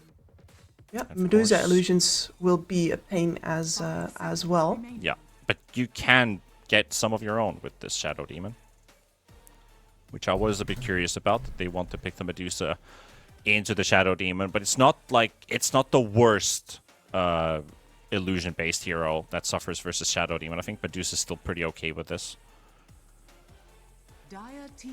You can still itemize into Hurricane Pikes, etc., which will keep you away from the SD ult thrown in your general direction. You can still reposition, and you have heroes to protect you. You have Glimpse, you have the Lasso. They can bring heroes to the Medusa. And they ban the Puck and the Storm, so you got Pango. You could go Queen of Pain. 5 seconds remaining. Yeah, Queen of Quap. definitely Queen of Quap. Yes, she would rumble him. Quap would absolutely be nice. Shunt him out of the game. But we're doing this a little different, huh? That also works versus the Pango. It's not bad. You don't. No, and this is such a classic answer to like stand your ground type lineups, right? Where it's like, okay, this Medusa is going to stand here, we're going to click. Where did we hear that earlier today? Well, with a gyrocopter, actually, who's going to stand here and click.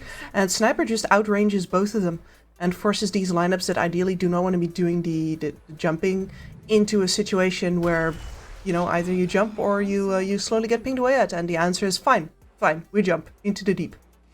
Yeah, you need a hero that jumps the Sniper, so actually revealing the Sniper pick might have cost them a lot, because that Slardar is a hell of a good pick here. Yeah, absolutely. You have a natural counter in the Lifestealer, and now you also have a Blink Stunner that does massive physical damage versus the... I mean, they have a way of getting to the Sniper. That's really what it is. Pango can get there, sure, but Slardar really applies a presence and a damaging presence versus the Sniper. So you're solving two problems with one hero pick. I really like the Slardar pick. Now we just need to see Delul get a better laning stage than he did last game.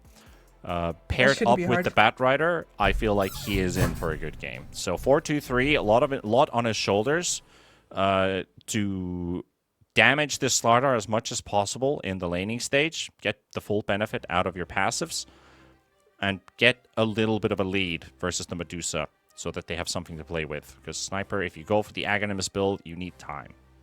And Exactly. 4-2-3 is your time creator. This is why that Slardar pick is so good. If 4-2-3 misplaced his lane in any way, then he's going to get behind. The lol can just do that to him. And then we have Seme. Sure, huge pressure here early on as well, but a Doom really can't do it alone. Yeah. There's only so many fights that you can wade into with your big sword before it's like they're just killing me every time, boss. So there is a very dangerous scenario here where all three of these cores are waiting for items, and that's ultimately going to come at the cost of the Sniper, who needs to hit his timing the hardest. Well, let's see if a tie is looming in the air or not for Mag Garuda. Otherwise, Team Tough will score that 2-0 victory for themselves, as they played a tie yesterday with Neon. And Garuda also played a tie versus Made in Philippines. So Team Tough definitely looking maybe in retrospect of these last 2 days, the potential favorite, but only slightly. And if you want to pit those odds and those chances in your favor, well, I would recommend, if you're watching on Twitch right now, scroll that link down a little bit. If you're on mobile, go into the info panel. There is a 1xBet, the tournament sponsor banner, the one on the top left with a promo code 1XRLGSEA. So 1XRLGSEA, you can get yourself a deposit bonus. So go ahead, activate that while we are fighting at the same time. Tsukimoto will drop into LOL. Well, we hope for a good start, and I don't think you can get better than this. Of course, you'd love to give it to your mid Pango to start things off with already a difficult matchup with the Sniper. Well, difficult, but doable. Slardar, First Blood. I'm already liking what I see. Absolutely, this is a great start for them, and this is exactly the area that you wanted on. They were very careful in making sure that he got that last hit as well. It's possibly a sign of things to come for Team Tough, because no match is going to get that easy again as the previous one. And we're immediately all chatting again. Yep. Yeah, Momang Daya is going to hear it all day. Mag Boys letting him know that all of your mid picks are out of this world. Let's see what he's going to be able to do with the Sniper. Because, yeah, this is a very nice matchup for you as a Sniper, right up until that level 6 hits. And then you need to start getting quite fancy with your footwork. Yeah, you're gonna need good positioning here on the Sniper, and especially when you look at the supports that could rotate in. Rubik coming in with a lift. Force out the Swashbuckle. We've got some nice magical burst on a hero with naturally low HP. And on the other side, well, not sure you really want to send a Disruptor into this lane, but a Batrider showing up. Well, Flame Break can do some work. Jakroy's Courier getting killed by Kishka. Kishka immediately making a nuisance of himself on his bottom lane as well, but it is top where I think the real big kill threat is going to come. This Rubik has to watch his steps very carefully indeed. So let's look at In Your Dreams Pango stats. The last time he's played it was in 22. That's surprisingly long for a guy who made it his signature for a while.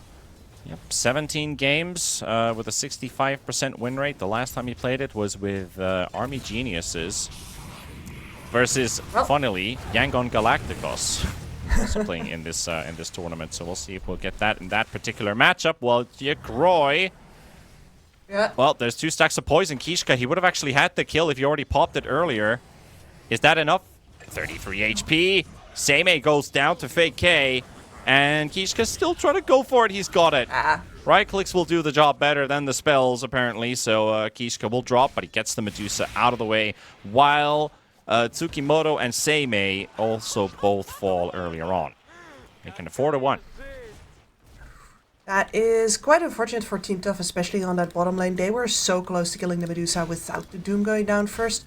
I think if you do that, you've got yourself a great handhold into this lane. But now, yeah, Doom's pretty strong in this lane, and you're going to have these illusions from the Shadow Demon constantly harassing, but the Medusa will hit level 3 before you do now, which means that that snake spam is starting to become very annoying. Yeah, getting that that second point. Gonna have a nice increase in damage.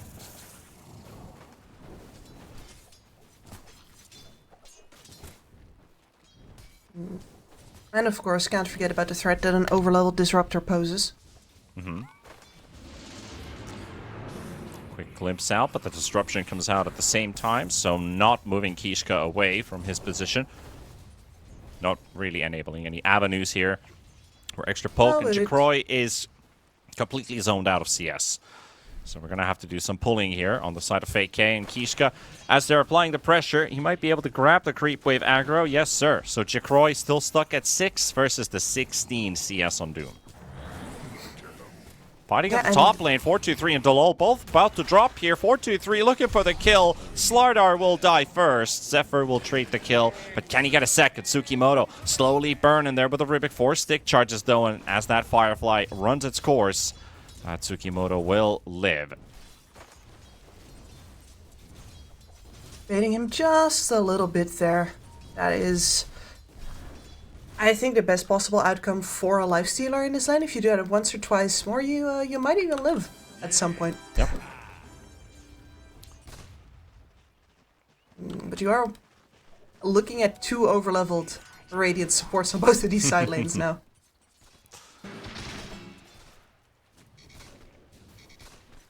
And something that I wanted to point out as well is that with the way that they were manipulating the creep wave on bottom, Jacroy, yeah, he's got the level 2 in the Mystic Snake, but he never got a particularly good opportunity to throw one of them. And same as just walking him down now. Jacroy is not allowed anywhere near the creeps.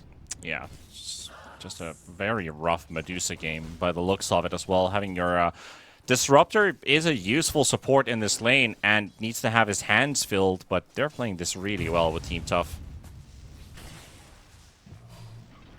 Maximum annoyance. First stacks already coming out from the Shadow Demon. Meanwhile, even the Pango, as he did... oh, sorry. He did not get that. He's 200 gold ahead of the Sniper, even though they have the same amount of CS. Probably Sniper had to burn a bit more money into regen. The difference between that. Because you always wonder, like, wait, don't they have the same amount of gold? Well, they don't exactly. And In Your Dream is really giving it to Mamang Daya, forcing another shrapnel charge, which kind of gets wasted here. Sniper's feeling the threat off this Pango. Seimei, though, might just go down. Jacroy is here with Fake K and take down the Doom. Very much needed kill. A big breather there applied there for the Medusa. Definitely, yeah. This is not the start you want your Medusa to have. 10 CS behind pretty much everybody else in this game, except for the laning opponent. Sure, she has her own farming tools in hand. The CS that she gets in the lane is not as important as the fact that she gets to stay in it and she gets the levels, the points in the split shot. But that doesn't mean that she wasn't in a bit of a garbage position. Yeah, she was in a tough position to be in, but now Team Tough, they're, kills like that, they give away their advantage completely. Glimpse onto Kishka with the bubble setup. Seimei, oh, he's got the long-range web, but that's going to reveal the ward. They're like, yep, there's vision here, Fake K. Poison pop. Okay, not needed. Seimei's got the damage for the kill. But that's a ward revealed. It will be taken away. Meanwhile, Zephyr has been doing some jungling with the Batrider. He's got 1/3 towards that Blink Dagger. So early on as well. And this is one of the benefits of that Slaughter pick, is that you just got a good enough lane on your own merits here. It's fine for the Batrider to step back now. And then, of course, you do need to care for little moments like this, where the Batrider does need to come in at the right time. Yeah, they just spent everything. I have a huge backup loss going on right now, but 4-2-3 looks like he's going to go down. Yes, he will, with the help of Zephyr. Not only 1, but 2. Dalol for the double kill. And this is exactly what Garuda needs. Dalol has a game, and if 423 has to be careful in playing this game, not that fast of an armlet, as a little glimpse into kill there. Yep. They have come in with a vengeance here into game number 2. We haven't seen a lot from our mid laners yet. In Your Dream and Mamang Daya both have just been just farming up the items and the levels. It's all the action on the side lanes at the moment, and you can see Slardar is up 4-1. The lull has been almost 50% of all those kills coming from the top lane. He is swimming in it, and here again, 23, yep, immediately forced. Oh, there's the rotation coming in. Mamang Daya and Tsukimoto and Kishka. They're bringing in 4 heroes for this. The lull for the tip.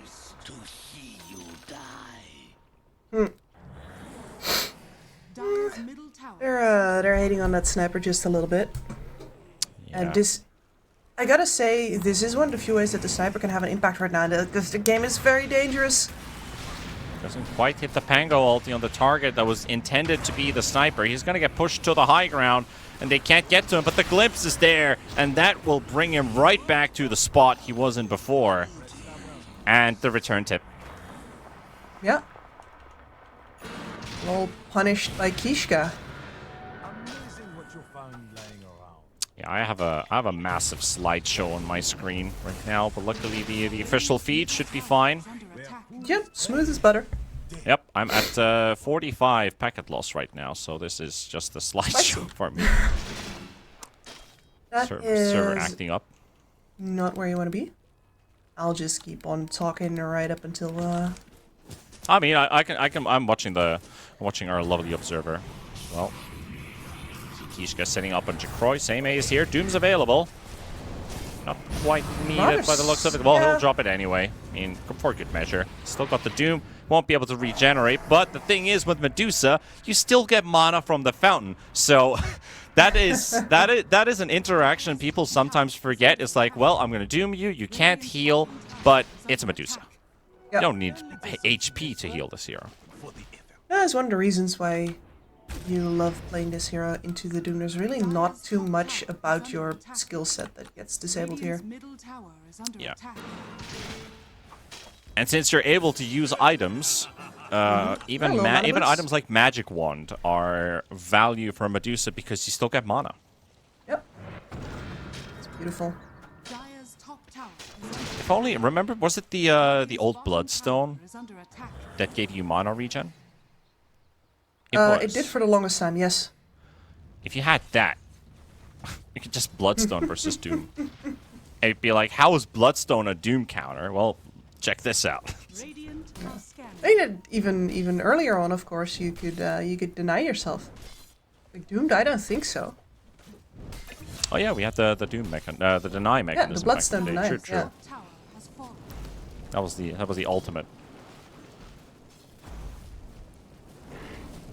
Well, you can no longer. Meanwhile, a tower falls and Tsukimoto drops, and Garuda, they might not have a Dazzle or a Husker that's pulling them into already like a 6-7k net worth lead, but this is a very convincing start.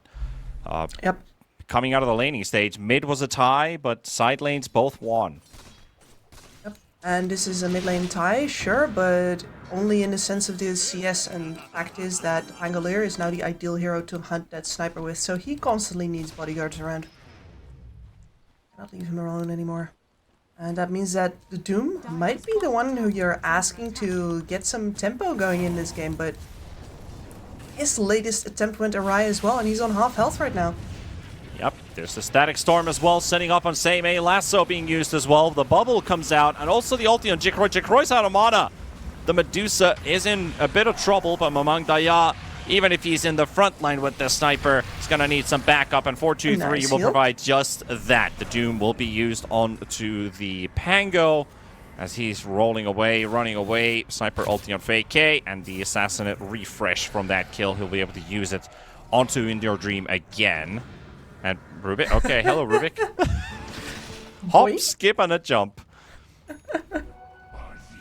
Yeah, Tsukimoto, there's a time and place for Enchantress mimicking. Yeah, you're a little over enthusiastic. I mean, it's a really fun stealth steal though, so I is under attack. I understand how he's feeling. Best case scenario there for Team Tough, definitely. And I think this is exactly the kind of fight that they need, because right now you don't have the setups to take a fight at all. All you can do is walk at people, and that'll just get you counter-engaged. Buy a starter. He's already got an Orchid. There's a Blink Dagger on the Bat Rider, as we saw previously as well. You're going to get punished. So, better for you to be very ready with your teleports, have your supports hiding in the trees to counter-engage on whatever Garuda is going to do.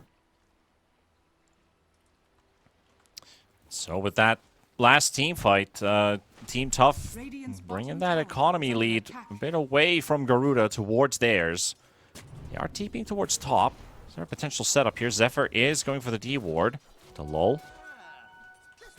Orchid Slardar, by the way. Yep. Can silence up that Lifestealer before he rages up. Very handy tool.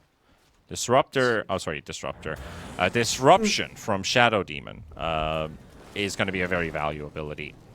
Saving people, setting up. I think Kishka might have to play a bit more of a defensive SD this game. Yeah, I think that TP that we saw right there is an indication that he is already in that exact mindset. That's not a Blink Dagger queued up either, that's a Force Staff. He knows his job. Trying to find the sniper, but there we go. There's the Blink coming out. Zephyr gets in there to lull. There's the final silence. And with the Pango. Good night, sniper. And any tips? Any tippers? Are they out of tips? No, I think we're out of tips now. And it might also be a thing that the previous tips were all like a little bit in good faith, whereas this was mean. They were just ganging up on him. Yeah. Disruptor dead. Not much he can do. I mean, gotta drop that Static Storm on the Rubik if you want to drop it. Otherwise, he'd love to have that. Yeah. Meanwhile, Jacroy did drop very low on mana versus the Seimei Doom. They were battling it out right in front of the tower. Doom still has Doom, though. And it looks like they might just go looking for the Medusa, recognizing that Medusa's low right now. Let's try and go for the hunt. Yeah, that's a Deuce Illusion, another Deuce Illusion, but the right one is around the area. But I think they saw Jacroy trying to go for the TP away, and just in time. Half a second later, that wouldn't have been possible. Too close for comfort, but almost is not quite, and that means that for now, Seimei is going to have to keep on walking out of there. He has 2 Blink Daggers queued up, just in case you were wondering what his feelings were about this game in general.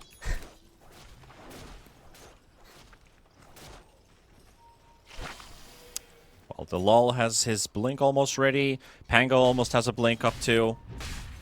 Big item timing's coming up for the Garuda side. They can really start to apply the pressure. Also, a catapult has just come through the Twin Gate. And has the Lifestealer rolling around. They see me rolling. Hey. Look at my ride. Yeah. Look at my ride. I mean, that's speedy. Gotta say, pretty impressed by the horsepower on that one. Yep.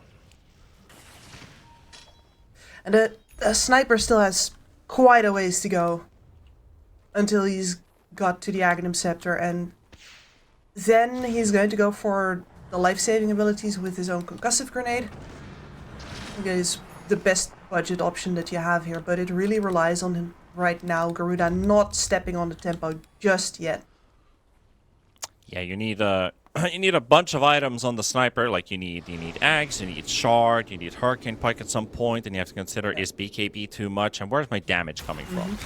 Delul, meanwhile, he brings the hurt here right on top of Kishka. The lasso coming out as well from the Bat Rider, pulling him into the Static Storm, and that will be the sniper down as well, and make that a third. Tsukimoto, you might have stolen an ulti, but that is all that he gets to do.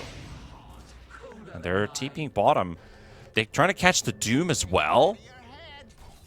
Fast play, and I think it's gonna work. Very fast play. If he could just get him. There we go. He's found him. He'll find him by himself. He's got the Orchid. Doom can't do anything about it. And here comes Zephyr. He'll help him out. Beautiful. Very fast move. Right away from the top fight. Even taking away the vision and then teleporting straight to the outpost and still finding another kill. That was the 4th kill in a row. Very and this nice. is exactly how you capitalize on the fact, like, your enemy gets information out of the fact that you jumped someone, they immediately throw themselves down the lanes to get the maximum time out of that, but if they then don't bail out fast enough themselves, you still get to mop them up as well.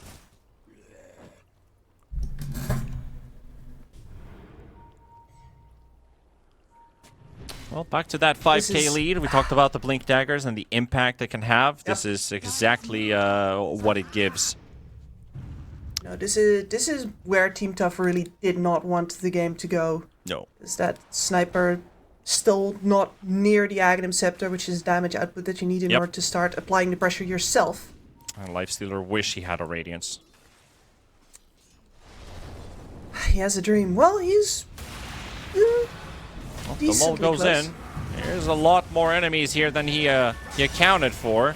Disruption comes out. Lasso also there. Dalol will drop, but if the rest of the team can capitalize, Mamang Daya will go down before the Assassinate ever goes off. Tsukimoto also jumped on, make that another kill, and continuing on to the next one with the Doom, but the Doom actually pops his ulti on the Pango. And meanwhile, Jacroy moving into position. Again, slideshow strikes, but Medusa almost gets the kill. The Batrider's chasing him as well. Seimei will fall, and Kishka might be another one. 4-2-3. Recognizing that this game has gone far too long like this, I need something out of this. He'll take down Zephyr. Gets glimpsed straight back. Oh, well, at least an attempt is made. But again, the Infest. Ogre Bruiser at your command.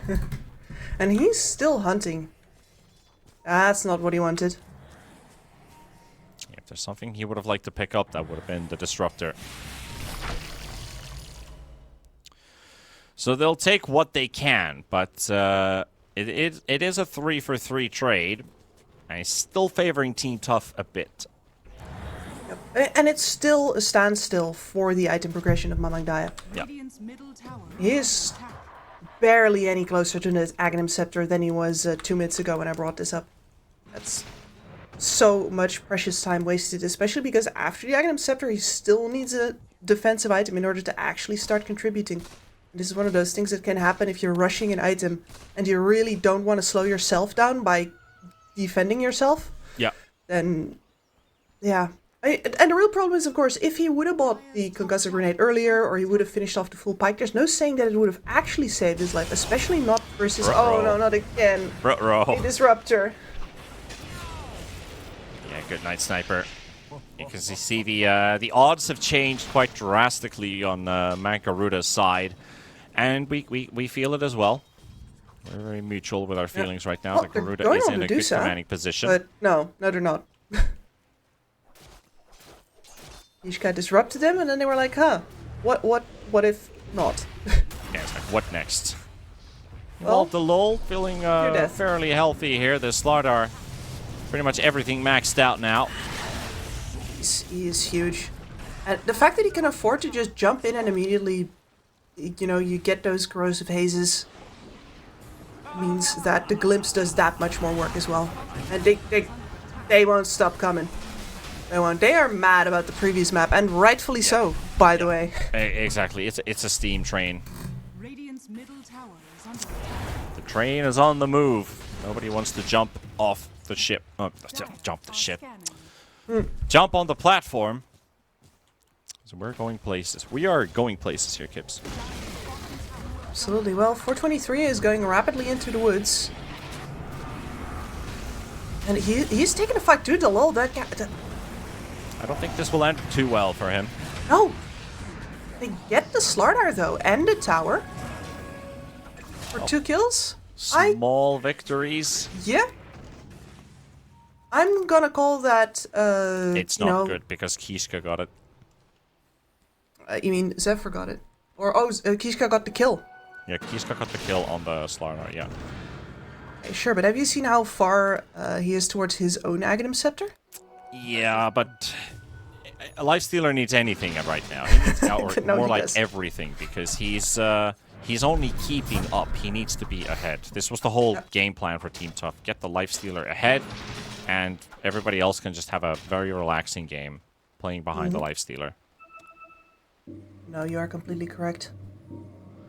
Team So Tough here if still Lifestealer scrambling. did get that kill, which was worth like over 600 gold, I would have said Team Tough valued that trade. But since it went the other way around, I know Shadow Demon Axe is great, but it's not as great as is Kishka going to carry this game?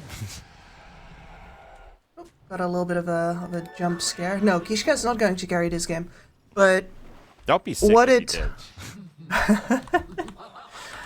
how even Dagons?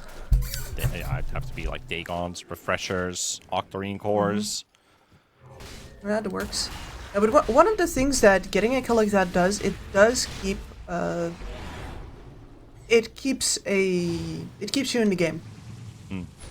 You created an opportunity for yourself and you capitalized on it. And even if the outcome is not exactly what you would have wanted, for example, while it was going down, the enemy was not taking Roshan. They were not farming. They were coming in to react to your actions, which is as if you're behind and you get like an more or less even trade like that, but it was on your terms. That's why I would still call it a win.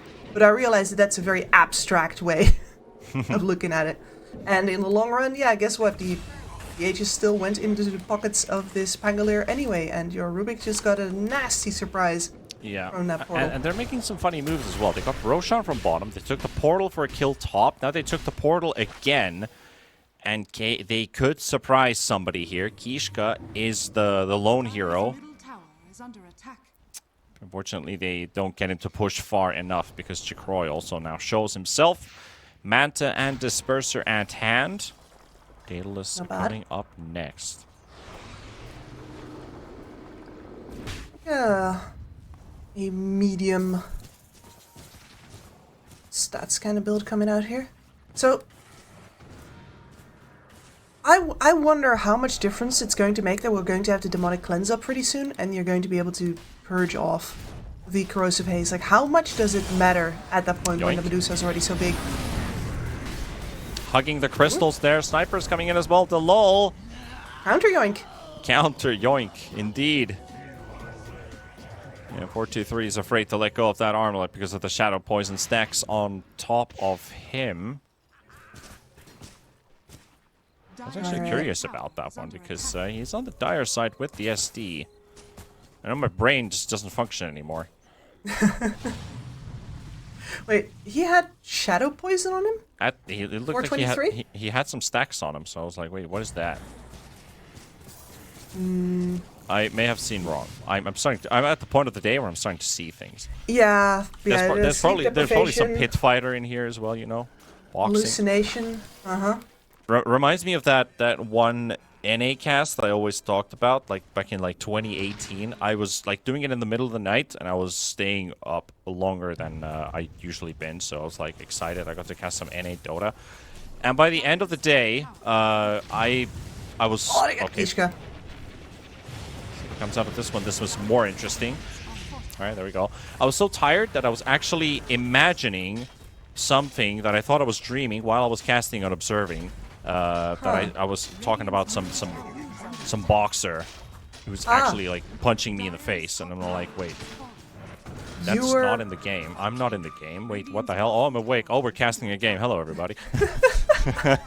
And it's just you just get these like micro slip ups. You know, like when you're. Yeah. I've been at customer service. I've stood at the desk and I've fallen asleep standing, and then a customer standing there like, "Are you okay?"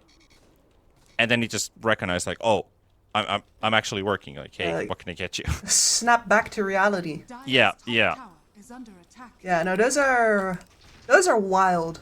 Those are wild, yeah. Especially because usually you're too tired to really like get scared by the idea or anything. You're just like, oh, my brain's doing funny things, man. Yeah, it's pretty cool. And then there's the realization of, oh shit. Lucid dreams can also be pretty interesting. Oh yeah, I mean, I tried lucid dreaming, like I tried to get there for quite a long while, but I got sleep paralysis, and that made me really not wanna. Yeah, that's not cool. No. Yeah, I've had sleep paralysis once, and that was also not fun. Luckily, only once in my entire life. Yeah, I had a couple episodes. One of them was actually not scary. That was the weirdest things, because you feel this overwhelming sense of fear. Like, I don't know, a level 16 Slardar is standing right next to you, but you can't see Yeah, him. we can use Slardar as an example for that, yeah. No, but actually, because I was completely under, I externalized that fear, and I thought there was somebody with me who was really afraid. And that crushing feeling was whoever that was hanging on to me for dear life so hard that I couldn't breathe. So I was like, can you stop being scared? I can't breathe. Yeah. Instead of the sleep paralysis experience, which is like, oh god, I can't breathe. Oh god, oh god, oh god, there's somebody here with me. Oh no. For me, it was a 100-meter hurdle, and I got stuck in quicksand, and I got sucked into quicksand, and then I'm just shaking in bed, and my roommate just woke me up by slapping me in the face. And it's like, dude, you're shaking. Like, are you okay? And I was like, dude, thanks for waking me up.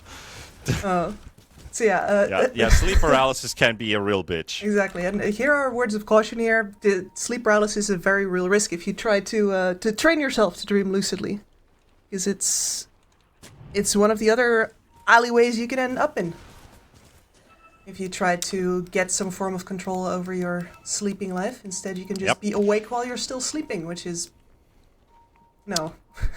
Yeah. Currently, Team Tough is hoping to wake up from that dream, or at least it could be a nightmare, because they're hoping to change things with this one. As Kishka is going to be dropping right away as the LOL gets the instant response. The Pango's going to be rolling around as well. The BKB's already running up and forth. They're going to be taking down the Doom as well, and Team Tough, well, they tried, but an attempt it shall remain. Get the sniper too. I say good guess, but actually that was just vision down as well. Like, there was no way for that sniper to run. The initiation went so wrong there, and that's that area where, I've been joking that it's like Mordor. You don't walk up into there. Once again, very much demonstrated. They got wrecked on the engage, and then Team Tough, they do the nominally correct thing of hanging around and seeing if since they have so much information out, they still can make a go out of it. But that just means they overstay their welcome and they lose their sniper on top of that as well. Yeah. The sniper is so important for this high ground hold. That's what they would definitely need. Jackroy might be banished up, but he's still going to make people turn into stone. And 4-2-3 will be pushed back with the glimpse. Gets the infest. Tsukimoto, he needs to move a bit here. He is going to regenerate that life stealer for a little bit longer. But Jackroy, is he going to make his way out? By the looks of it, he might just make it. The Aghanims is ready on the sniper, so that assassinate does stop him for a bit. But Seimei, he will get the connection, and Jackroy will burn. And that Map Medusa lady is burnt to a crisp. 4-2-3, however, a bit too deep in, so Fake will give the tip to his buddy. Thanks for making this possible. Take down the Lifestealer. That was the original target in the end. They went all the way into the high ground to try and kill that Lifestealer, who ended up living all the way until a Pango ulti shows up at the final moments. But 2 cores down. It is somewhat of a hold for Team Tough. Yeah, I mean, they live long enough to get their sniper back in on the action, and as far as the high ground defense goes, right, you're going to have a problem with this sniper now. He's got the Aghanim Scepter online. It's going to be very hard to get actual vision on him. He's going to be more than a blink range away, and probably also more than 2 blink ranges away. Yeah.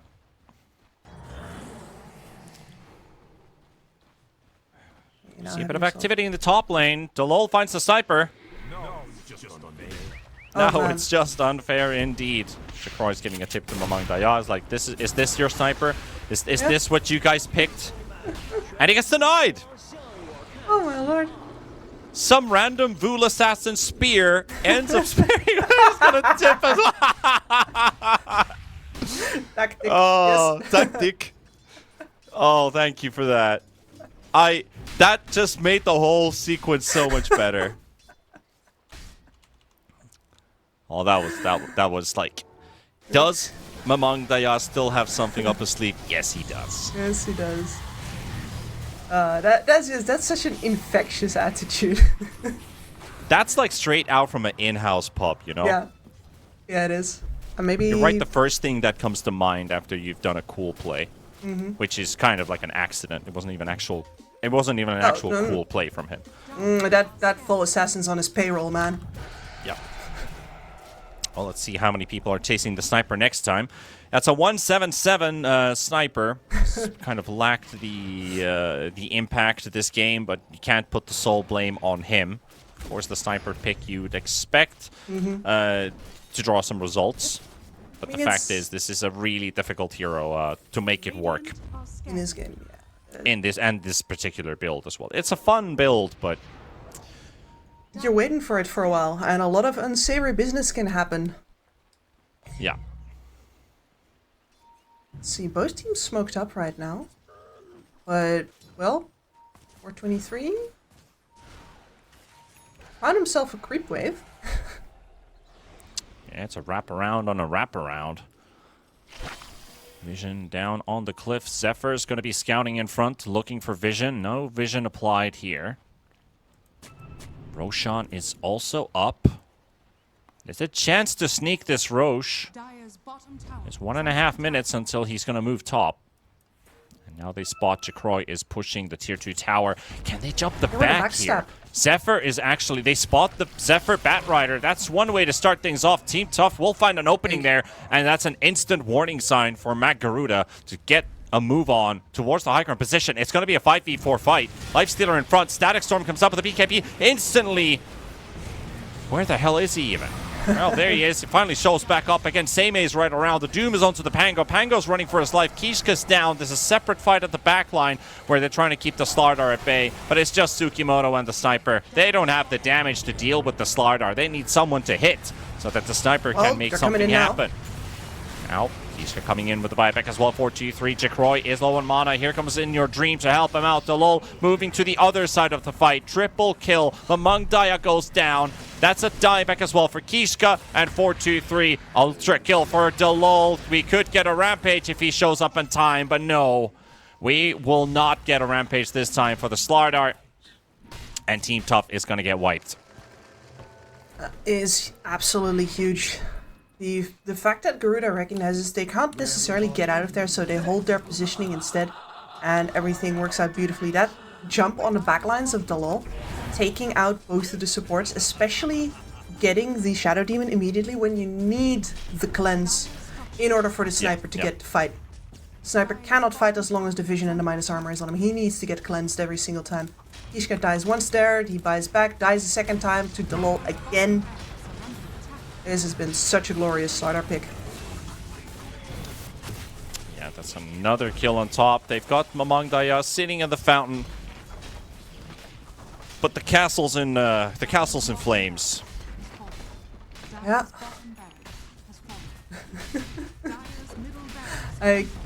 It's been so long since I've had like my cultural exposure to all of the SEA talk. It's like it's different languages, of course, as well. Like I'm pretty sure that I wouldn't have understood it regardless because I'm not used to working with Indonesian players, right? Yeah. I wish I did. It's a whole different culture, but I wish we knew all the spiciness. You know, I do talk to John from time to time, but I never learn enough terms to understand what's going on. The one thing that I've ever learned from John is he had a transition on his stream, which Mike recorded, and Mike doesn't speak Tagalog. No. And he's just yelling, "Online Rambulan!" and it's just one of the most iconic moments, and they know that's going to happen with Indos and Pinos fighting against each other. But at the moment, Team Tough looks like this might be the last fight that they're going to be giving this game unless a miracle happens. Fake is going to come in with a buyback as well, bringing in the full numbers. Kishka's down as well. Mamangda is gone. And 4-2-3 with Tsukimoto are the only ones to make their way out. And Roshan is secured for Garuda.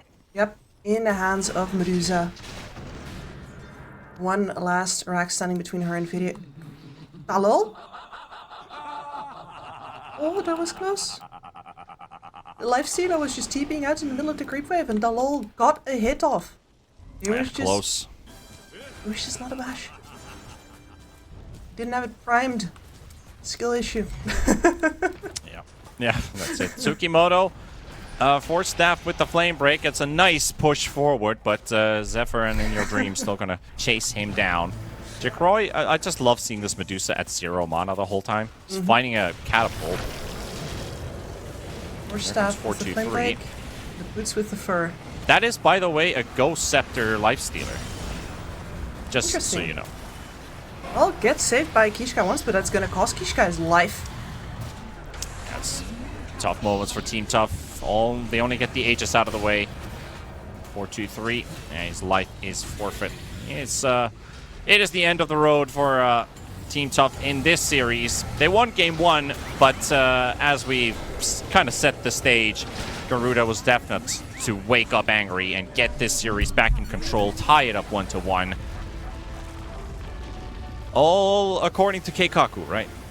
Yeah, I guess so. Yep, and the 110 stats for the sniper. Oh, yeah, they had a lot of fun this series, you know. Mamang Daya got the first laugh, but it was Matt Garuda that laughs in the end.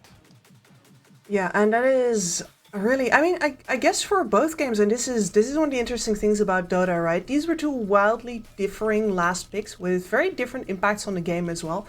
But ultimately, like, the way that you can win in the draft has been perfectly showcased by both of these games. Yeah, this was a show from both teams. It's just exactly what we hoped and what we wanted to see. You know, this had the whole package. Two really good teams going up against each other, showing the best what they can. I mean, the absolute best that they can do, both drafting wise and execution wise.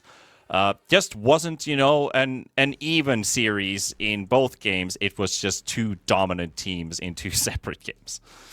Exactly, and one can only hope that maybe these two will meet again in the playoffs and we get to crown a series like this with a deciding third game to see who's actually the better team here. But for now, we're going to just have to, let it simmer. Exactly, let it simmer. Let it sit there for a while. Well, that's the only tie for today, as our 3 series are complete. We had Yangon Galacticos in the early morning take the 2-0 victory versus Made in Philippines, Neon Esports 2-0 versus the Immortal, and now a tie with Garuda and Team Tough. So let's not hold it out for too long, Kips. We're done for the day, and tomorrow is another day. It's going to be day 3 out of 5 for Group A, and of course, after those 5 days, Group B is going to start on the 9th of April. So there's going to be much more information about Group B later on, but we're going to close out the show for today. Thank you so much for tuning in. Thank you so much, Kips, and thank you, production. We will see you next time tomorrow at the same time, 9 CEST for the first series of the day. But until then, take care of yourselves, everybody. Good night, and bye.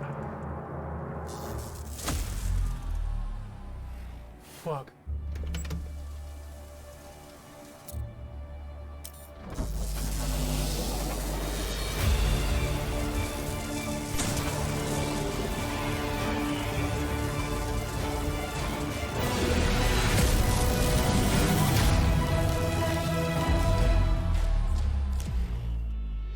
Use your skills in the gaming. 1xBet.